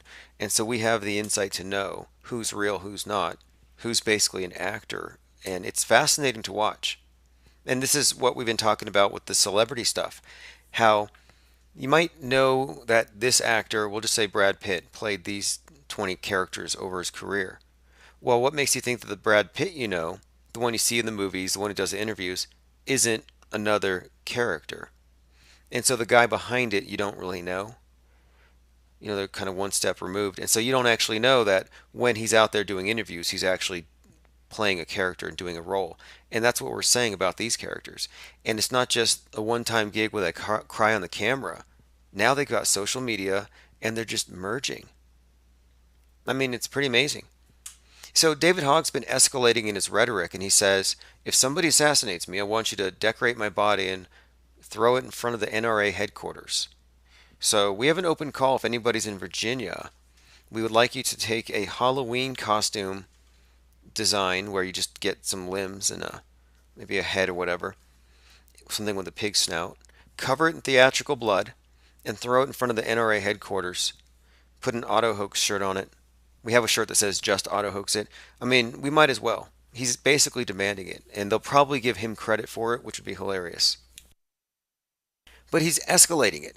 You know, it wasn't enough that 17 of his friends died and he launched his little political career off of it.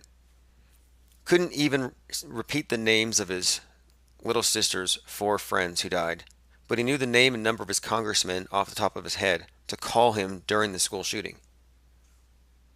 So, yeah, his father ran the LAX thing, you're right. Now that's kind of interesting. Anyway, basically, you know, what we're pretty much suggesting here, and this is not just about any one particular crisis actor, it's just that these actors in general are being put in front of the public and then kind of exfiltrated into reality, or infiltrated into reality. It's the strangest thing. It's kind of like it would be analogous to a character out of a movie being treated as the real thing in real life, and then people ceasing to know the difference. But they've managed to pull it off. It's pretty intriguing.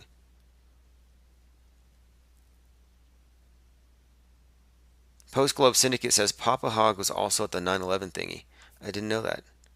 Well, anyway, this guy's just escalating. I mean, but look, right after the shooting, he started doing these die-ins. And if a die-in, if you don't know what this is, it's when you get a bunch of activists to play dead in public. And then, you know, you just basically say, hey, it's your fault. You know, they're dead because of guns. They've been doing die-ins for environmentalism, where they call them mass die-ins, where people go flood into dinosaur museums and play dead and say, if we don't do something about fossil fuels, we're going to all die. And hey, here's a new twist.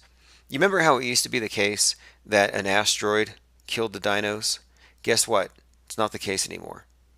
Nope. 66 million years ago, it wasn't asteroids, it was climate change. They're saying climate change did it. It may be that the asteroid triggered the climate change or not, but you kind of see where they're going with this. Okay, listen to this. This is just a side note based on Tim's call, the Sandy Hook terrorism video. He says, didn't Adam Lanza look very much like Hogg? Like, everybody notices that, don't they? And I'm saying that whenever you find one of these doubles, it's not just about a physical appearance. Is there a narrative here? Is there a story? Like, is there a method to this madness? And I'm saying the method is simple. It's you have the same character as the antagonist and the savior.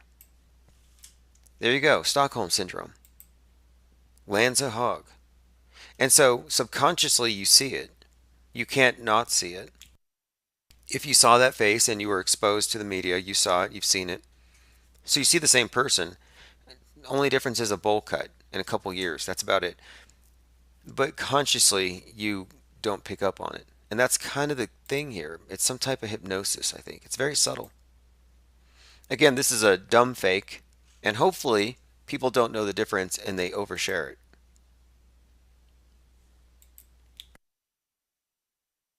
A dumb fake is just a fake headline, passing it off as real.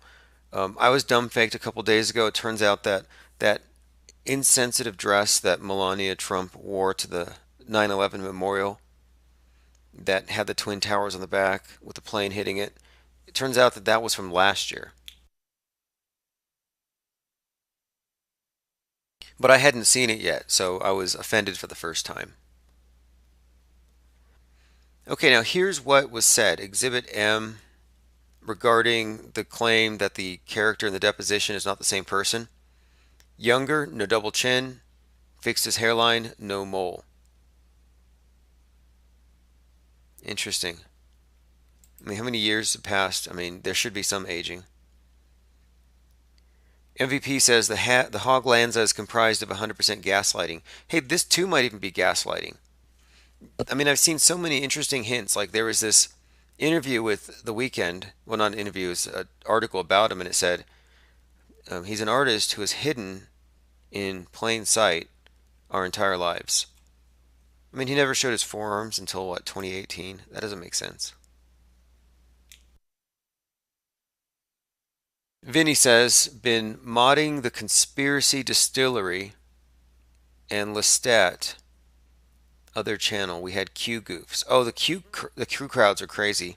The QAnon believers are going wild right now. Donald Trump just came through town, and they're out and about. They're agitated, and they really believe this stuff.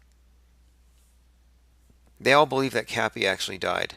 And I've been talking about this. How you have all these right-wing martyrs who die every election season. Seth Green, 27 Club, fake death. That's a death faker. Isaac Cappy, death faker. Well, I think Andrew Breitbart is a death faker. And there's a few reasons why I think so.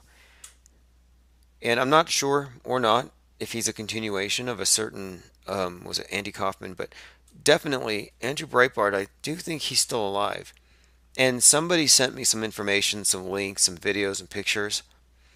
And I think we've identified this person, and it's fascinating. But I'm going to do some double and triple checking before I assert it. I mean, I'm confident with this Aisha Curry and what's her name? Cyrus, Hannah Montana. And we've been studying. In fact, I need to add into this whole auto hoax lexicon the fat suit thing, which it's not even a fat suit, it's just a skin suit. Some can be muscular, some can be breasted or pregnant, just different suits depending on different body types, but total control over the skin, color and tone and texture, age, everything. They have hand gloves that look like just regular hands. And you wouldn't know if you didn't see the wrist, where the seam is, but they usually wear bracelets or something to cover it. So, yes, judge finds Sandy Hook conspiracy theorist in contempt of court. See, what I wouldn't do, and this is why, I mean, look, I don't know anybody's real intentions, but I tend to trust people who go against the grain this much, where it wouldn't benefit them. I mean, there's no reason to lose 7,000 like this, unless they're trying to make some extreme examples here. Like this couldn't possibly happen to everybody. But I've never seen this, and I never would have expected this. I never would have expected somebody to call out a deep fake, like right there. And that's what he did. He's saying it's not the same person. I mean, have you ever heard of such a thing? I'm surprised they didn't throw some type of like charge of insanity. Now, there are other areas on the same blog where they don't see this. Like, see, this is the thing. A lot of people who see through some of the psychological operations, specifically the shootings and terror attacks, they don't see through anything else. So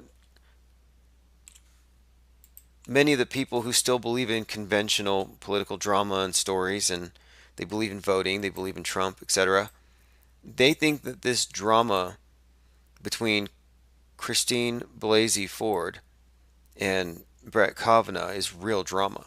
No, this is fake beef. This is just like a drama club. Like it's pretty bad.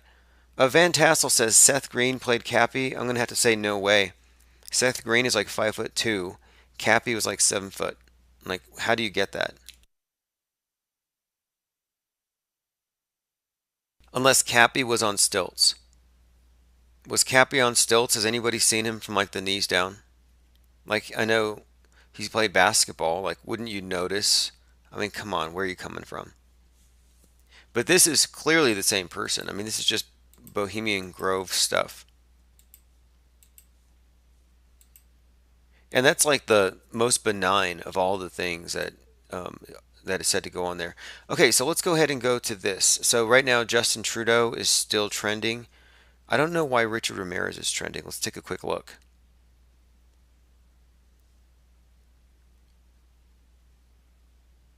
Okay, American Horror Story. So unwatchable. Okay, it's just garbage, not worth watching. Okay, so yeah, the brown face Justin Trudeau, we've pretty much flooded it with a whole lot of weekend beaver stuff. But I want to go through Storm Antarctica as well.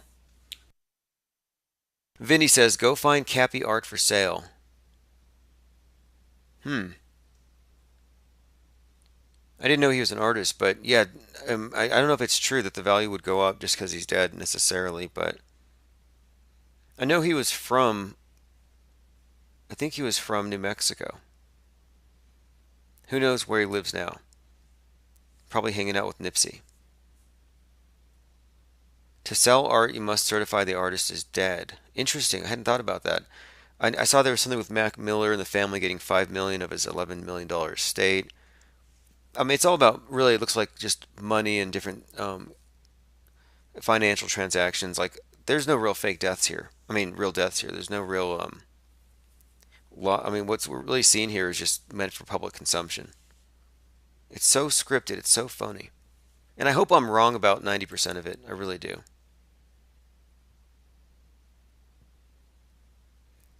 Rudy says, of course, art goes up when someone dies. I don't know if that's true. I think it's still a supply and demand, and other things are like greater factors, but maybe. But I'm not sure. I'm interested. Like, if I were to fake my death, not me, but, well, let's say I did, would the value of original art necessarily go up?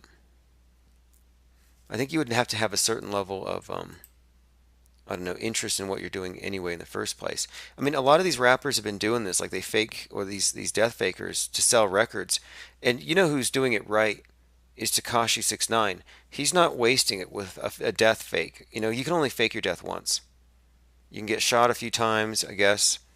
You can play it up, but what Takashi did was he faked a kidnapping. And so now he's in court and he's going through drama just in time to sell a record.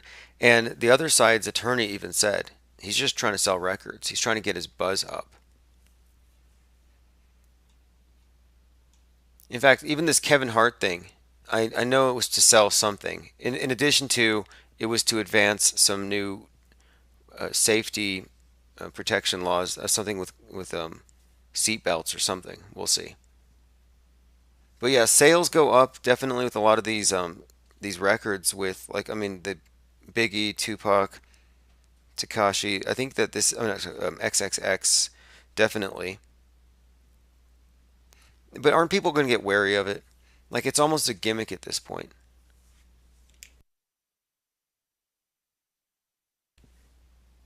Like, I'm 99% sure that Kevin Hart faked that car accident. I mean, look, you have predictive programming where he's on Jay Leno. So everybody sees him going through a near accident off-roading, and he says, we nearly almost died. And that quote gets out there. Oh, finally, they're building the wall. This has got to be fake. Is this fake news?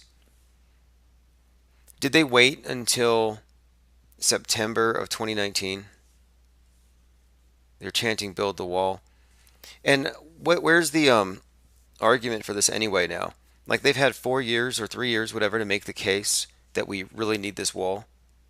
And during the 3 years, all we've seen, instead of attacks from the south or terrorists coming through the porous border, it's just been a bunch of angry, it's been the white Al Qaeda, the vanilla ISIS crew. It's been the MAGA people. And so, even though we know it's fake, just going off of the mainstream narratives, the left has a point when they say, we don't need a wall to keep Mexicans out. Because that wall would keep us trapped in here with the angry white people with guns. I mean, that's how the media interprets it based on the stories that we've seen. Who is the new terrorist? I mean, it really isn't Al Qaeda. You could point to 5 people in the last 6 weeks, all white, all mad, all with manifestos, all inspired by MAGA and Q, who committed the same crime, massacres, for the same reason. I mean, if this stuff was real, and I'm saying it's not, if it was, there'd be a lot more blowback from the public. If we were dealing with real destruction and damage and loss of life and all this stuff. I think if it were real, and the problem were that bad from any group, there would be a bigger response. It would be treated as an insurrection. Do you know how absurd it is to have three or four back-to-back shootings that just mirror one another. Just like I mean, it's the same script even. And there are some inconsistencies that Miles Mathis dug up with this whole El Paso thing. I mean, for one thing, the Dayton shooter, El Paso shooter, and Gilroy shooter are clones. Did you see them? It's the same person. How does that work? Also, the initial reports talked about there was a fire alarm. So the guy pulled a fire alarm and he was shooting people as they came out. Well, that story was never repeated. And they pulled a fast one on us. I brought this up a little earlier today, where they interviewed one of the survivors or witnesses who said that he was throwing bottles at the shooter while dodging bullets. So he's dodging bullets, throwing bottles, being a hero. He goes out to meet Trump, but right before he meets Trump, the FBI stops him and they say, hey, look, we checked out the CCTV, the footage, and you didn't actually throw anything. Your story doesn't match up. So the public hears this and they say, wait, this witness who pretended like he was a hero was lying, and so he couldn't meet Trump. That's what people walk away hearing. The truth is, that was his role. His role was to be a crisis actor who overstates his heroism and then gets shamed for it. And that's to diffuse what we're doing, just by exposing the whole charade. Just like this whole Justin and Canada thing is diffusing what we're doing. It really is. If you think about it, it makes perfect sense. I mean, a lot of this stuff is, to me, damage control has been the term I've been using. Let me go ahead and continue again. I want to look at the storm Antarctica really quick. Storm Area 51 is coming up, I guess on Friday.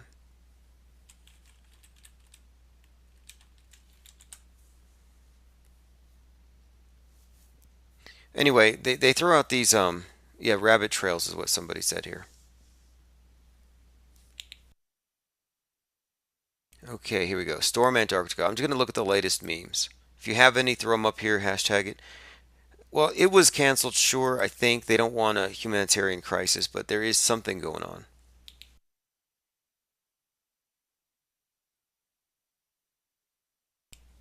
Okay, so this one's pretty good. I think what they decided to do was restrict any sort of real type of mass mobilization of, I guess, just unprepared people, out into the desert. But there's definitely some events going on in Las Vegas. And I think one of them they said is going to have like 8,000 people.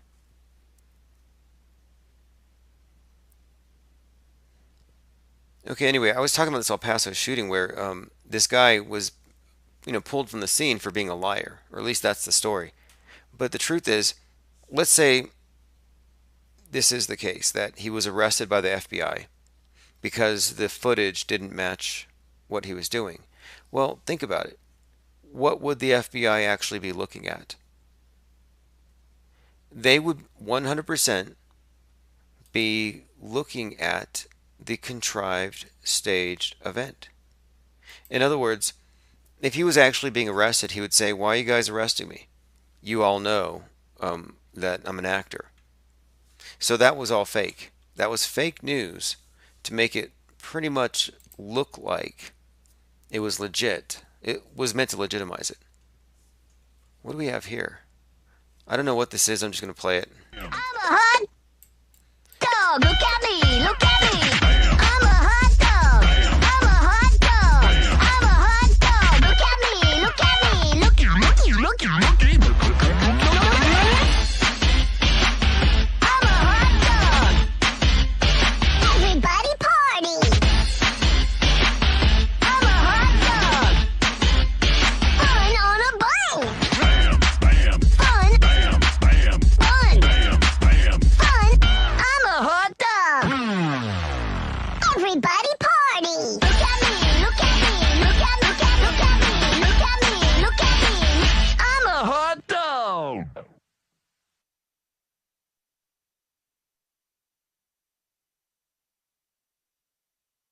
Oh yeah, that was from Keeping Up with the Crisis Actors season 1.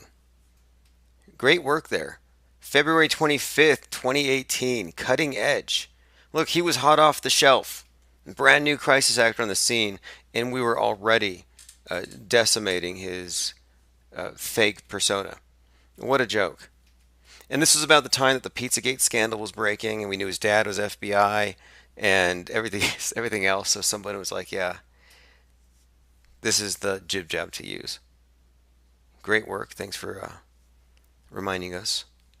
In fact, let me give everybody a link to that tweet so you can all go ahead and share it. By the way, I just want to also point out that the Discord server is no longer public, and that's permanent. So if you're one of the 311, you're in for life. The only way in is through the IPS Underground, which you can access through infiniteplanesociety.com. And we're trying to distill, out of that 300, the best, 75 or so. Not through a filtration process that's aggressive or inquisitive, or we're not going to be interrogating. I'm just saying through participation. We're just trying to get, a 24/7 active participation on specific things and trying to focus it. And that's what we're doing. So we decided to close the doors. We were invaded today by a number of trolls who were pretty much showing us the level of the opposition. They were in there calling us, to be PC, R words. They were like, you guys are R words. And they pretty much were limited to just insulting. So I was like, well, if these guys represent the enlightened, I'm going to stick with R worded. And we decided just, let's just close the doors.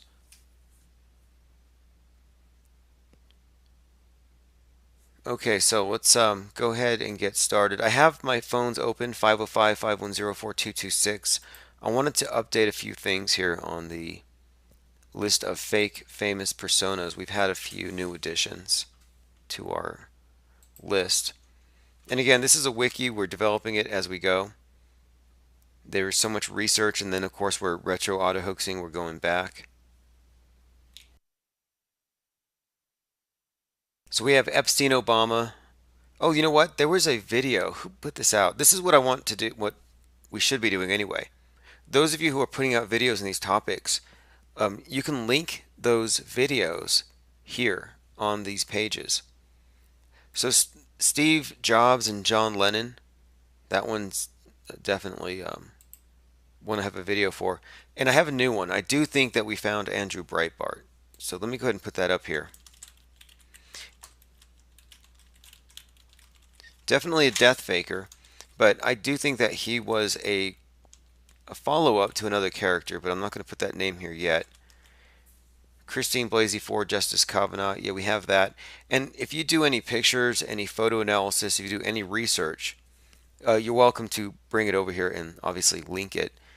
And I'll do the work of editing it down and everything, but right now we're getting a lot of content and a lot of names are coming in. In fact, I get so many by email, it's hard to keep up. Someone had remarked that they think that Shia LaBeouf is also playing the role of Post Malone. And one thing to note with this one is that LaBeouf is 33. Post Malone just releases an album called Hollywood Bleeding. Very interesting. I'm not sure what's up with that, but we'll see. And we also have some predictions. In fact, we may have to set up a page just for predictions. We have a number of people putting bets on Cardi B joining the 27 Club sometime in the next 90 days. And damn, when are they going to bring down the ISS? You think today might be a good day? It's 9/19/19. That's kind of 9/11-y. Not quite a 9/11, but 9/19/19. I don't know. Where's Zachary Hubbard? I don't have my Dramitia calculator out.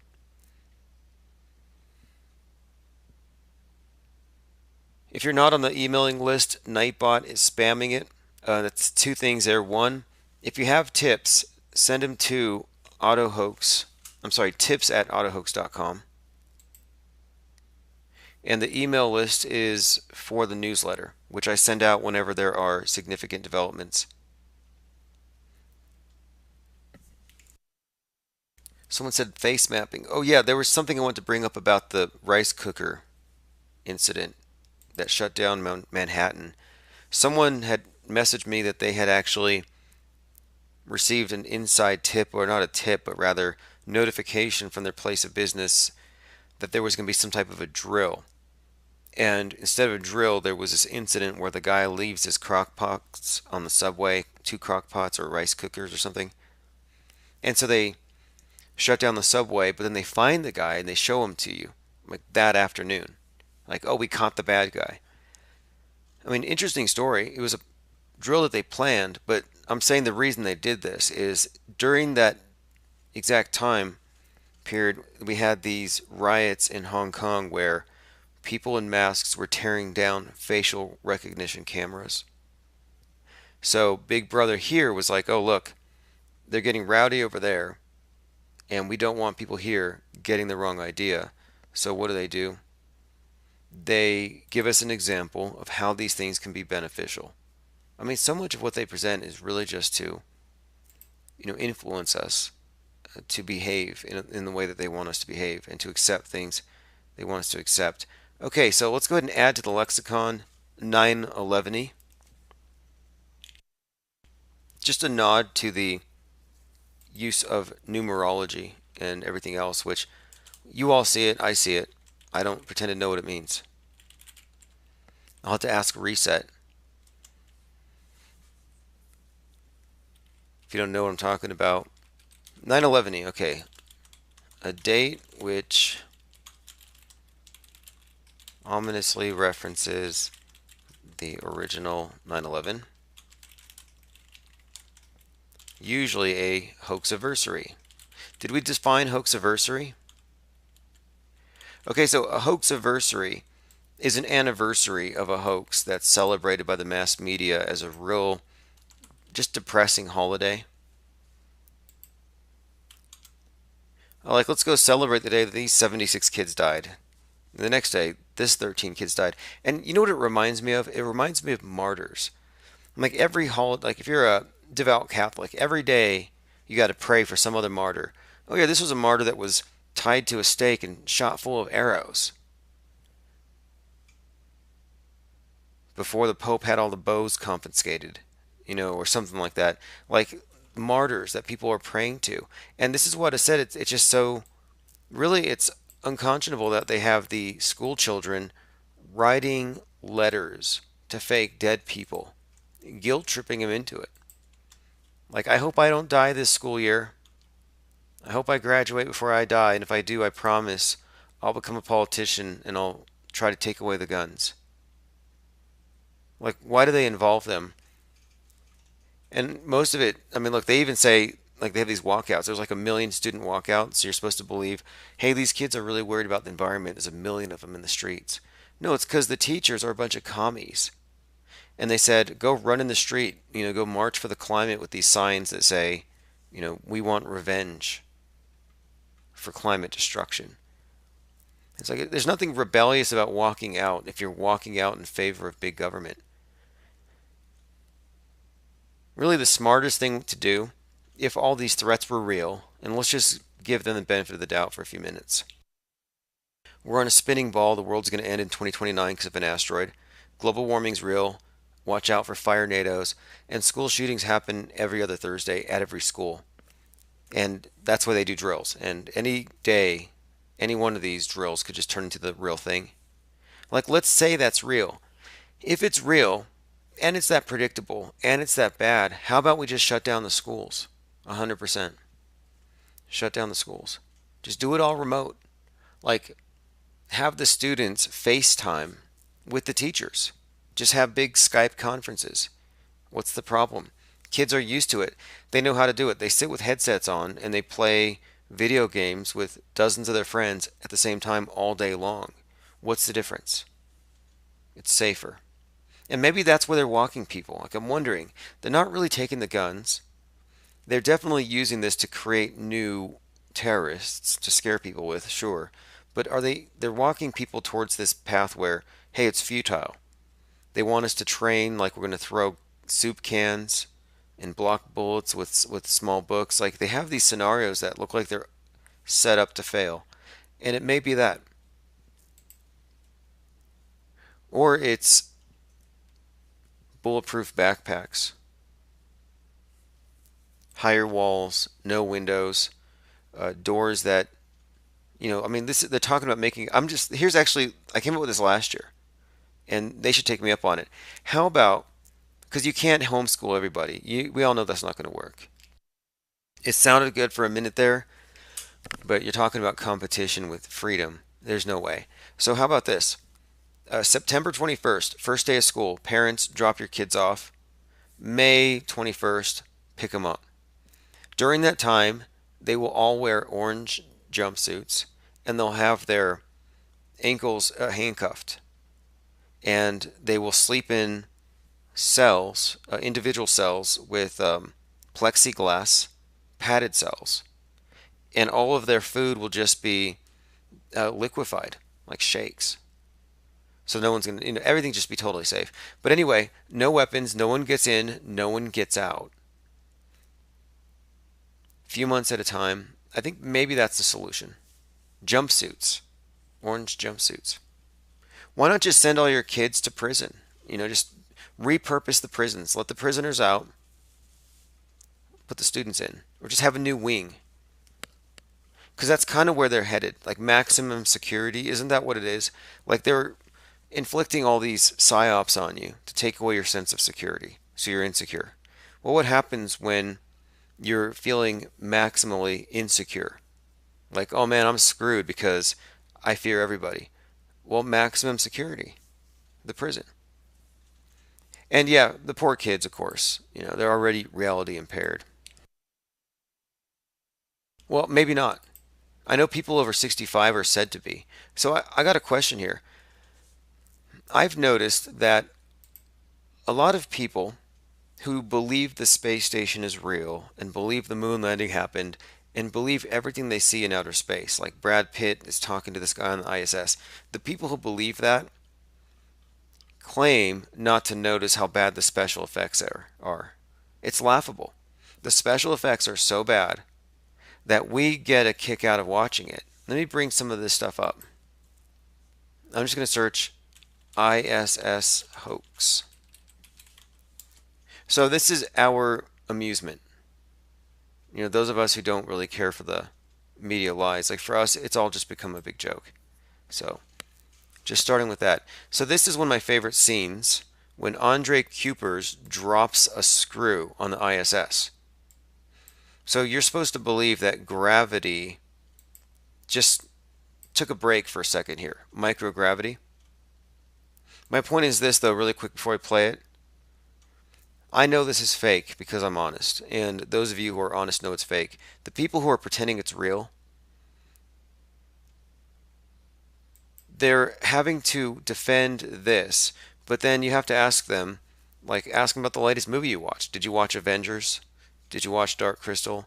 Do you watch anything on Netflix? Because those special effects are far more convincing. And so I'd like them to, contrast the two. I think the juxtaposition is powerful. Like, how can you know this to be a movie? And why do you think this one is real when the movie looks realer than this? Okay, check this out. Achter deze panelen wordt de urine opgevangen en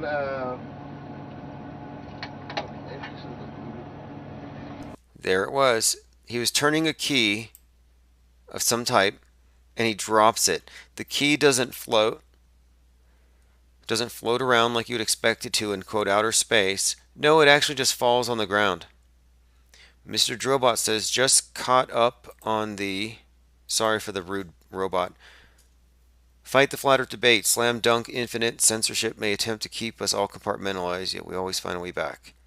Yeah, it was an interesting debate, if you want to call it that.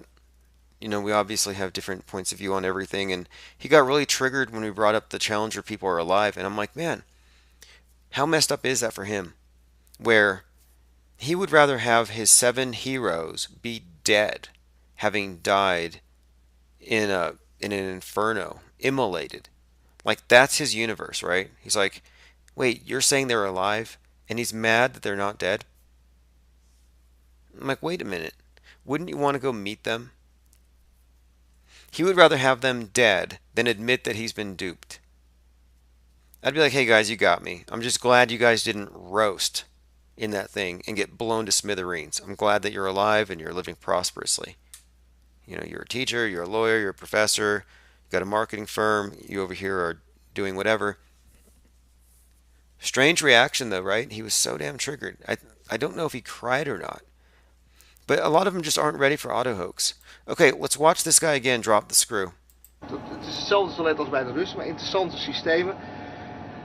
Hier achter deze panelen wordt de urine opgevangen. En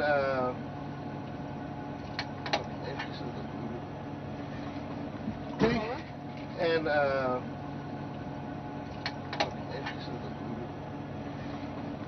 Uh-oh. See, not only did the loose screw fall too fast, but he followed it to the floor really fast. It is not in space. Drobot says he acted sad, so I guarantee he knew about it. You think he was acting? He could be in the know, which is interesting. But then, this is the thing. If they know it's staged, and they know they're defending the lie, what do they think's really going on? Like, that's the question I would ask of Jaren, or Bob, or any of the people who believe the ISS transits. My question is, if you're defending the system by helping to prop up their hoax, do you still think the Earth is not what they say? Like, I'm wondering, are we dealing with just actors? Like, this guy's an actor. You know, he's not in a craft 300 miles above our heads, looping around the world every 90 minutes. No, he's in a stage. This is a movie set somewhere. Hier achter deze panelen wordt de urine opgevangen. En they use harnesses and all this stuff, but he accidentally drops something and he gets busted.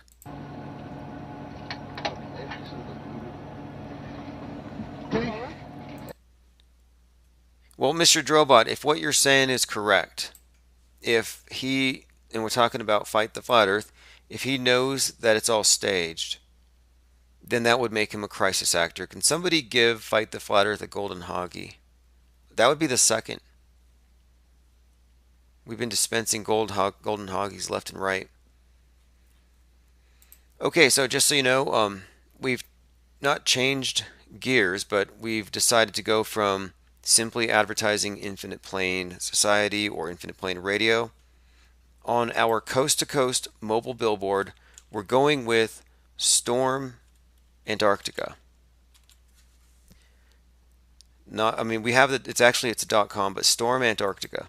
So I'm going to put a link here below if you want to get behind this billboard.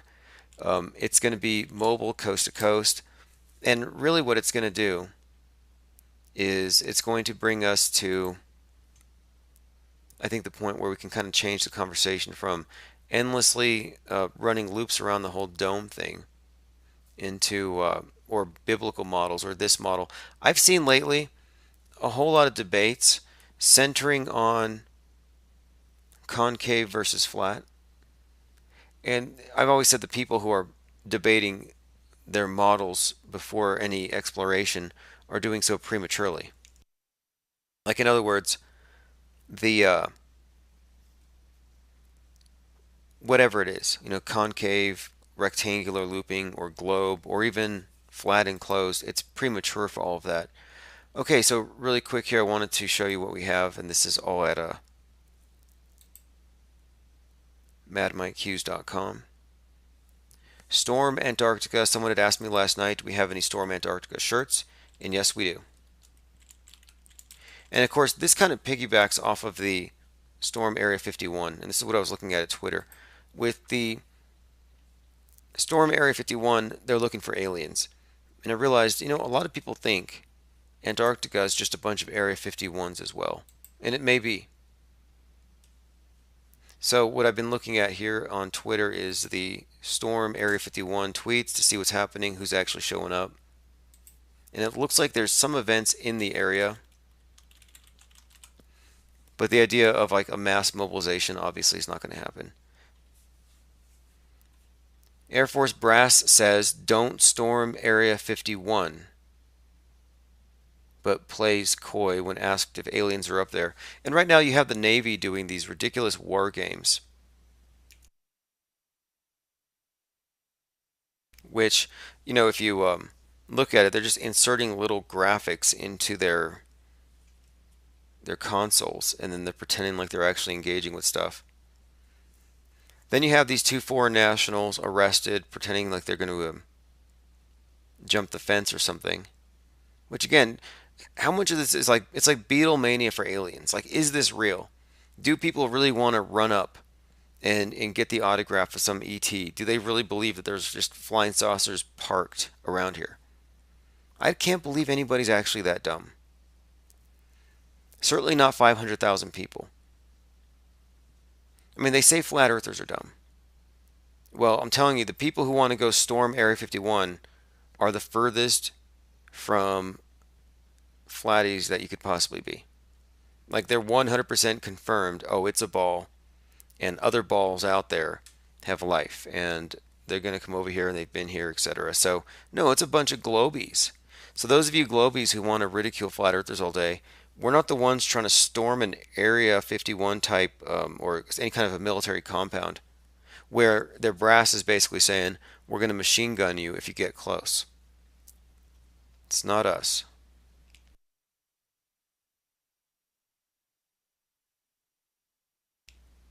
Okay, first wave of Naratu runners arrested. Looks very psyopy. In fact, looking at their haircuts and everything, they're definitely military. I mean, they were probably hired to do this gig.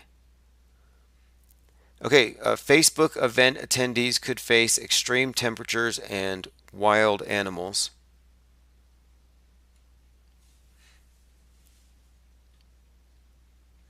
We should ask Holbrook to go out there and cover it.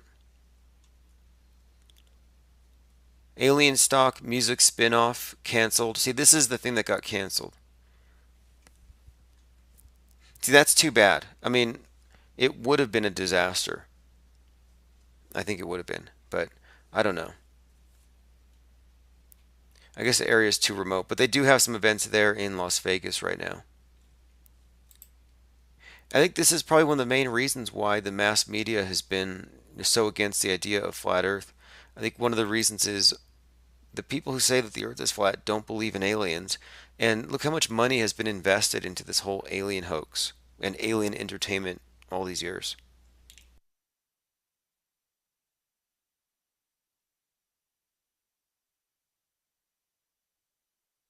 Okay, hold on a second. I'm going through comments. I got a new comment on the debate. Mr. Drobot says objects on a distance may appear smaller than they actually are.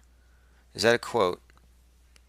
I have to go through it. I do have the transcript. So, hey, if you haven't seen it yet, go to infiniteplainradio.com, and I do get the transcripts of all of the live streams. I think it's important that we not leave it up to YouTube to archive anything. So we do have the Fight the Flat Earth debate. One of the points I brought up was, I said, are you afraid of asteroids? He said no. And I said, why not?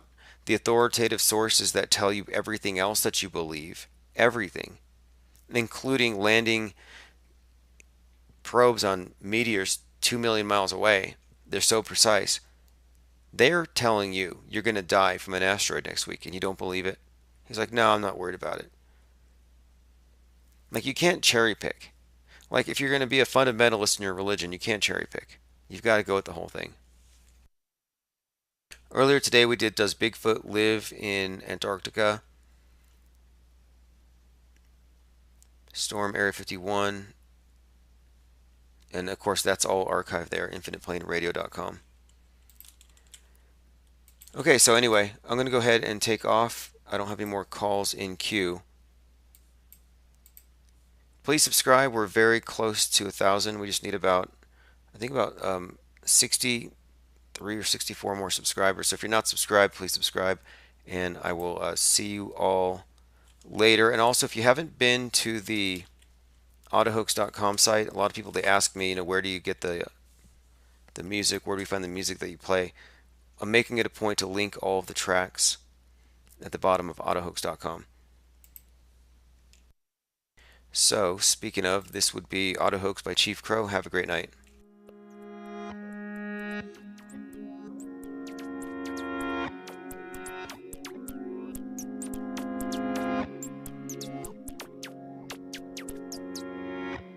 I'm on auto hoax and it feels so good.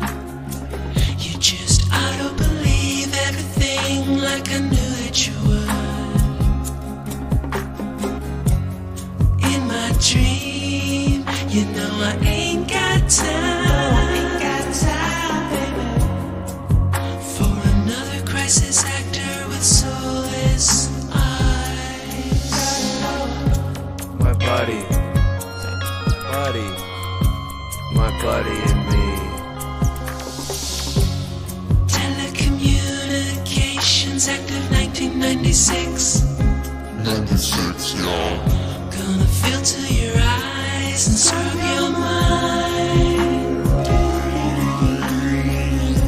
The weatherman, he's just another bad joke.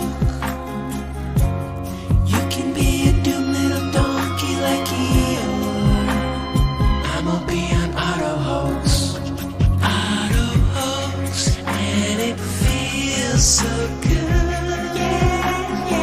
You just auto believe everything like I knew that you would. Like I knew that you would. In my dream, you know I ain't got time. Ain't got time, baby, for another crisis actor with soulless eyes. Got no heart, ain't got no soul.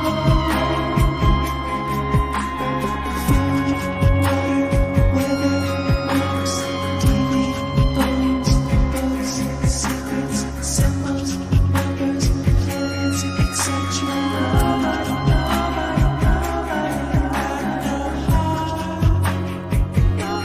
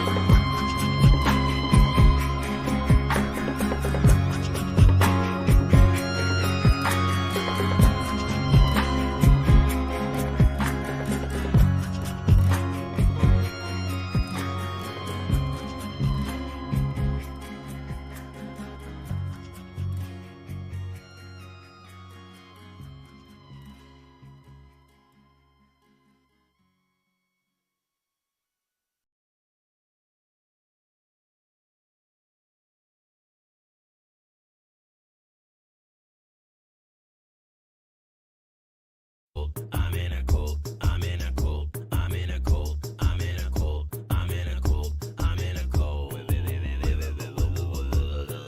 cult. Alright, everyone, that's Chief Crow, Cult. And yes, you're in a cult if you believe any of the mainstream media narratives that shape the dominant worldview. The world cult, the world church, the world pulpit being your used to be TV screen, but now it's the black screen you hold in your hand. We live in Black Mirror world, which is a theme I wanted to touch upon tonight. And if you haven't seen Black Mirror, I advise starting with episode 2. But it's definitely worth watching if you want to have some insight as to, well, not just where things are going, but how we got here, where we might actually be. Let me go ahead and go through comments before we go much further here. By the way, we were kicked off YouTube. We were kicked off YouTube. Text message notifications just went out. So thank you for joining us in D Live if you're on chat or possibly Twitch. But no, I think we just lost channel number 117. Today is November the 15th, 2021. Not surprised, not surprised. There's an approach I've noticed that the sensors over there, what do you want to call them? The snowflake protectors. I mean, you have a group of snowflakes who have an inordinate amount of power to censor those who say things that they find offensive. And that's problematic for a lot of reasons, not the least of which, you don't have to subject yourself to the stuff that offends you. And the idea that you're going to have it censored because it offends you is actually kind of fascist. It's like, well, don't partake. If you don't like the way a certain flavor tastes, you don't have to eat it. You don't have to take it off the shelves.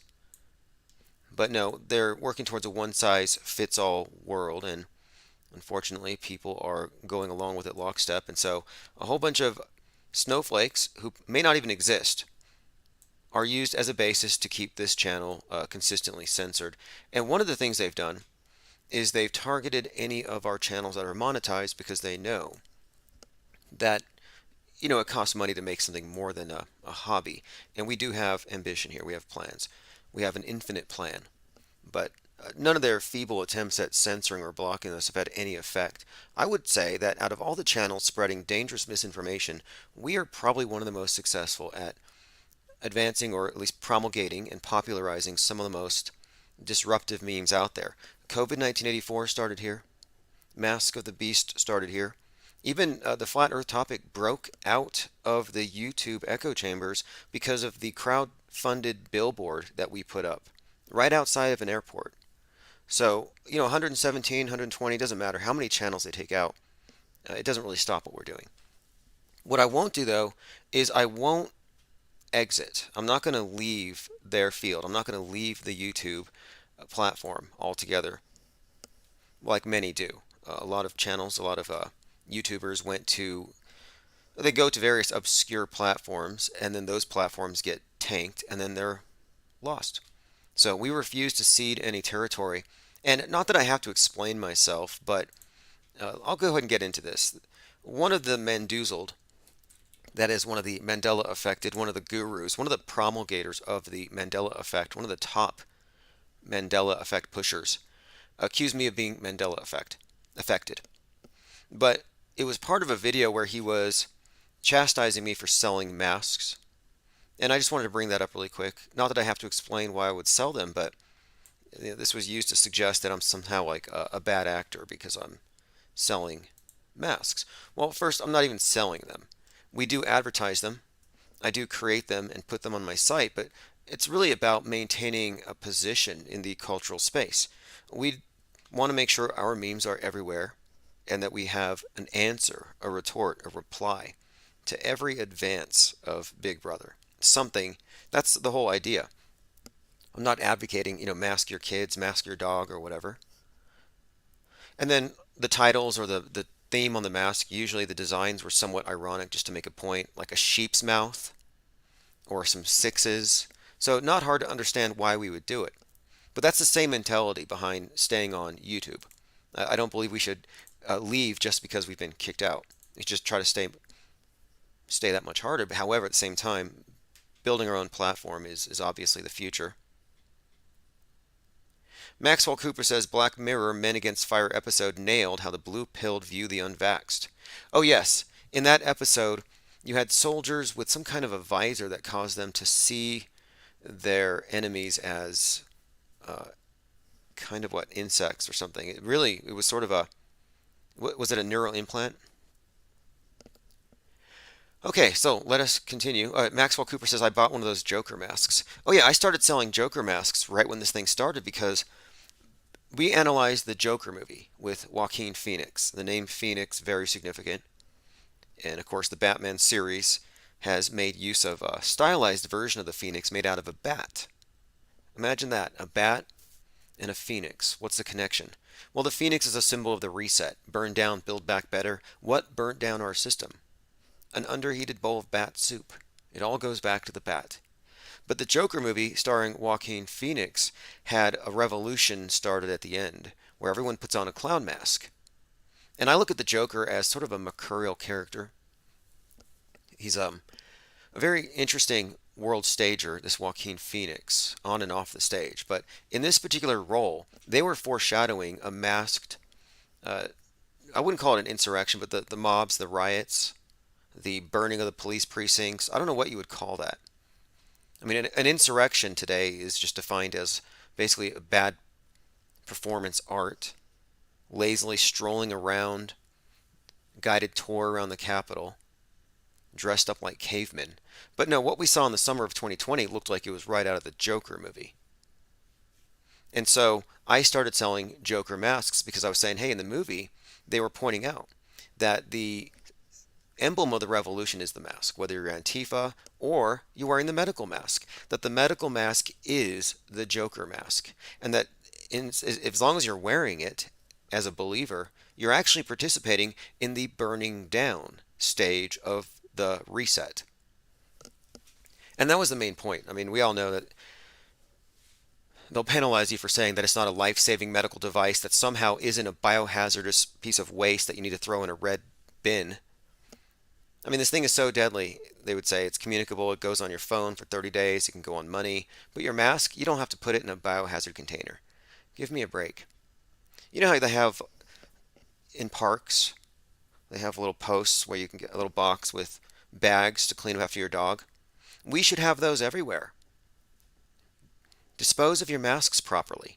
I mean, you clean up after your dog and you're going to leave a mask on the ground that supposedly is so contagious that you could shut down the world if one person gets within 6 feet of it. By the way, there was a ton of predictive programming in the Batman movies pointing at the pandemic. In fact, in Dark Knight Rises, there's a scene where the guy without a mask, the Robin-like character, says, I don't need to wear a mask, I'm not afraid. And Batman says, you don't wear a mask to protect yourself. You wear the mask to protect those you love. Spoken right out of 2013, but it came out of 2020. And then he throws a grenade that happens to look like a COVID, and it blows up in a mushroom cloud. And if you remember 2020, the anniversary of Hiroshima Nagasaki, we had 13 or more different mushroom cloud blasts and fires around the world that week. Inexplicable. I mean, if you remember, let me go ahead and bring that up. It started in Beirut. You had the twin explosions, 2020.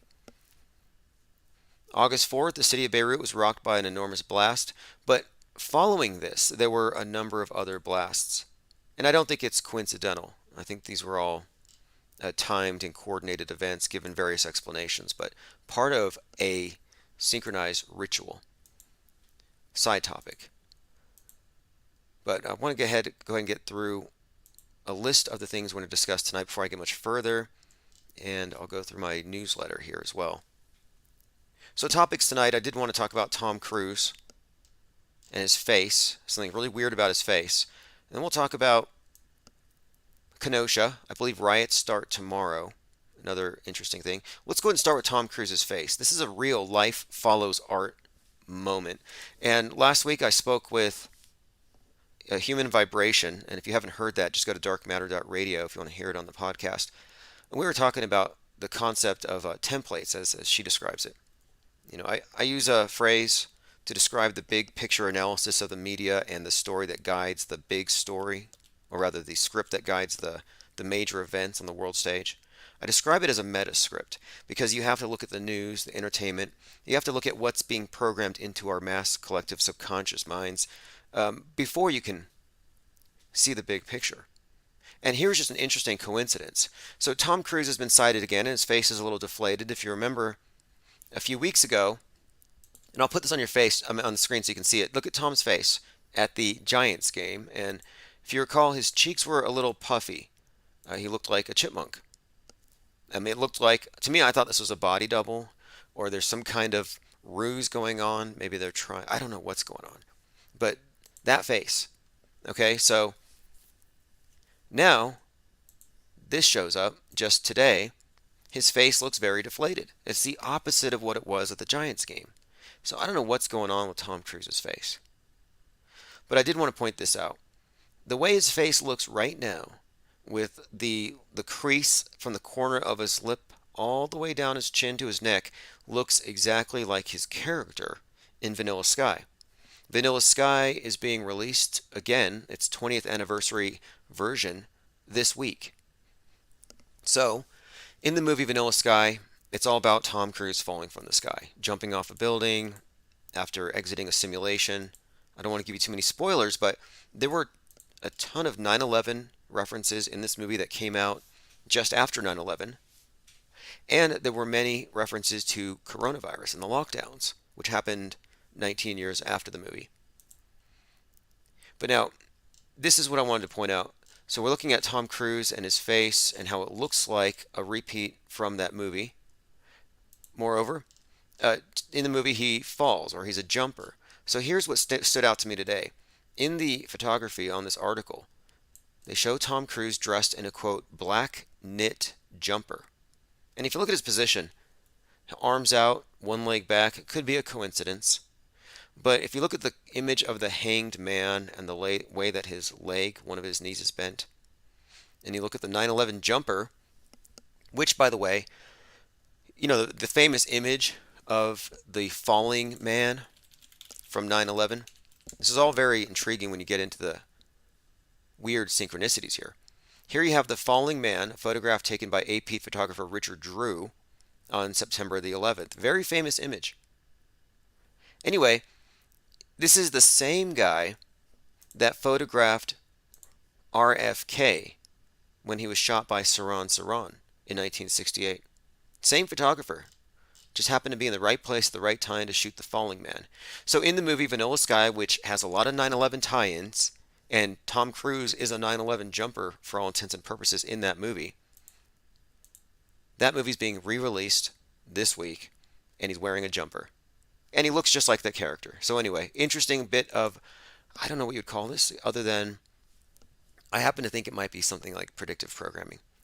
And we'll get into this because I've been talking for like the last year and a half about how this is the year the space station goes down. And that's probably the other story we really need to touch on now is, okay, so a few days ago, the space station had to dodge a piece of Chinese space junk. And I said it's going to be taken down by Russia and China. They're going to shoot it down and dominate space because the capitalists, people like Bezos and Branson and Musk, are nothing but bad news for the world if they start bringing resources from space, becoming trillionaires, and then exacerbating climate change by bringing more money and wealth to a world that is already suffering from being overexploited. So they see capitalism as toxic. That's part of the problem. In fact, I can't breathe is one of the phrases that in one of the forced memes of 2020, they brought it back this year at the Astro World. I can't breathe is what the victims were saying. Well, they've also applied I can't breathe to the climate justice struggle. No coincidences here. So the communists look at the capitalists, America, as a pariah because we're responsible, supposedly, for most of the climate change, which is a hoax, but, you know, say that while you can before it's labeled hate speech. Climate change is just how they reintroduced the flood myth and the wrathful God for the atheists. You know how the atheists didn't believe in sin until he brought them a virus? It's just a new way to control them. Yeah, that's what global warming is. But anyway, assuming it to be true or believing it to be true, America's a problem. And if we go to space, we're going to make everything worse because we're not going to space as communists. And space communism is where it's going. So I don't think it's a coincidence that China happens to put America's role in outer space, our dominant position, or, I mean, we're all sharing space up there, but if they take down our space station, that leaves China's. And the Russians were already talking of just leaving their station behind and going to China's. Just let's leave America, leave the ISS, and go work with our friends, our comrades. So look at this here. Secretary Blinken says, we condemn Russia's reckless creating of space debris.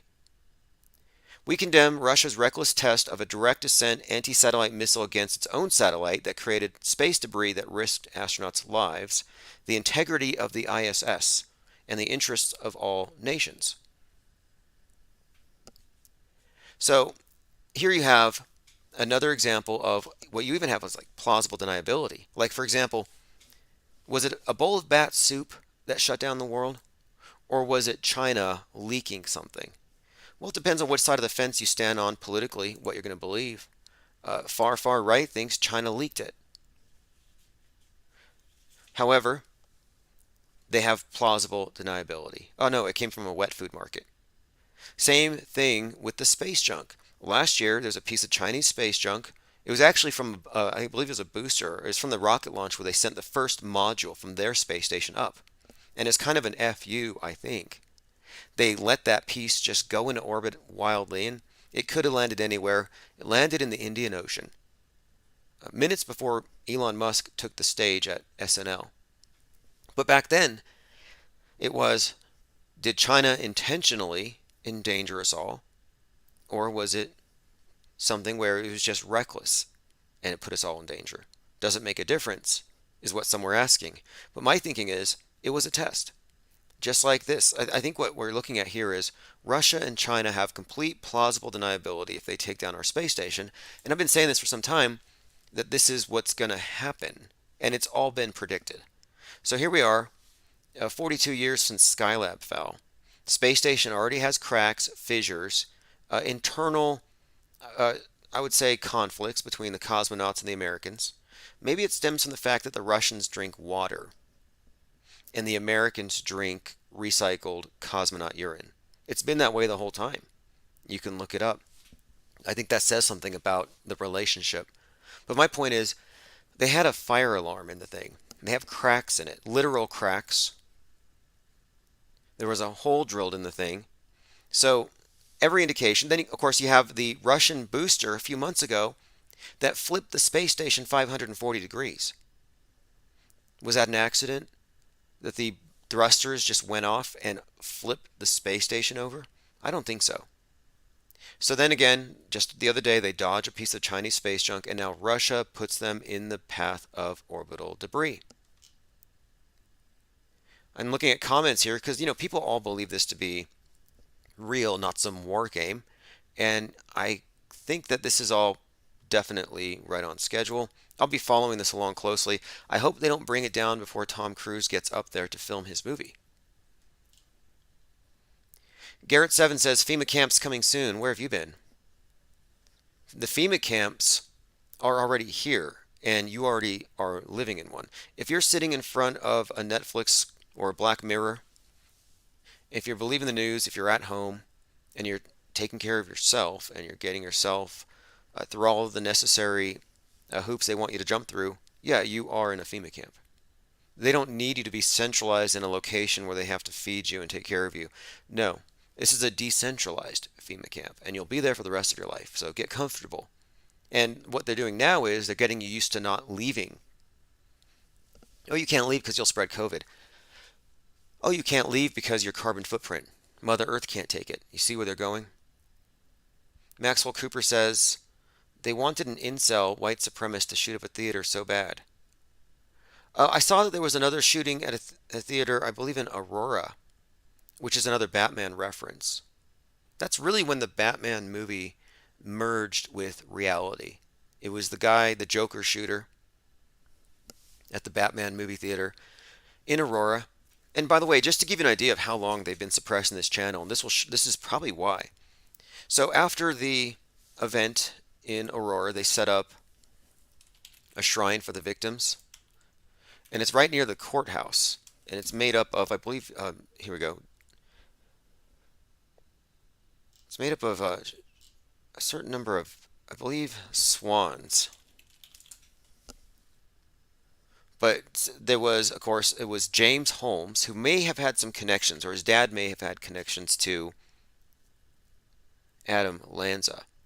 So they have this shrine set up to the victims right out by the courthouse. And I remember when they set it up, I drove by. I was in the area, and I thought, I'm going to go do a live stream from the site of this shrine that they set up. And I see people walking around it. And I think, okay, well, there's obviously a lot of people here. It seems kind of real. It can't all be crisis actors. So I go down to investigate, and I look to see if anyone's actually paying attention to the shrine set up for the victims of the Aurora shooting. Well, turns out that no one was really looking at it. they were all looking at their phones because they were hunting a Pokemon. So, in other words, there was a Pokemon event at the courthouse at the same time that the shrine was opening up. So, anybody driving by the courthouse would look out there and they would see all kinds of people. This is the memorial, Essentiate, the 720 memorial dedicated to the 13 killed and 70 wounded on July 20th, 2012. Yeah, so I went to this it was just an all-day event where it was like the opening for this thing, and there was a Pokemon on the loose. And so nobody was there for the memorial. They were there for the Pokemon. I was live streaming the event, and during my live stream, my YouTube channel was cut down. So I have a feeling that we've been monitored very closely for some time, probably because of our opinions and the things we talk about. All right, I'm going through some comments. Salty Siren says Tom looks like he's melting. Yeah, he does. And in the movie Vanilla Sky, it's all about his face, and there's a few different storylines along with Vanilla Sky. I happen to think it's a follow-up to Eyes Wide Shut.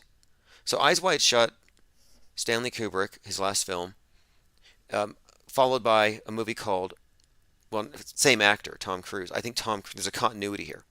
But Vanilla Sky's original name was Open Your Eyes. So I think Eyes Wide Shut and Open Your Eyes has a contiguous plot, which we can talk about. And both of these movies have a subtext that connects to the major psyops of our day. I mean, Stanley Kubrick's films are really worth looking at for his not only Apollo 11 references, but his 9/11 references and his COVID references, and references to Space Wars, which we haven't even seen yet. Linda Curtis says Tom Cruise is going to be an ISS jumper. Right, well, interestingly enough, Tom Cruise was doing a stunt where he jumped from a plane with a parachute and landed in a field of cows. And the cows were all knocked out, knocked unconscious, stunned by the drone scrambling noisemakers they had. They have these devices that scramble drones, and it caused the cows to collapse. So Tom Cruise comes down from the sky, and these cows are passed out. But that was the day that the space station had a fire alarm going off. And I think it's all foreshadowing, and I wouldn't be surprised. By the way, if you get into the symbolism ISS, I is 9, S is 19, or 1 plus 0, 1, you could derive 911 from that. And I point this out, I've pointed this out before, because it's all given away in the architecture. It's another level of the predictive programming. As you would all know if you've looked into the predictive programming with 9/11, the image of the towers was already pretty much well cemented in your mind, and this was something that was planted years in advance. We were conditioned for it, just as we are being conditioned for the coming alien invasion. Whether you think it sounds ludicrous or not, we're just reading their script. But one of the things I point out when I look at the space station, and by the way, here are some headlines. A Russian anti-satellite missile puts the ISS in peril. Russia blows up a satellite, creates a dangerous debris cloud in space. Space debris forces the astronauts to take shelter in a return ship. So they're almost ready to abandon ship right now. And to me, this is part of the Tower of Babel falling. And I talked about this when Jeff Bezos went to space on 7/20/2021, anniversary of the moon landing, Apollo 11. He actually launched on 9/11. Imagine that, 9/11, Apollo 11. Seems like a couple of Kubrick shout-outs. My point being, richest man in the world goes to space, pokes his head in the heavens, in the capsule, which is the capstone. There's a lot of symbolism in that particular individual, in Jeff Bezos, and his role here, but for now I want to keep this focused on this. Look at the space station's solar panels. I think they look conspicuously like the Twin Towers, depending on the angle, and oftentimes I believe they're represented to give us a visual clue. And what's more, and I can point to a few other things here, but in Space Odyssey, in 2001 Space Odyssey, the space station has two big cylinders. And when the space plane approaches, the space station, it happens to look like Flight 175 approaching the Twin Towers. It's almost like Stanley Kubrick is the same director of both 2001: A Space Odyssey and 9/11. And if you're looking at the screen here, you can see the space plane. Ludicrous concept, or is it? Because on 7/11, which was the 42nd anniversary of Skylab falling, Richard Branson took his space plane up, and his space plane is brought up into space by the White Knight 2, like almost like what you see here on Space Odyssey. You see a space plane approaching two towers. Sort of a repeated motif here, but again, plane approaching Twin Towers, very similar. And this is just one of at least a dozen different scenes that align so closely that it's a dead giveaway, if you ask me. In fact, I was watching John LeBon this morning. If you go to johnlebon.com, I'll put a link in the chat. I highly recommend it. Great think tank. But he was live on YouTube today, and he was going over the Millennium Hotel at Ground Zero, which is designed off of the 2001 monolith. So here you have another Kubrick reference at Ground Zero, which is backed up by a couple scenes from another one of his movies, The Shining, where Danny's speeding down a hallway towards the twins on his bike. The original, they weren't twins. Kubrick added that. He drives past them, they're hacked up in the middle, there's a fireman's axe on the ground. The scene looks 9/11-y. Next scene, Danny's throwing darts. The twins approach, and next to the twins is a Bell phone booth. Well, at Ground Zero, next to the Twin Towers, you had the Bell telephone tower. So you have a number of elements here connecting these. And I'm just suggesting it's worth pointing out that Kubrick's work should be considered as we're looking at what's going to come, and also Kubrick's connection to Tom Cruise. I mean, what are the odds that the guy who's number one suspect for being the mind behind Apollo 11, I mean, I'm sure it's not just him, but the architect of that particular psyop, what are the odds that his final film, and by all indications he faked his death, but we'll leave that his final film involves Tom Cruise, who, of course, was going to film the first movie in space, but the Russians beat him. It's like interesting connection there. We're going to continue, though. User Offline says the debris is a KGB dead drop. Yep. Garrett7 says DART blowing up an asteroid. DART is also a system that warns against tsunami. Yes, they have their DART system for shooting asteroids out of the sky, and I've thought, well, they could just break something. It's the Double Asteroid Redirect Test mission. But if they broke something up, what would happen? I think that's been the theme of a number of movies. And, as I mentioned, we're in a Black Mirror world. If you want to know what's going to happen, you just look at your Black Mirror, consult it like you would a Ouija board or an oracle. If you watched Netflix in 2019, you knew 2020 in advance.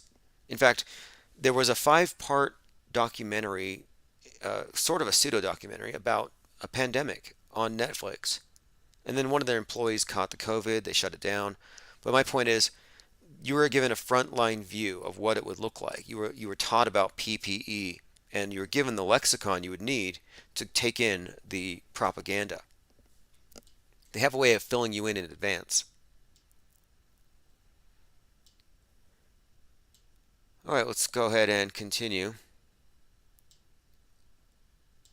User Offline says the cows are crisis actors. You're talking about Tom Cruise flattening the cows.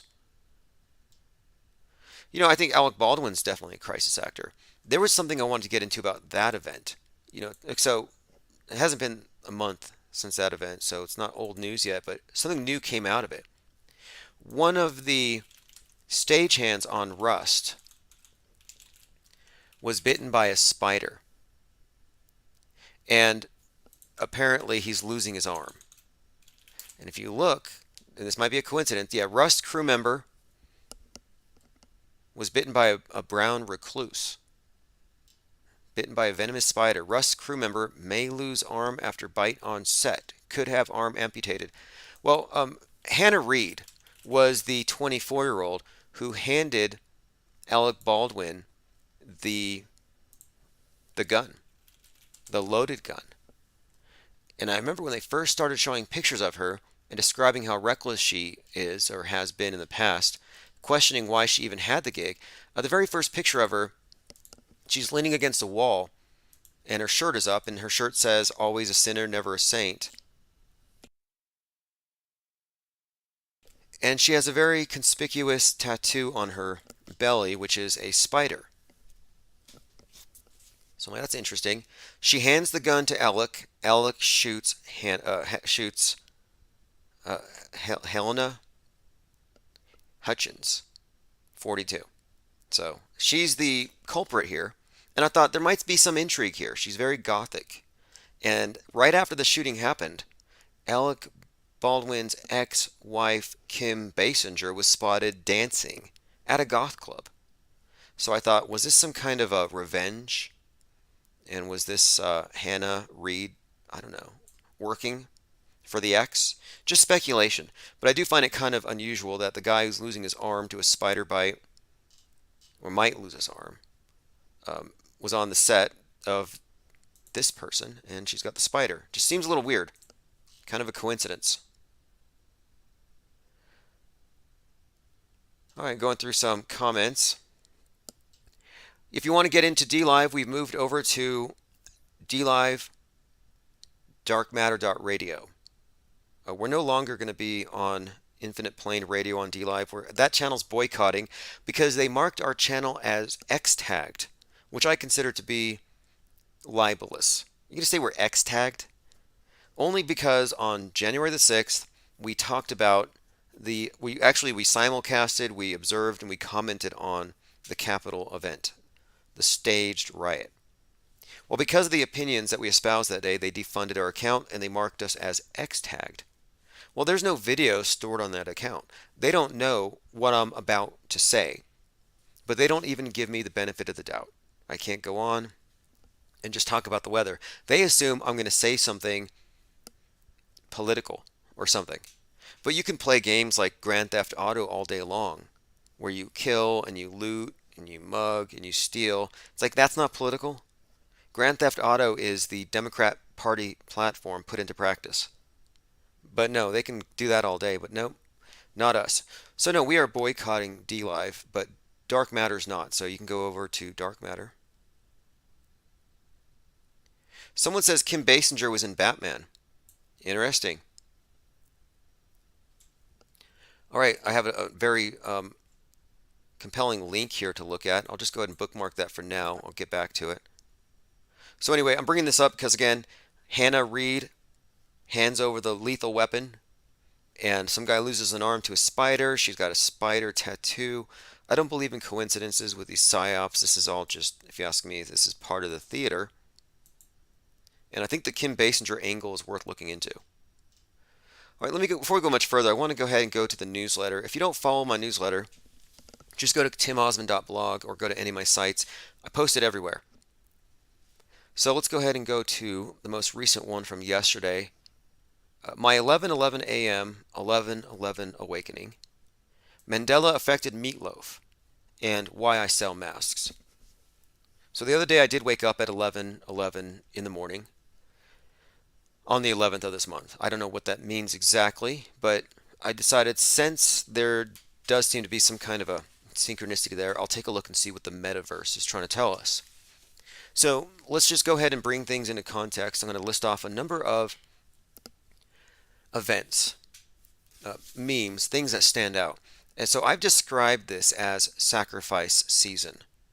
You know, when I say this, I mean this Scorpio, ever since Scorpio, really, but really since October 13th. So William Shatner goes to space on October the 13th. They actually bumped the launch from the 12th to the 13th.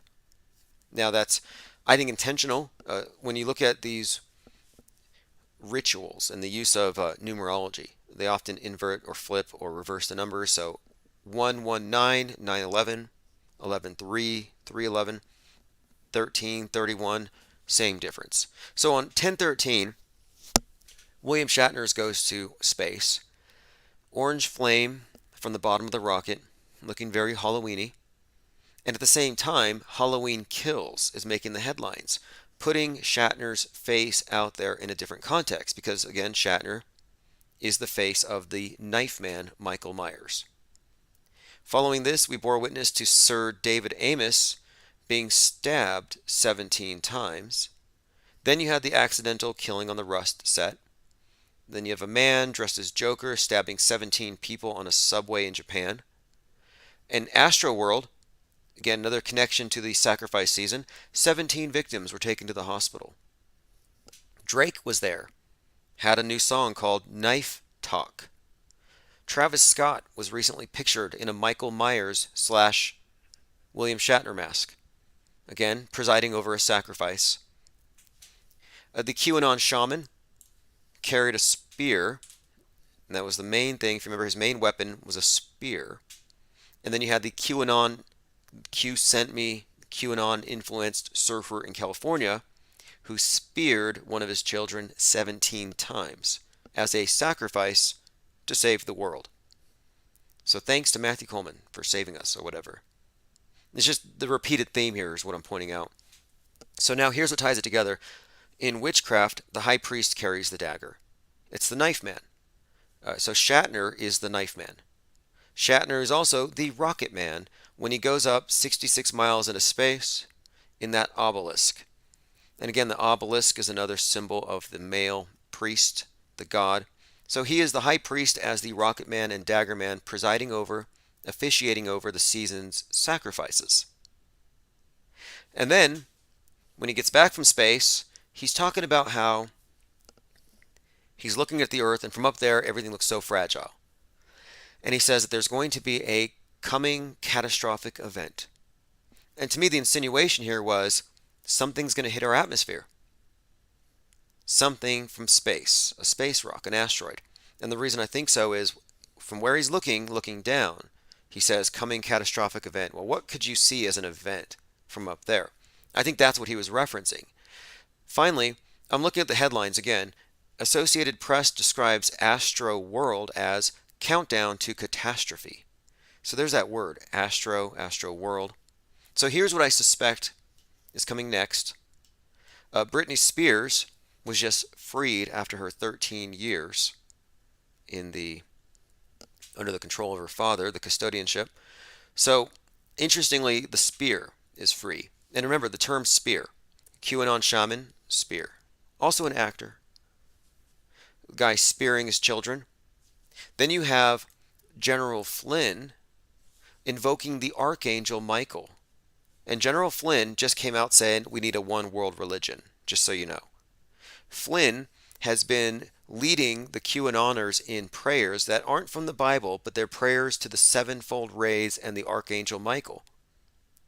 And these prayers are literally plagiarized from the Church Universal and Triumphant of Elizabeth Clare Prophet, a very successful doomsday cult that had its members in bunkers in 1990, praying that the Russians and Chinese wouldn't nuke us to death. So here we are, Russia and China, about to do something to the space station with their space junk. It looks like an accident, sure. But here you have Flynn, again, General Flynn, his name is Michael, and he talks about his birthday being the same as Jesus' birthday, and he's leading his processions in invocations to the Archangel Michael, and the Archangel Michael is doing what? He's holding a spear, and he's spearing the serpent on the ground. The guy who killed his kid in California said Q told him to spear his children because they had serpent DNA. Even the ADL has gone out to say that the QAnoners are using the symbol of St. George slaying the dragon with the spear as a racist symbol. So my point being is this. The spear, since January 6th, has been associated with the extreme right. So I'm expecting this. I'm expecting a QAnon patsy to chuck a spear. So the Metascript has connected the number 17 with sacrifice and death, as I have pointed out. This is a Metascript view. I'm not cherry picking, it's out there. So another thing too is the number 22. So 17 and 22 have been associated with killing and death. So 17, again, suggests that the assassin will be a right-winger. Like the guy that stabbed David Amos, it'll be politically motivated. The 22, though, Gabby Petito was 22. Then you had Ty Jordan and Aaron Lowe, football players, University of Utah, died from, I guess it was gun violence. So hashtag 22 forever. They have retired jersey 22. JFK Jr. expected to show up in Dallas after 22 years of being dead. Again, RFK was killed by a 22. JFK was shot on the 22nd. Then you have a singer, her name is Amani 22. And she dies at 22. Then you have a 22-year-old woman at Astroworld who goes brain dead. It was from a head injury, I believe, not Travis Scott's bad auto-tune. The International Space Station has been in orbit for 22 years. I believe its birthday is in 10 days. And just had to dodge a piece of Chinese space junk and now Russian space junk since I wrote this. And then on the day of the Astro World sacrifices, Astro, one of the longtime members of the British reggae pop band UB40, passed away. So, putting all this together, the 17s, the 22s, the sacrifices, my prognostication for the coming week is riots, asteroids puncturing the atmosphere, and a high-profile attack or assassination by a right-wing QAnoner, possibly with a spear. A user offline says an asteroid the size of the Eiffel Tower is coming to jab the world. Wow. Yeah, doesn't surprise me. User offline says Suicide Squad 2 has a spear. Okay, let us continue. We got a lot of material to go through. Finbar says, great newsletter, by the way. I appreciate it. And the newsletter is just the foundation for what is going to be a print tabloid. So go to infiniteplane.media if you want to see more. We have a good LinkedIn page. We're recruiting writers. It is happening. And the inaugural issue will be a review of 2021. It'll come out later in December. So I do expect riots in Kenosha, where the National Guard are already on alert in anticipation of the exoneration of Lemonhead Kyle, a reference to LeBron James, who called Kyle Rittenhouse a crisis actor, basically. He said, quote, that boy ate some lemonheads, in response to Kyle's emotional breakdown, which was apparently tearless. Now, LeBron James is not one to talk. He cries and flops more than anyone else in the nothing but actors league. And I'm still not convinced that Kenosha is real news. I'm still not convinced it wasn't a closed movie set. Too convenient. Q17, that's their code. Here you have a 17-year-old with a white hat in the front row of a Donald Trump rally before the riots. White hats are coming to save us. By the way, I mentioned General Flynn because of the Archangel Michael and the spear stuff. Well, the cult Universal Triumphant, which he's a part of, I believe, and he's been accused of Satanism. It's not the same thing, but they believe in ascended masters, in humans who have evolved spiritually but don't want to go to heaven. They want to stick around and help seekers after the truth evolve spiritually so they can beat not the deep state but the spiritual equivalent. So they actually pray to the Great White Brotherhood. Yes, the cult Universal Triumphant prays to the Great White Brotherhood. And it makes me think white hats. General Flynn says the white hats will protect us. And I think they repurposed it as the cult Universal Trump. I really do. And it is an effective doomsday cult framework, and it's built into the QAnon orthodoxy. It really is. It's hard to overstate how much of a cult it is, spelled with the Q. It's unique, but it is actually a politicized religion, and its most extreme element has been ignored by the news media and many authors on the subject. They focus on the politics of it, and they kind of miss that there's something else. And now we have General Flynn coming out speaking in favor of a one world religion. Actually know how to do spiritual warfare online. They're good at it. They're trained in it. IPS is just sharing the truth. Yeah, respect to the Infinite Plane Society. Auto Hoaxer Revolution.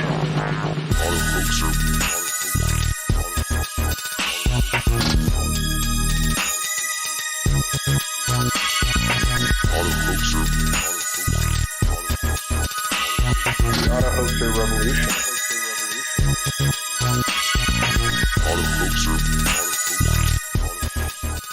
Okay, everybody, we're back live. Appreciate it. Must have been another micro EMP burst. I didn't even realize it, but the wheels came off the wagon, and I was still sitting here talking to myself in the dark. Actually, there were still 103 people listening at least over there on Mixler, and I know we had some people over at Dark Matter and TuneIn, so it wasn't just me. But yes, we lost our video crowd, and while I was offline, I played a bit from the interview with Human Vibration, so if you want to catch that, go to darkmatter.radio. And I also added a YouTube channel. I knew I had one. I've been going through my sock drawers. I told you. So if you want to get on the YouTube chat, the link is there in the chat right now, and we are moving forward. So I was talking about how the Travis Scott Astro World Sacrifice echoed the Pearl Jam concert of about 20 years ago. Same number of people, 50,000. Same number of deaths, 9. And in Travis Scott's latest music video, Escape Plan, he's wearing a Pearl Jam shirt. And the design looks like the stage for the Astro World November 6th Sacrifice. Zara says, I talk to myself a lot in the dark, Tim. Yeah. Someone else says that we're offline. Let me double check that. I hope not. But anyway, look, go over to Mixler. I highly recommend it. Because no matter what happens at these other video platforms, Mixler is going to be a staple. So we were talking about Astro World. Offline again, this is getting really interesting. What is going on? What is really going on? Could be that we're approaching a very sensitive time in world events. Like, think about this. If you had the inside scoop to the next 9/11, I'm sure that there would be efforts to prevent you from, I don't know, spilling the beans. I happen to think so. I happen to think that maybe what we're doing is a little too prescient. I mean, look, we called space junk Armageddon. We called that Russia and China would be responsible for bringing down the Tower of Babel as part of this space war narrative that even now is evolving. So if you missed it, by the way, just a few days ago, I think it was the 13th or so, Chinese space junk caused the space station to do an evasive maneuver, and just a few hours ago, Russia, same thing. Hoaxahana says the eclipse is coming. I believe that's on the 19th, right? Do we have anybody in Kenosha? I'm wondering if there's going to be an influx of Kyles. Because you know there's going to be some rage against that. All right, let's go ahead and continue. I was talking about the concert at Astro World, the theories, the conspiracy theories blowing up the internet. The MSM is saying it's a satanic panic. Can't have that. No, you can have a virus panic, but you can't have a satanic one. Well, there's evidence for a satanic panic here. Anti-vaxxers are, quote, enemies, says Knight in Satan's Service, Gene Simmons. Now, let's go ahead and play that. I'm pretty sure I have that clip. Isn't that what KISS stands for? Knight in Satan's Service. Now, he's been pretty vocal. He's been pretty hypocritical as well. I mean, my point, which I'll get to in a second here, it's really about the hypocrisy of it. And I thought that the hypocrisy would be the undoing of this whole thing. But no, you got to remember that most people are hypocrites to some level. I mean, when it comes to this, it's like do as we say, not as we do, and people just accept it. I was watching the trial, in fact, and I don't know if anybody called this out, but I was watching the trial, and it really occurred to me, no one in there is wearing a mask. Like, did we just change movie scenes, change sets, different world? Okay, I'm looking for the clip here of Gene Simmons saying that we're enemies, which I'll get to here. But basically, this I can handle a guy dressed up as a bat winged Japanese samurai demon being a hypocrite and going on tour, being a super spreader. But calling the unvaxxed enemies, that is the Goobloods declaring war on the purebloods.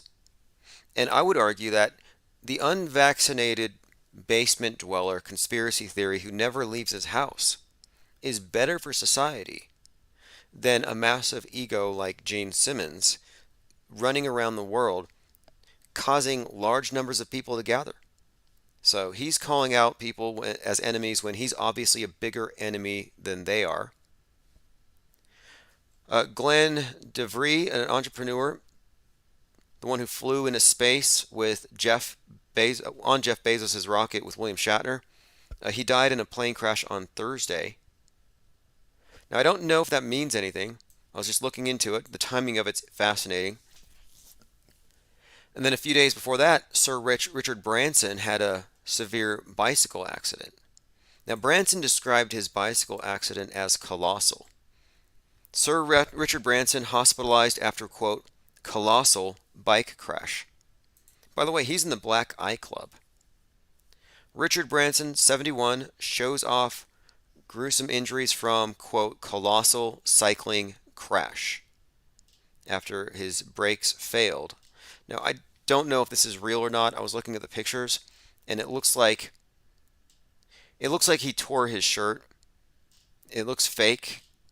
Nothing about it looks real, but they had this really odd picture of his hip, and I've never seen a hip like that.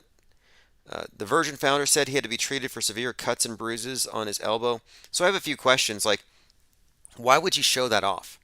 Why would you show off a wound as it bleeds? I happen to think it's fake. But anyway, the photo here, it says a few bumps and bruises, but otherwise fine. You have the two of them on the ground, and then you have a woman who's bicycling with them, holding their hands, and somebody's photographing them. So it just looks completely staged. It's like, what is it with these individuals? They can't do anything for real. They even stage a bike wreck.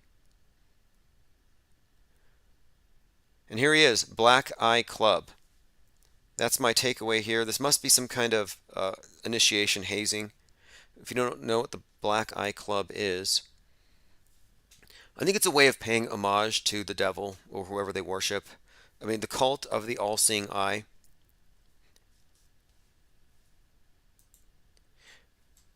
Who's doing the punching, though?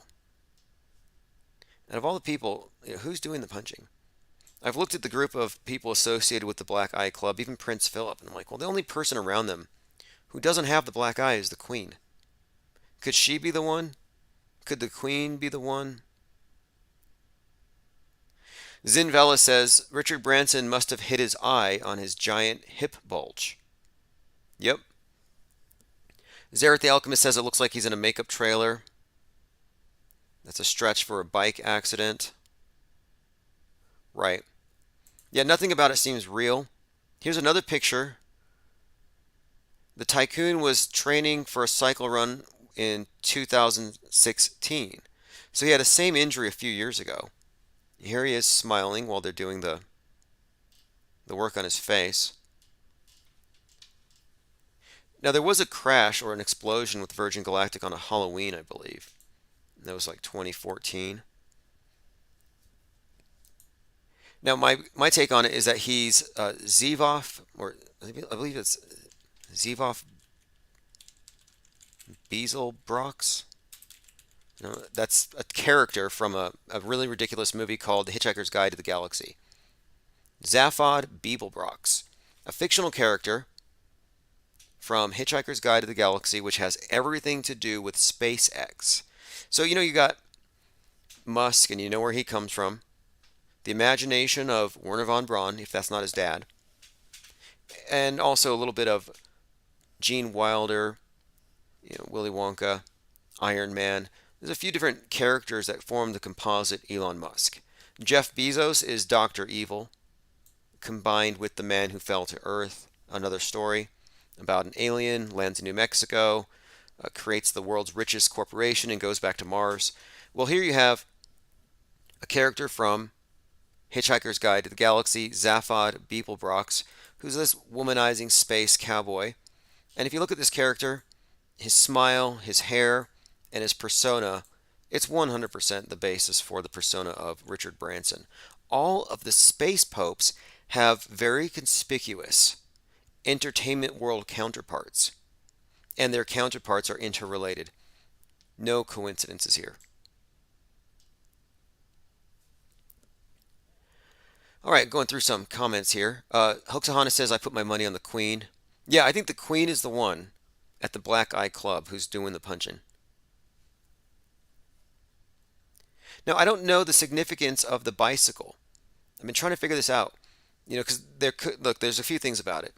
And we can get into the iconography and symbolism of Virgin Galactic and the goddess worship and the ritualization, the ritualized. It's basically the fertility rite that you would see in any pagan mass, but it's done through science fiction. I mean, it's really fascinating what they've done here. But I've been thinking, what could the twin cycles mean?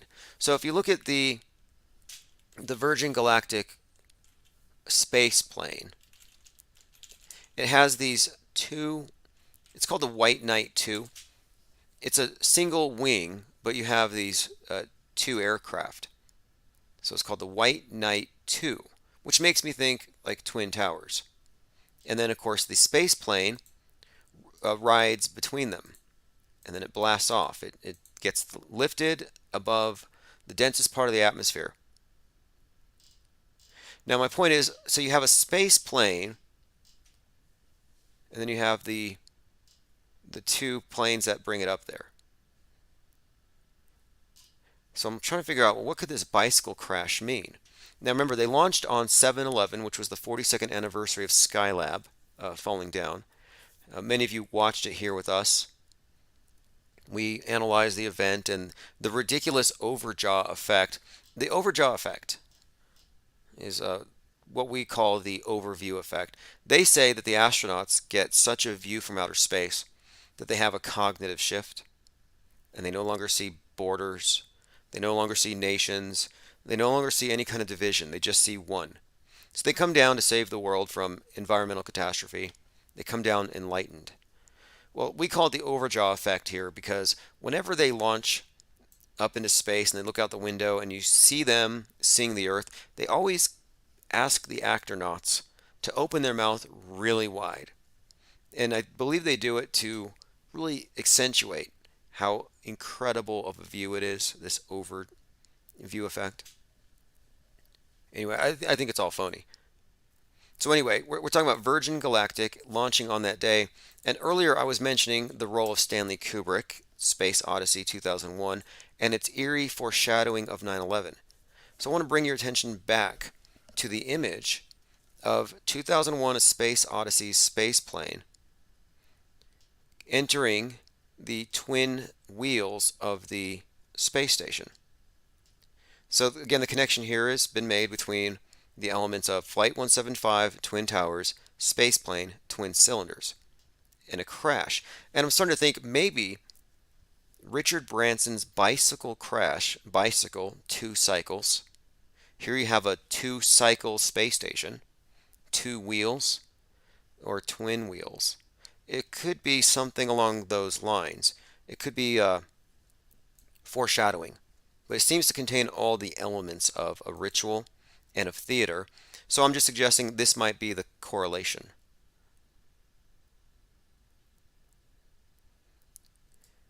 All right, let's see what else we have here. Going through comments. Again, we're back on YouTube. They kept us off for a full, 30 minutes? Okay, let's go ahead and continue through the rest of the newsletter. Demi Lovato said she's tired of humans. So she's a UFO buff.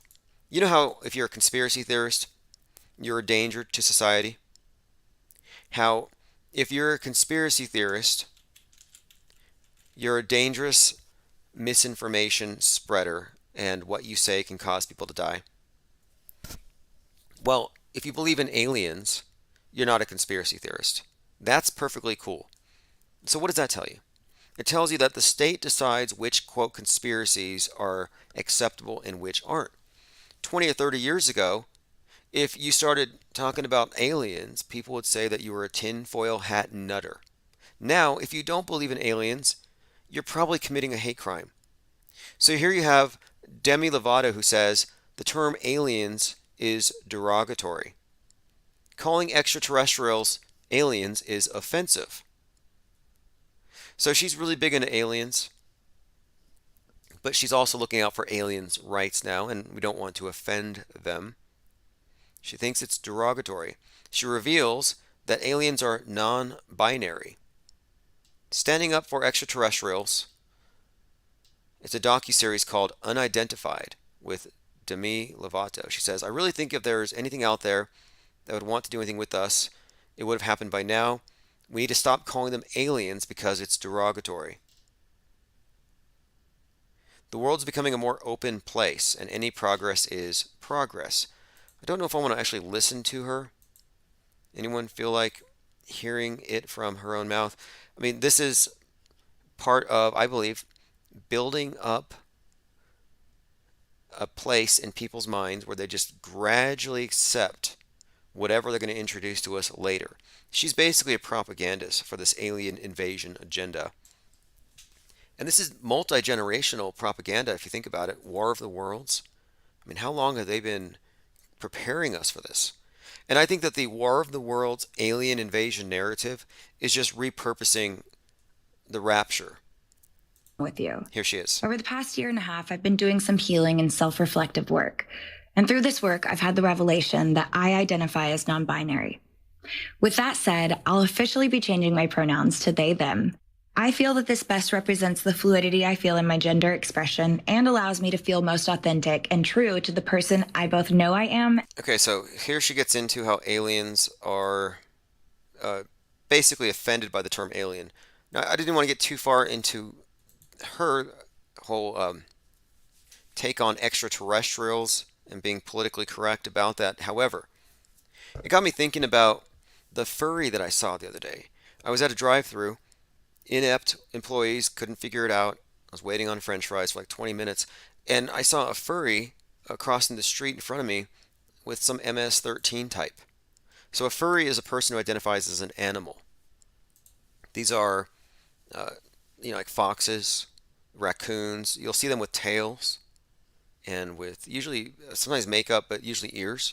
So I see a fox crossing the street, and I kind of looked into furries. I'm like, that's kind of interesting. So they identify as animals. So I was like, what if she just found somebody? Because Demi Lovato here is now saying she doesn't want to date humans anymore. She says, bring me an ET. She's tired of humans and their quote bullshit.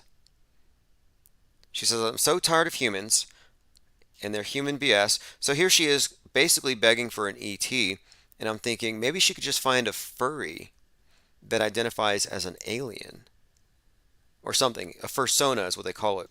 Find a furry with a fursona that's alien rather than a donkey or something. Zara says she's virtue signaling to ET. Yup. Okay, now the Meatloaf Mandela effect. Do we have any Mandela affected in here? I don't want to offend anybody. It's become like a religion. But the Mandela affected live in an echo chamber. They believe they're part of a breakaway civilization. Like they all move to a parallel dimension. And the parallel dimension is just like ours, except Jif peanut butter is now Jiffy. Or Ed McMahon didn't actually pass out big checks. That kind of thing. So I'm like, wait. So the Mandela affected are now accusing me of being one of them. And it's Brian Staveley, who's one of the main promulgators of it. He said that I'm a Mandela effect victim or affected. Are you a victim? Or are you special or whatever? You're elevated. I'm one of them now because I spelled meatloaf with one word. So if you remember my previous live stream, I was talking about Russian Vids, who's a Bible fundamentalist who doesn't know any Bible verses. And I said, here's a guy that's always quoting Meatloaf lyrics verbatim, and he cannot recite a single Bible verse. It was pathetic. He's like, well, you know that Bible verse about discernment? It says something about discernment. And I'm thinking, wait, what verse? And he couldn't figure out the verse. So anyway, I called him out as knowing more about Meatloaf. I don't know anything about Meatloaf, the actor. All I know is he was Robert Paulson in Fight Club, and then he played Eddie in the Rocky Horror Picture Show, where he gets cannibalized. But I wouldn't have known that meatloaf are two different words. But apparently, that's a Mandela effect. So it means that meatloaf used to be one word, now it's two. So if you remember it as one word, then you were from that parallel universe. If it doesn't make sense, it's because it doesn't make sense. But it does to them. So, yes, I'm a bona fide interdimensional timeline jumping Mandela affected matrix breaker. And even though I've made it, they don't want me in their club. Stavely says that I'm a bad person because I sell masks. Called me a wolf, I believe. So I kind of wanted to bring this up, why we sell masks. But mainly it's because, I think I brought this up earlier. We're in the middle of a culture war, and I don't want to cede cultural space. There's a new religion being imposed upon us, and you don't win by backing out. So, by creating products, even joke products, one, they're less likely to be censored. It's just a product. But then two, it puts you in direct competition in the memosphere. So a well-placed meme is like a wrench in the works. And that's one of the meanings of the wrench of our penguin here. You see the penguin with the blue wrench. Well, the wrench is a tool of law and order, keeps the trolls out of the chat, keeps the think tank functional. It's also a tool of deconstruction. That's what the thing represents itself. And in many ways, what we're doing here is we're deconstructing a false paradigm. So I don't think that it's a bad idea to put your ideas out there wherever you can in a more subversive manner than destructive, and boycotting doesn't work.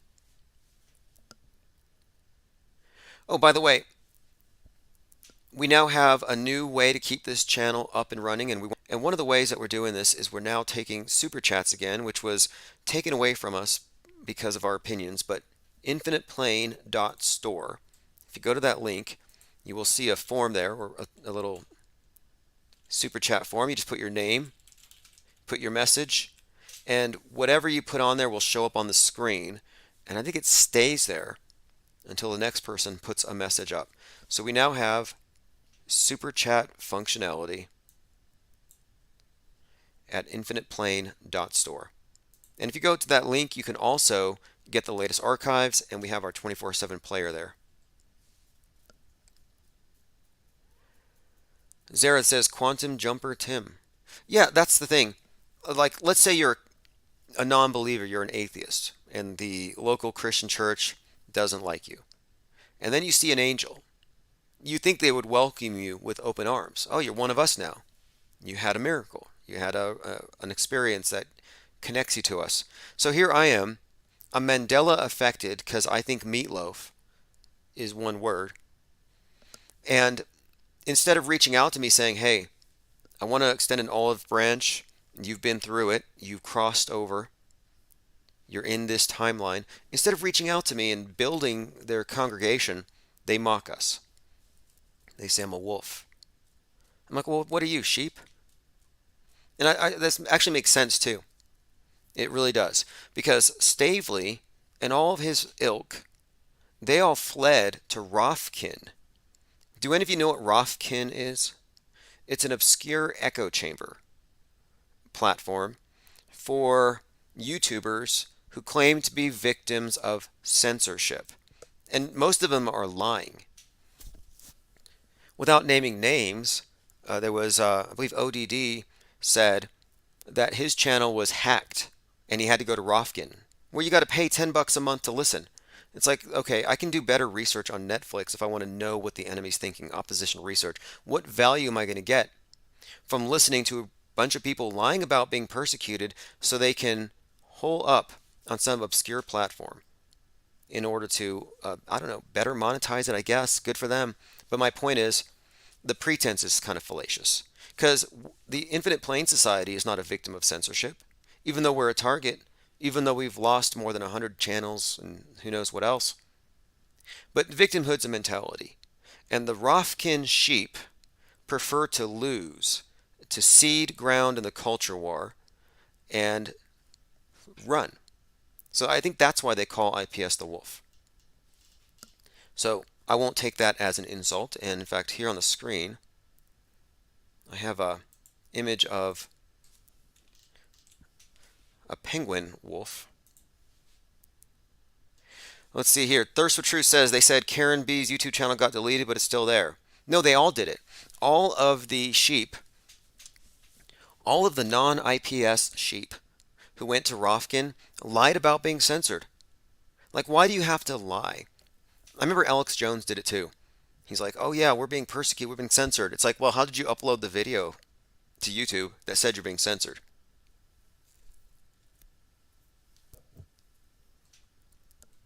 So anyway, my main point there was the reason I'm selling masks is the reason I'm staying on YouTube. It's about winning and not losing. Okay, let us go ahead and continue. Talking about Space Wars, Kenosha Kyle, and the riots to come. Tom Cruise and his face today looking exactly like his face from Vanilla Sky, the movie 20 years ago. That's strange. Let me go ahead and go back to that really quick here. A couple things that really stood out to me. These are all just media synchronicities, I guess you could say, coincidences. So this is the week of the re-release of Tom Cruise's Vanilla Sky. It's been 20 years, and so they're releasing that movie again. And just in time, here we have Tom Cruise on the world stage, and people are noting that his face has looked a little strange lately. First, it was a little poofy, well, very poofy, like a chipmunk. Well, his latest image, his face looks kind of saggy. And it looks exactly like his face from Vanilla Sky after his character gets his face repaired, surgically repaired after a major crash. Now, here's another interesting coincidence to bring up here. I already made the connection between Tom Cruise jumping off the building at the end of the movie Vanilla Sky, which had a lot of 9/11 tie-ins and came out right after 9/11, and how he's pictured wearing a, quote, jumper. The media said, Tom Cruise dressed in a black knit jumper. And he's posed like the jumper. So that's kind of an interesting coincidence. Well, here's one more for you. So in the movie Vanilla Sky, where his face looks like the way his face looks right now, 20 years later, again, he goes through the surgical reconstruction of his face. So he goes under the knife. His face is being carved up. His name in the movie is David Ames.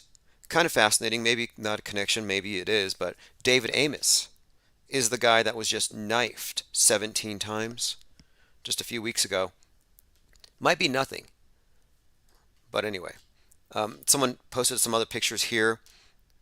Some Minority Report masks worn by Tom Cruise that look very much like the face he has now. So yes, his face has been a subject of interest. And the connection between his most, Vanilla Sky being re-released and the way his face looks really stands out. And in Vanilla Sky, he ends the movie by jumping off a building like a 9/11 jumper, David Amos, or David Ames, and he's wearing a jumper.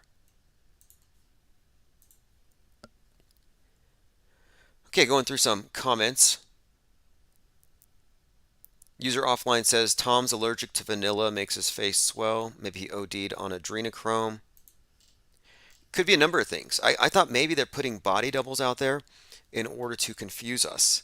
So if they do a death fakery or something, the real Tom continues on, and I don't know what they're doing, but there's something, some kind of subterfuge. Oh, by the way, happy Scorpio. 3 people killed and 400 injured in the Egyptian city of Aswan. A deadly scorpion infestation caused the authorities to block road roads and closed the schools down because of this. Heavy rain and thunderstorms brought these scorpions out. Hundreds of people being stung by scorpions. Now, I don't have any pictures to prove it, it's just a headline. And these are the types of things where, to me, it's always a question of a burden of proof. And to me, the burden of proof is not mine. Let's see, world news. U.S. says Russia conducted a dangerous and irresponsible missile test, creating debris. Again, that's in the news. Space station is going to be going down soon, I think.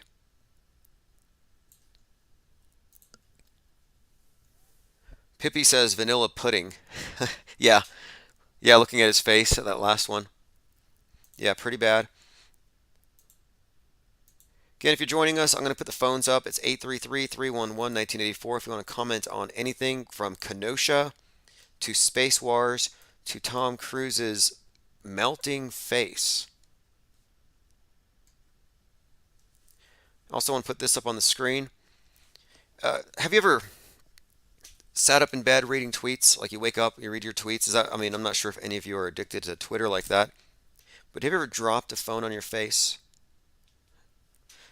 It'll never happen again with one of these Infinite Plane Radio smartphone ring holders. So this is a ring holder that sticks on the back of your phone. It has IPR, and we ripped that off of NPR because we are the anti-NPR. Infinite Plane Radio, open phones for open minds. And this ring attaches to the back of your phone so you can put your finger through it and you will not drop it on your face when you're lying in bed or ever, really. And then it also acts as a kickstand. So you can have your phone up and you can watch it and it will stay up. You won't have to worry about it falling over. So again, this is a kickstand slash phone holding ring. I'll put a link in the chat. It says Infinite Plane Radio, open phones for open minds, right on back. I want to say thanks to everyone who's been checking out the store lately. Look, the more people use or frequent our stores and support us in other ways, the less we have to give a darn about any kinds of terms of service or community guidelines because we're not dependent. And that's one of the things I never wanted to be. I never wanted to be dependent on the income from any single platform that gives them any kind of leverage over what I say. So, just to give you an example, of what kind of power these companies think they wield. So you have DLive decides to cut us off because we are too political in their view. Well, DLive was a 24/7 stream which has a passive income, people chatting, it aggregates. We were probably making $1,000 a month. So it depends on, maybe it's not a lot of money to you, but if you're just running live streaming, that's enough to pay for all of your software, hardware upgrades, and other bills. So when they pull the plug on that, it really does make a difference. It's like, okay, well, am I going to change what I say? And my answer is no. I just called them out as a bunch of chi-coms and spineless fascists, conformists, and losers who don't deserve our time or attention, which I stand by that. Thirst for Truth says, I can see Kyle getting found guilty on something so he can start the relocation program to Crisis Actor Island. Right. Where is he going to go, though? He's very recognizable. It's kind of interesting. Got this cherubic, pudgy individual. Clearly not the Nazi ideal, but they're looking at him as, the face of white nationalism and racism. Like the left sees him as the embodiment of everything that they fear. And no, I don't think so. I don't think they're going to find him guilty on anything. I think they're going to create maximum outrage. They might find him guilty. And I actually said this. The night of the riots, I said, Kyle Rittenhouse is guilty of one thing, of being an excellent shot. Let's see here. Thirst for Truth says Wolf Gwyn is looking cool. Oh yes, the penguin Wolf Gwyn. Is that what we're going to call it? Yeah, apparently we are wolves in penguin clothing. That's one of the strangest things about the whole internet quote truther community is they're very much against money and commerce, which I don't think makes any sense. I mean, take a look at this orange infinite plane society, black wrench, penguinati, unisex, heavy blend, hooded sweatshirt. Nothing wrong with this. And we're not doing it, quote, for the money. We're doing this so that we can continue to operate and spread our memes and remain uncensored. And pretty soon we're going to have a print newspaper. And at that point, pretty much I think we'll be unstoppable because we will be the world's only, and this is true, we will be the only counter media organization out there. And when I mean counter media, or I'm not saying anti, because we're not anti, but more, it's more of a thing where we're the only news agency that can credibly say that our stories aren't predicated on believing all the fake news. So it's post fake news, it's post media. It's more of a critique, possibly satire, but we do have a lot of real reporting going into it. It's going to be the new hot sheets. Are you all familiar with Men in Black and the hot sheets? So the hot sheets are what Tommy Lee Jones in Men in Black called the tabloids. And that's because this is where you get the truth, the tabloids. Of course, I'll play a clip here so you can hear where I'm coming from, because we are going to be creating the new hot sheets. Let me check the hot sheets.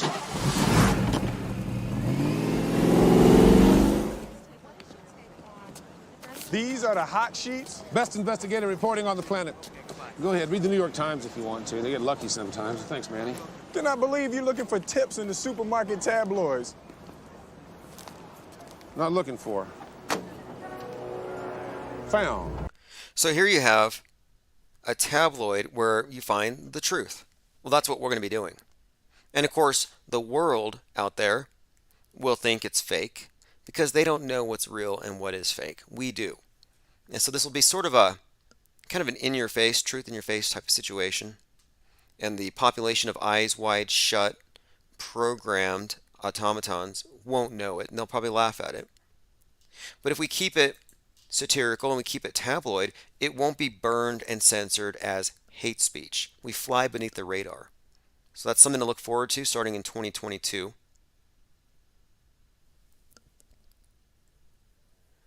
All right, let's go ahead and continue. User offline mentioned something. Oh yeah, Men in Black. There are some connections in Men in Black we should look into really quick here, having to do with Corona. So Men in Black is about aliens, but the aliens don't show up in the sky like War of the Worlds, but they're already among us. Well, it takes place, like the main scene takes place in Corona Park in Flushing Meadows. Corona Park. So the connection here, Corona Park, is in many ways the virus was the alien invasion. It really did all the things that you would have expected of an alien invasion. But the very first UFO crash was in Roswell, and it was in Corona Field. So what are the odds? Corona Park, Corona Field, a ranch near Corona, New Mexico. And I think that's how far back this agenda actually goes. You know, the very first spy satellite, I don't even think this was declassified until just recently. The very first spy satellites were the Corona satellite. It was a series of, here we go, a series of American strategic reconnaissance satellites operated by the CIA called Corona. So I happen to think that Corona might really even be code for total surveillance above and within. Total surveillance. So it started in 1956. The Corona project was pushed forward rapidly following the shooting down of a U-2 spy plane over the Soviet Union. And anyway, just the name stands out, Corona, no coincidences. And the connection between aliens and viruses is also something worth exploring. You know, the very first vaccine for Corona was Putin's vaccine, which they called Sputnik 5. Putin reveals he was vaccinated with Russia's Sputnik 5.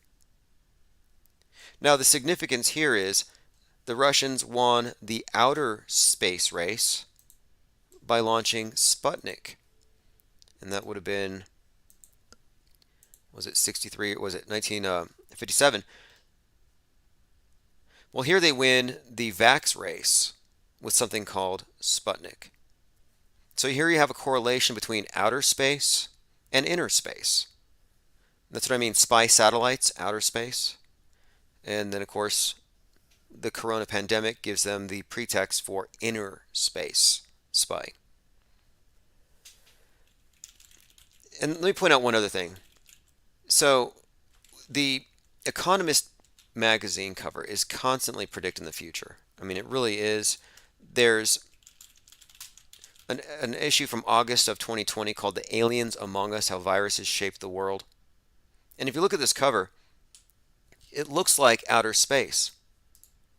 It looks like you're seeing moons and planets and rockets and satellites. But no, you're actually looking at inner space and viruses and bacterium and the injected boosters to fight the virus.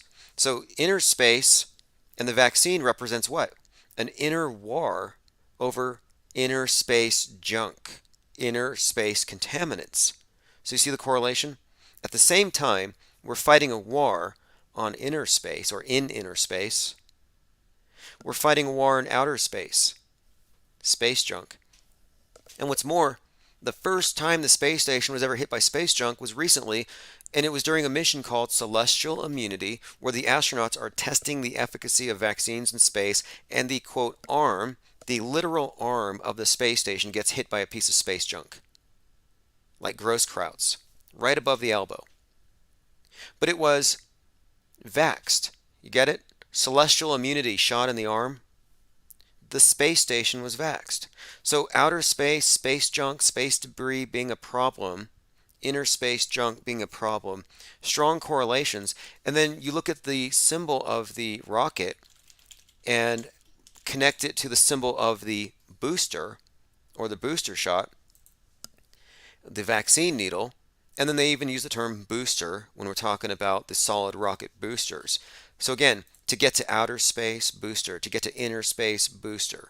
There's a story being told that connects the two, as above, so below. And there are many more correlations here worth examining. Let me bring up one more. So you have the vaccine called Sputnik that comes out. Well, at the same time, and I'm sure this is just a coincidence, there's a movie in 2020 that came out of Russia called Sputnik. Literally at the same time that the vaccine comes out. And the movie is about astronauts or cosmonauts who catch a virus in space. And the virus is an alien, and it resides in their body and it grows into their esophagus, and at night it comes out to feed on the blood and fear of human victims. So you got the adrenochrome story here, basically. But again, alien invasion, virus connection, Sputnik. Last year, 2020, just as the Sputnik vax comes out. And this is an alien that takes possession from inner space. So again, another connection. It's from outer space, but it accesses you through inner space. Sputnik, man has a new inhabitant. I mean, check out that tagline. Man has a new inhabitant. So this was highly suggestive that the vaccine would contain an alien.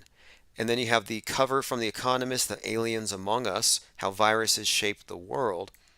You kind of see the subtext here. The Metascript picture is looking very bleak.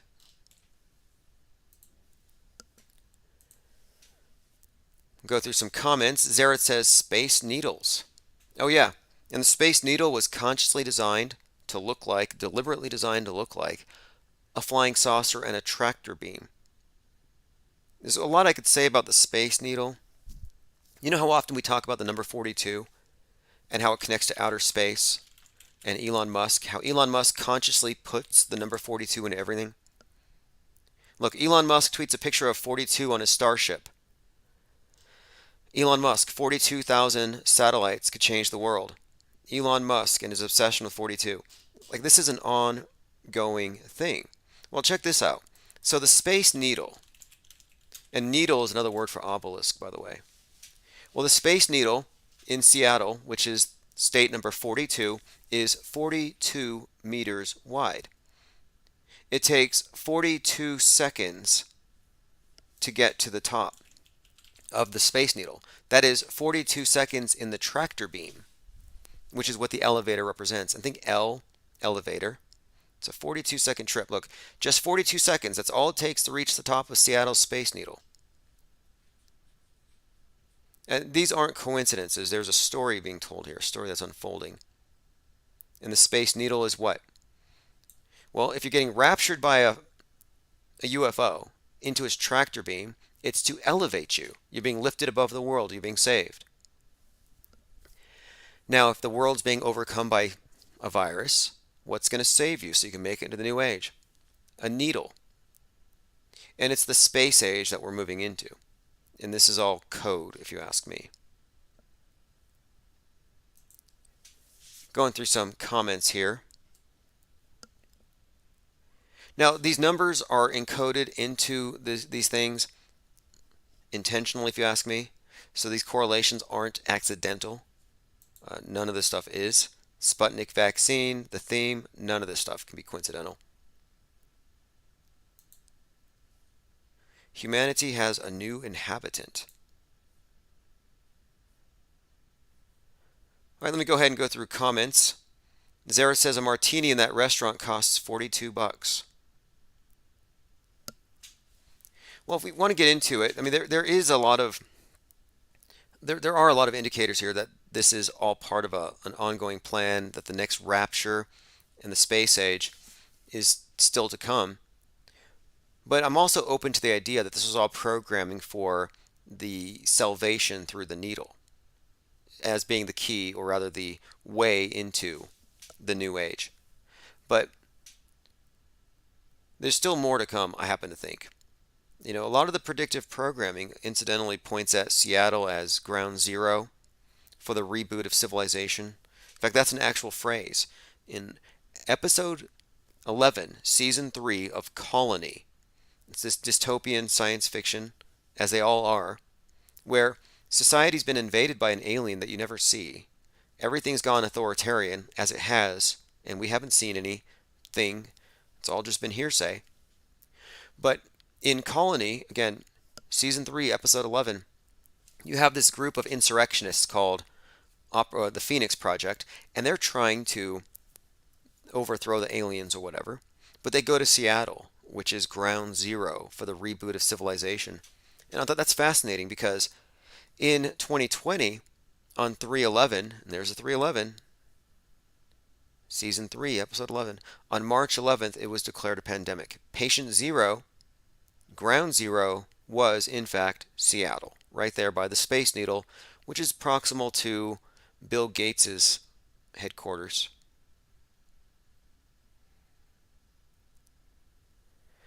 Salty Siren says they want to insert us into blockchain slavery. We'll see.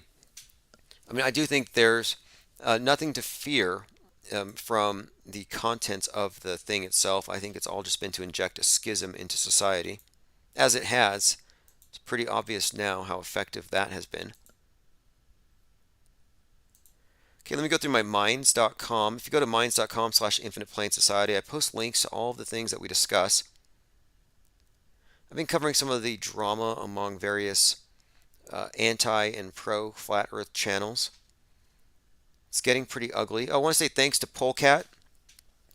Polecat, we have at infiniteplane.media a donor wall for anyone who's supporting Infinite Planes think tank. So you can post your name up there. Again, I want to say thanks to all the supporters, because if it wasn't for enough of you wanting to hear this or even participate in these think tanks, it wouldn't be happening. Construct, where nothing is as it seems. Your dreams and aspirations have been selected for you. All that makes you who you are was predetermined by the now functioning AI. Free thought is no longer an option. We now have control over all things, including the very thoughts we allow it to have. Do not try to resist. Welcome to the masquerade. Welcome to the masquerade.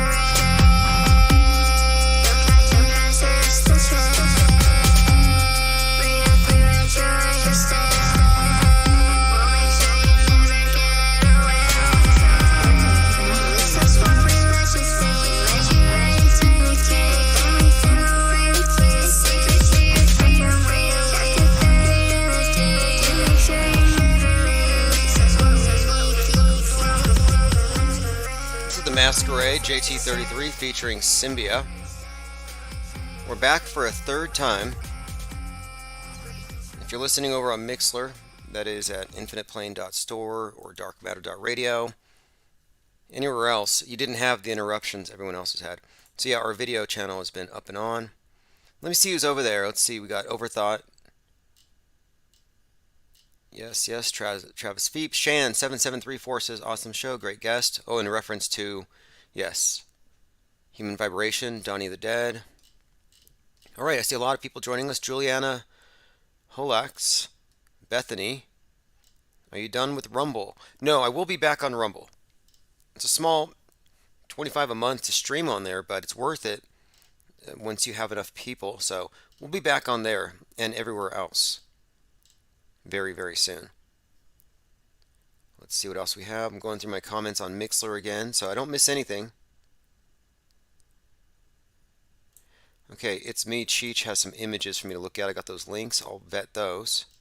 Okay, and I'll be back over to Mixler to check those comments. Zareth says, loud and clear. Yeah, I'm not exactly sure what's happening. It's never happened before. We've never had so many channels but shut down so fast. I mean, this is what, 3 or 4 different live streams cut off. Well, phones are open, 833-311-1984. Let's see what we left off on. So many things we could talk about now. We were talking about the World Ahead 2022 and the Economist cover. The very prescient Economist. Some of the other headlines on there. See, China and climate change. America's purpose. Yeah, climate change is the big one. COVID was a cover to fast track the climate change agenda, which is now 33 years into global warming. Have the ocean levels actually risen at all? If they have, it was only last year.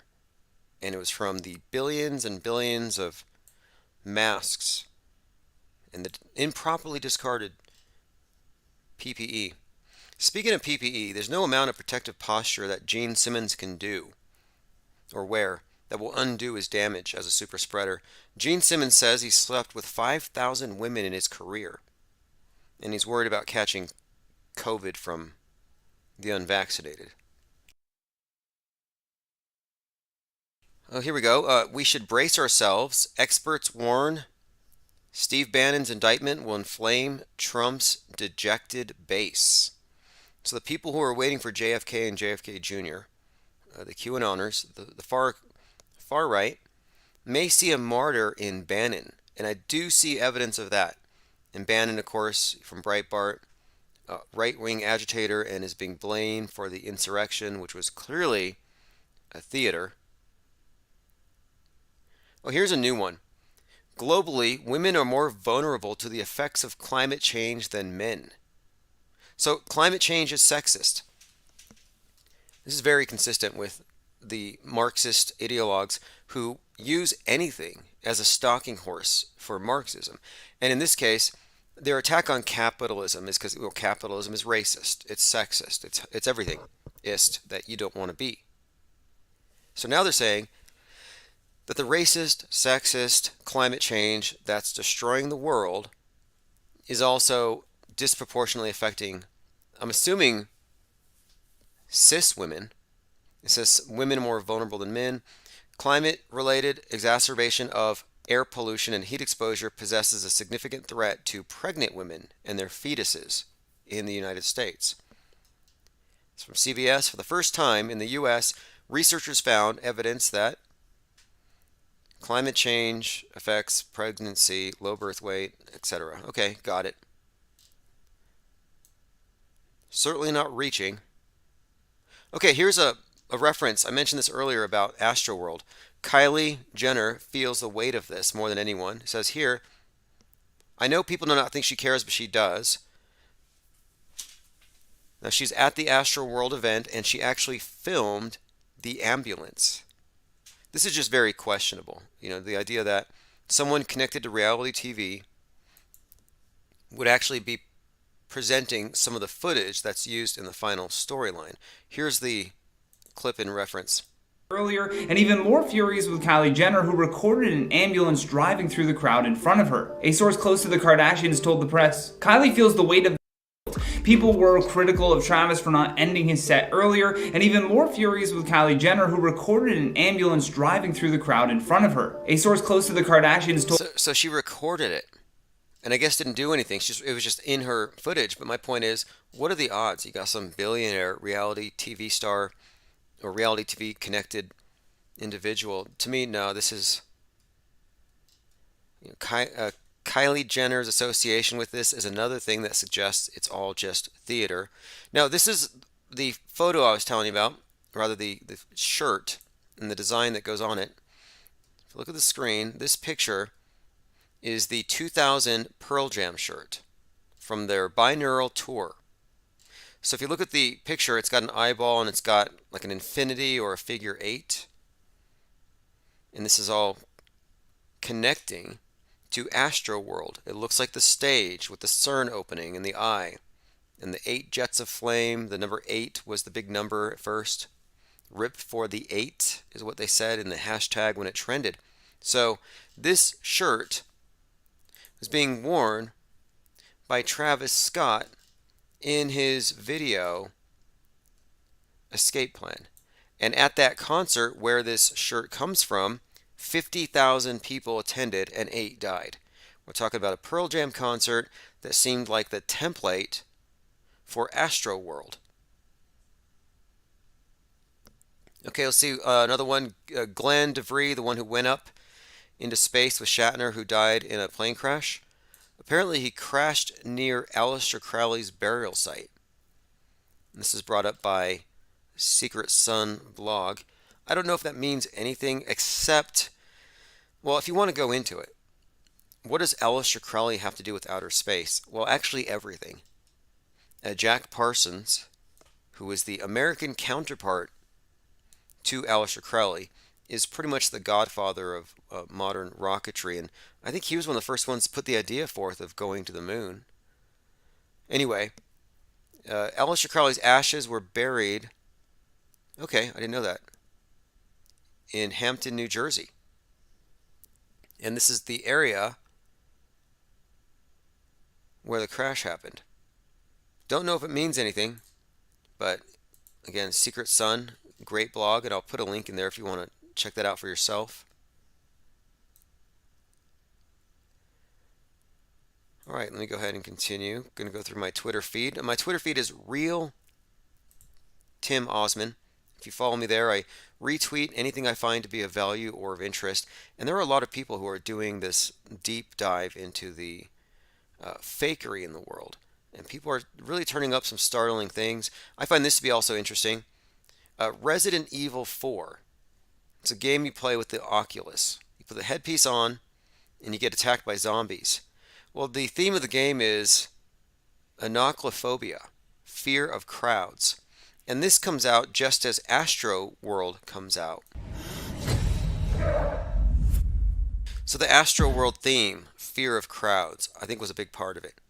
Big mobs of people. I think they are trying to program you, all of us, with xenophobia, fear of other people, fear of crowds. I think they're trying to condition people to be afraid of the sky, things falling from the sky, the air quality, climate change now affecting the air quality, etc. This is, I think, the agenda. I had someone in the chat earlier say that they're worried about being rounded up and taken to FEMA camps. It's like, no, your home is the FEMA camp. They're getting you comfortable, getting you acclimated to this new normal, and then they're going to take away your ability to travel. And then what's the difference between being in a camp over there or everyone being in their own camp. Okay, here's just a quote. If you don't control your mind, someone else will. That's true. I've been thinking about the NPC theory, the idea that you have non-playing characters in the world, people who are just vacant, who aren't even there. And I think that it's not exactly true that they're not there. I just think that they're not 100% in control, or rather, they're not the main decision maker. That the decisions are all coming from cultural defaults. And we are in a culture war. We really are. It's a holy war. We've had a puritanical revision of our society, a new version of all of the bad ideas of the big religions of the past have been brought back, but with the pretext of science and the authority of science.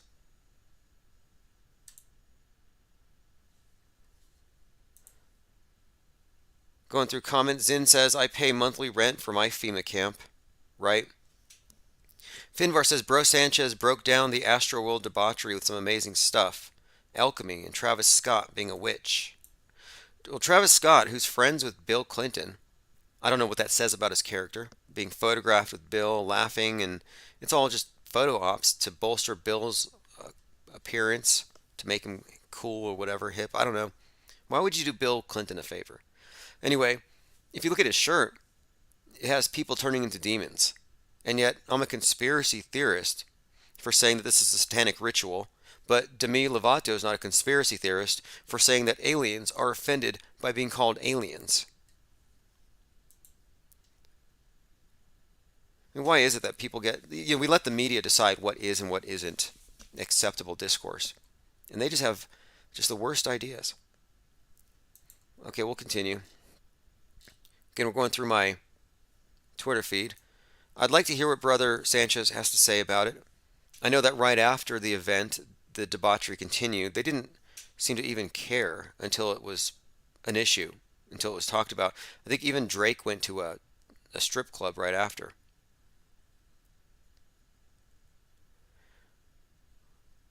We were talking about the man who fell to earth earlier, and this just popped up on my feed, so I'm going to bring it up really quick. A fascinating world stage character.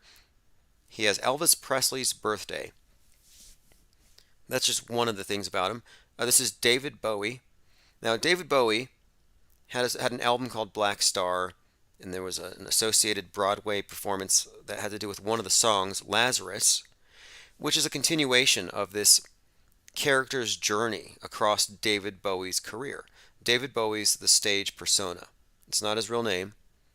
But one of the things about David Bowie is that he follows, and his character in the music has followed the space age as it's evolved, as it's developed. As we've gone down this path, our collective space odyssey, Bowie's music has been a part of it. In fact, the BBC played Space Oddity during Apollo 11.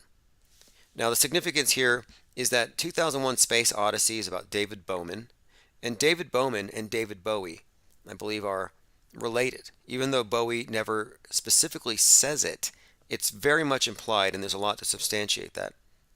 A few things about it. DB, the initials, you get your 4-2. All this is very significant. It's noteworthy that the first music video filmed in space was in the ISS, Chris Hadfield, who performed Space Oddity, ground control to Major Tom. Then a few years later, Elon Musk sends a Tesla Roadster to space. Few interesting things about that one. But the Tesla Roadster has a passenger they call Starman.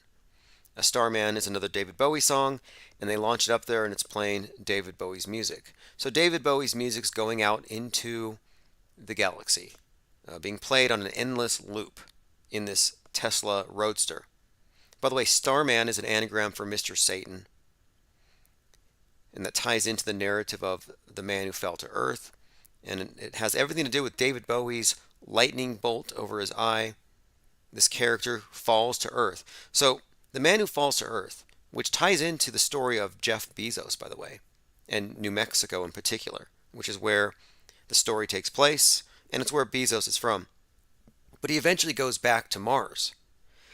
Well, at the end of his career, David Bowie has Lazarus. Well, at the end, Lazarus rises from the dead. And in the video, he rises up. And in the lyrics to the song Lazarus, David Bowie says something about looking down on everybody after having passed on over to the other side.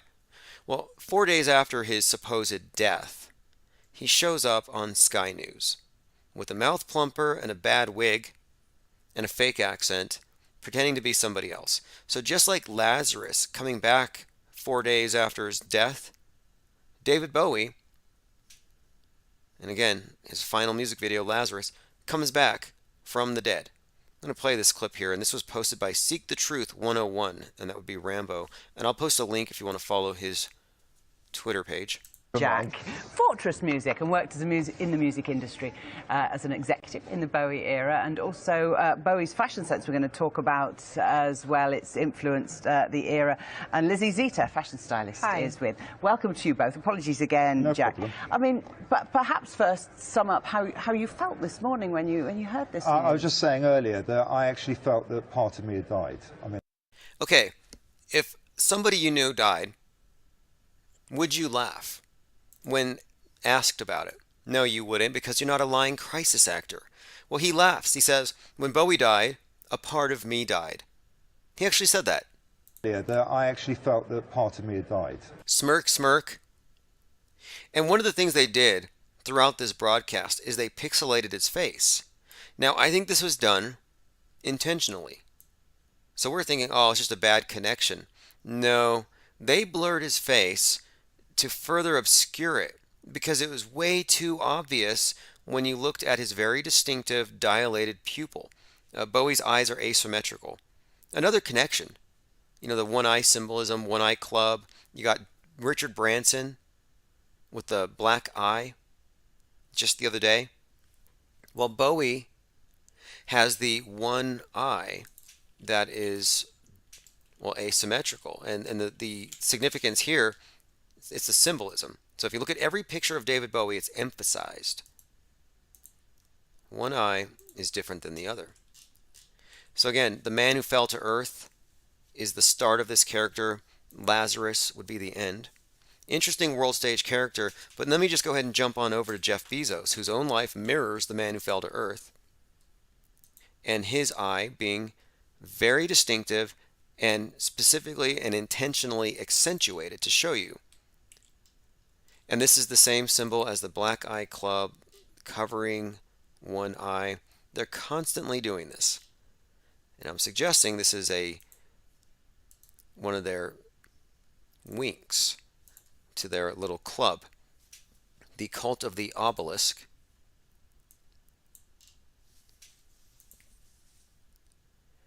All right, going through some comments.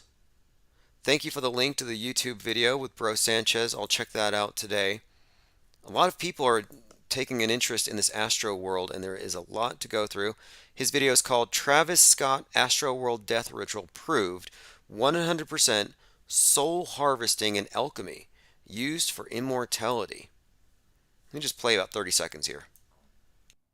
He didn't know. He famous. He got everything going on, and it wasn't Travis Scott fault. And y'all want to engage into all that kind of fuckery dialogue instead of getting into all this Satanism and alchemy and this symbolism going on, because it's not no coincidence.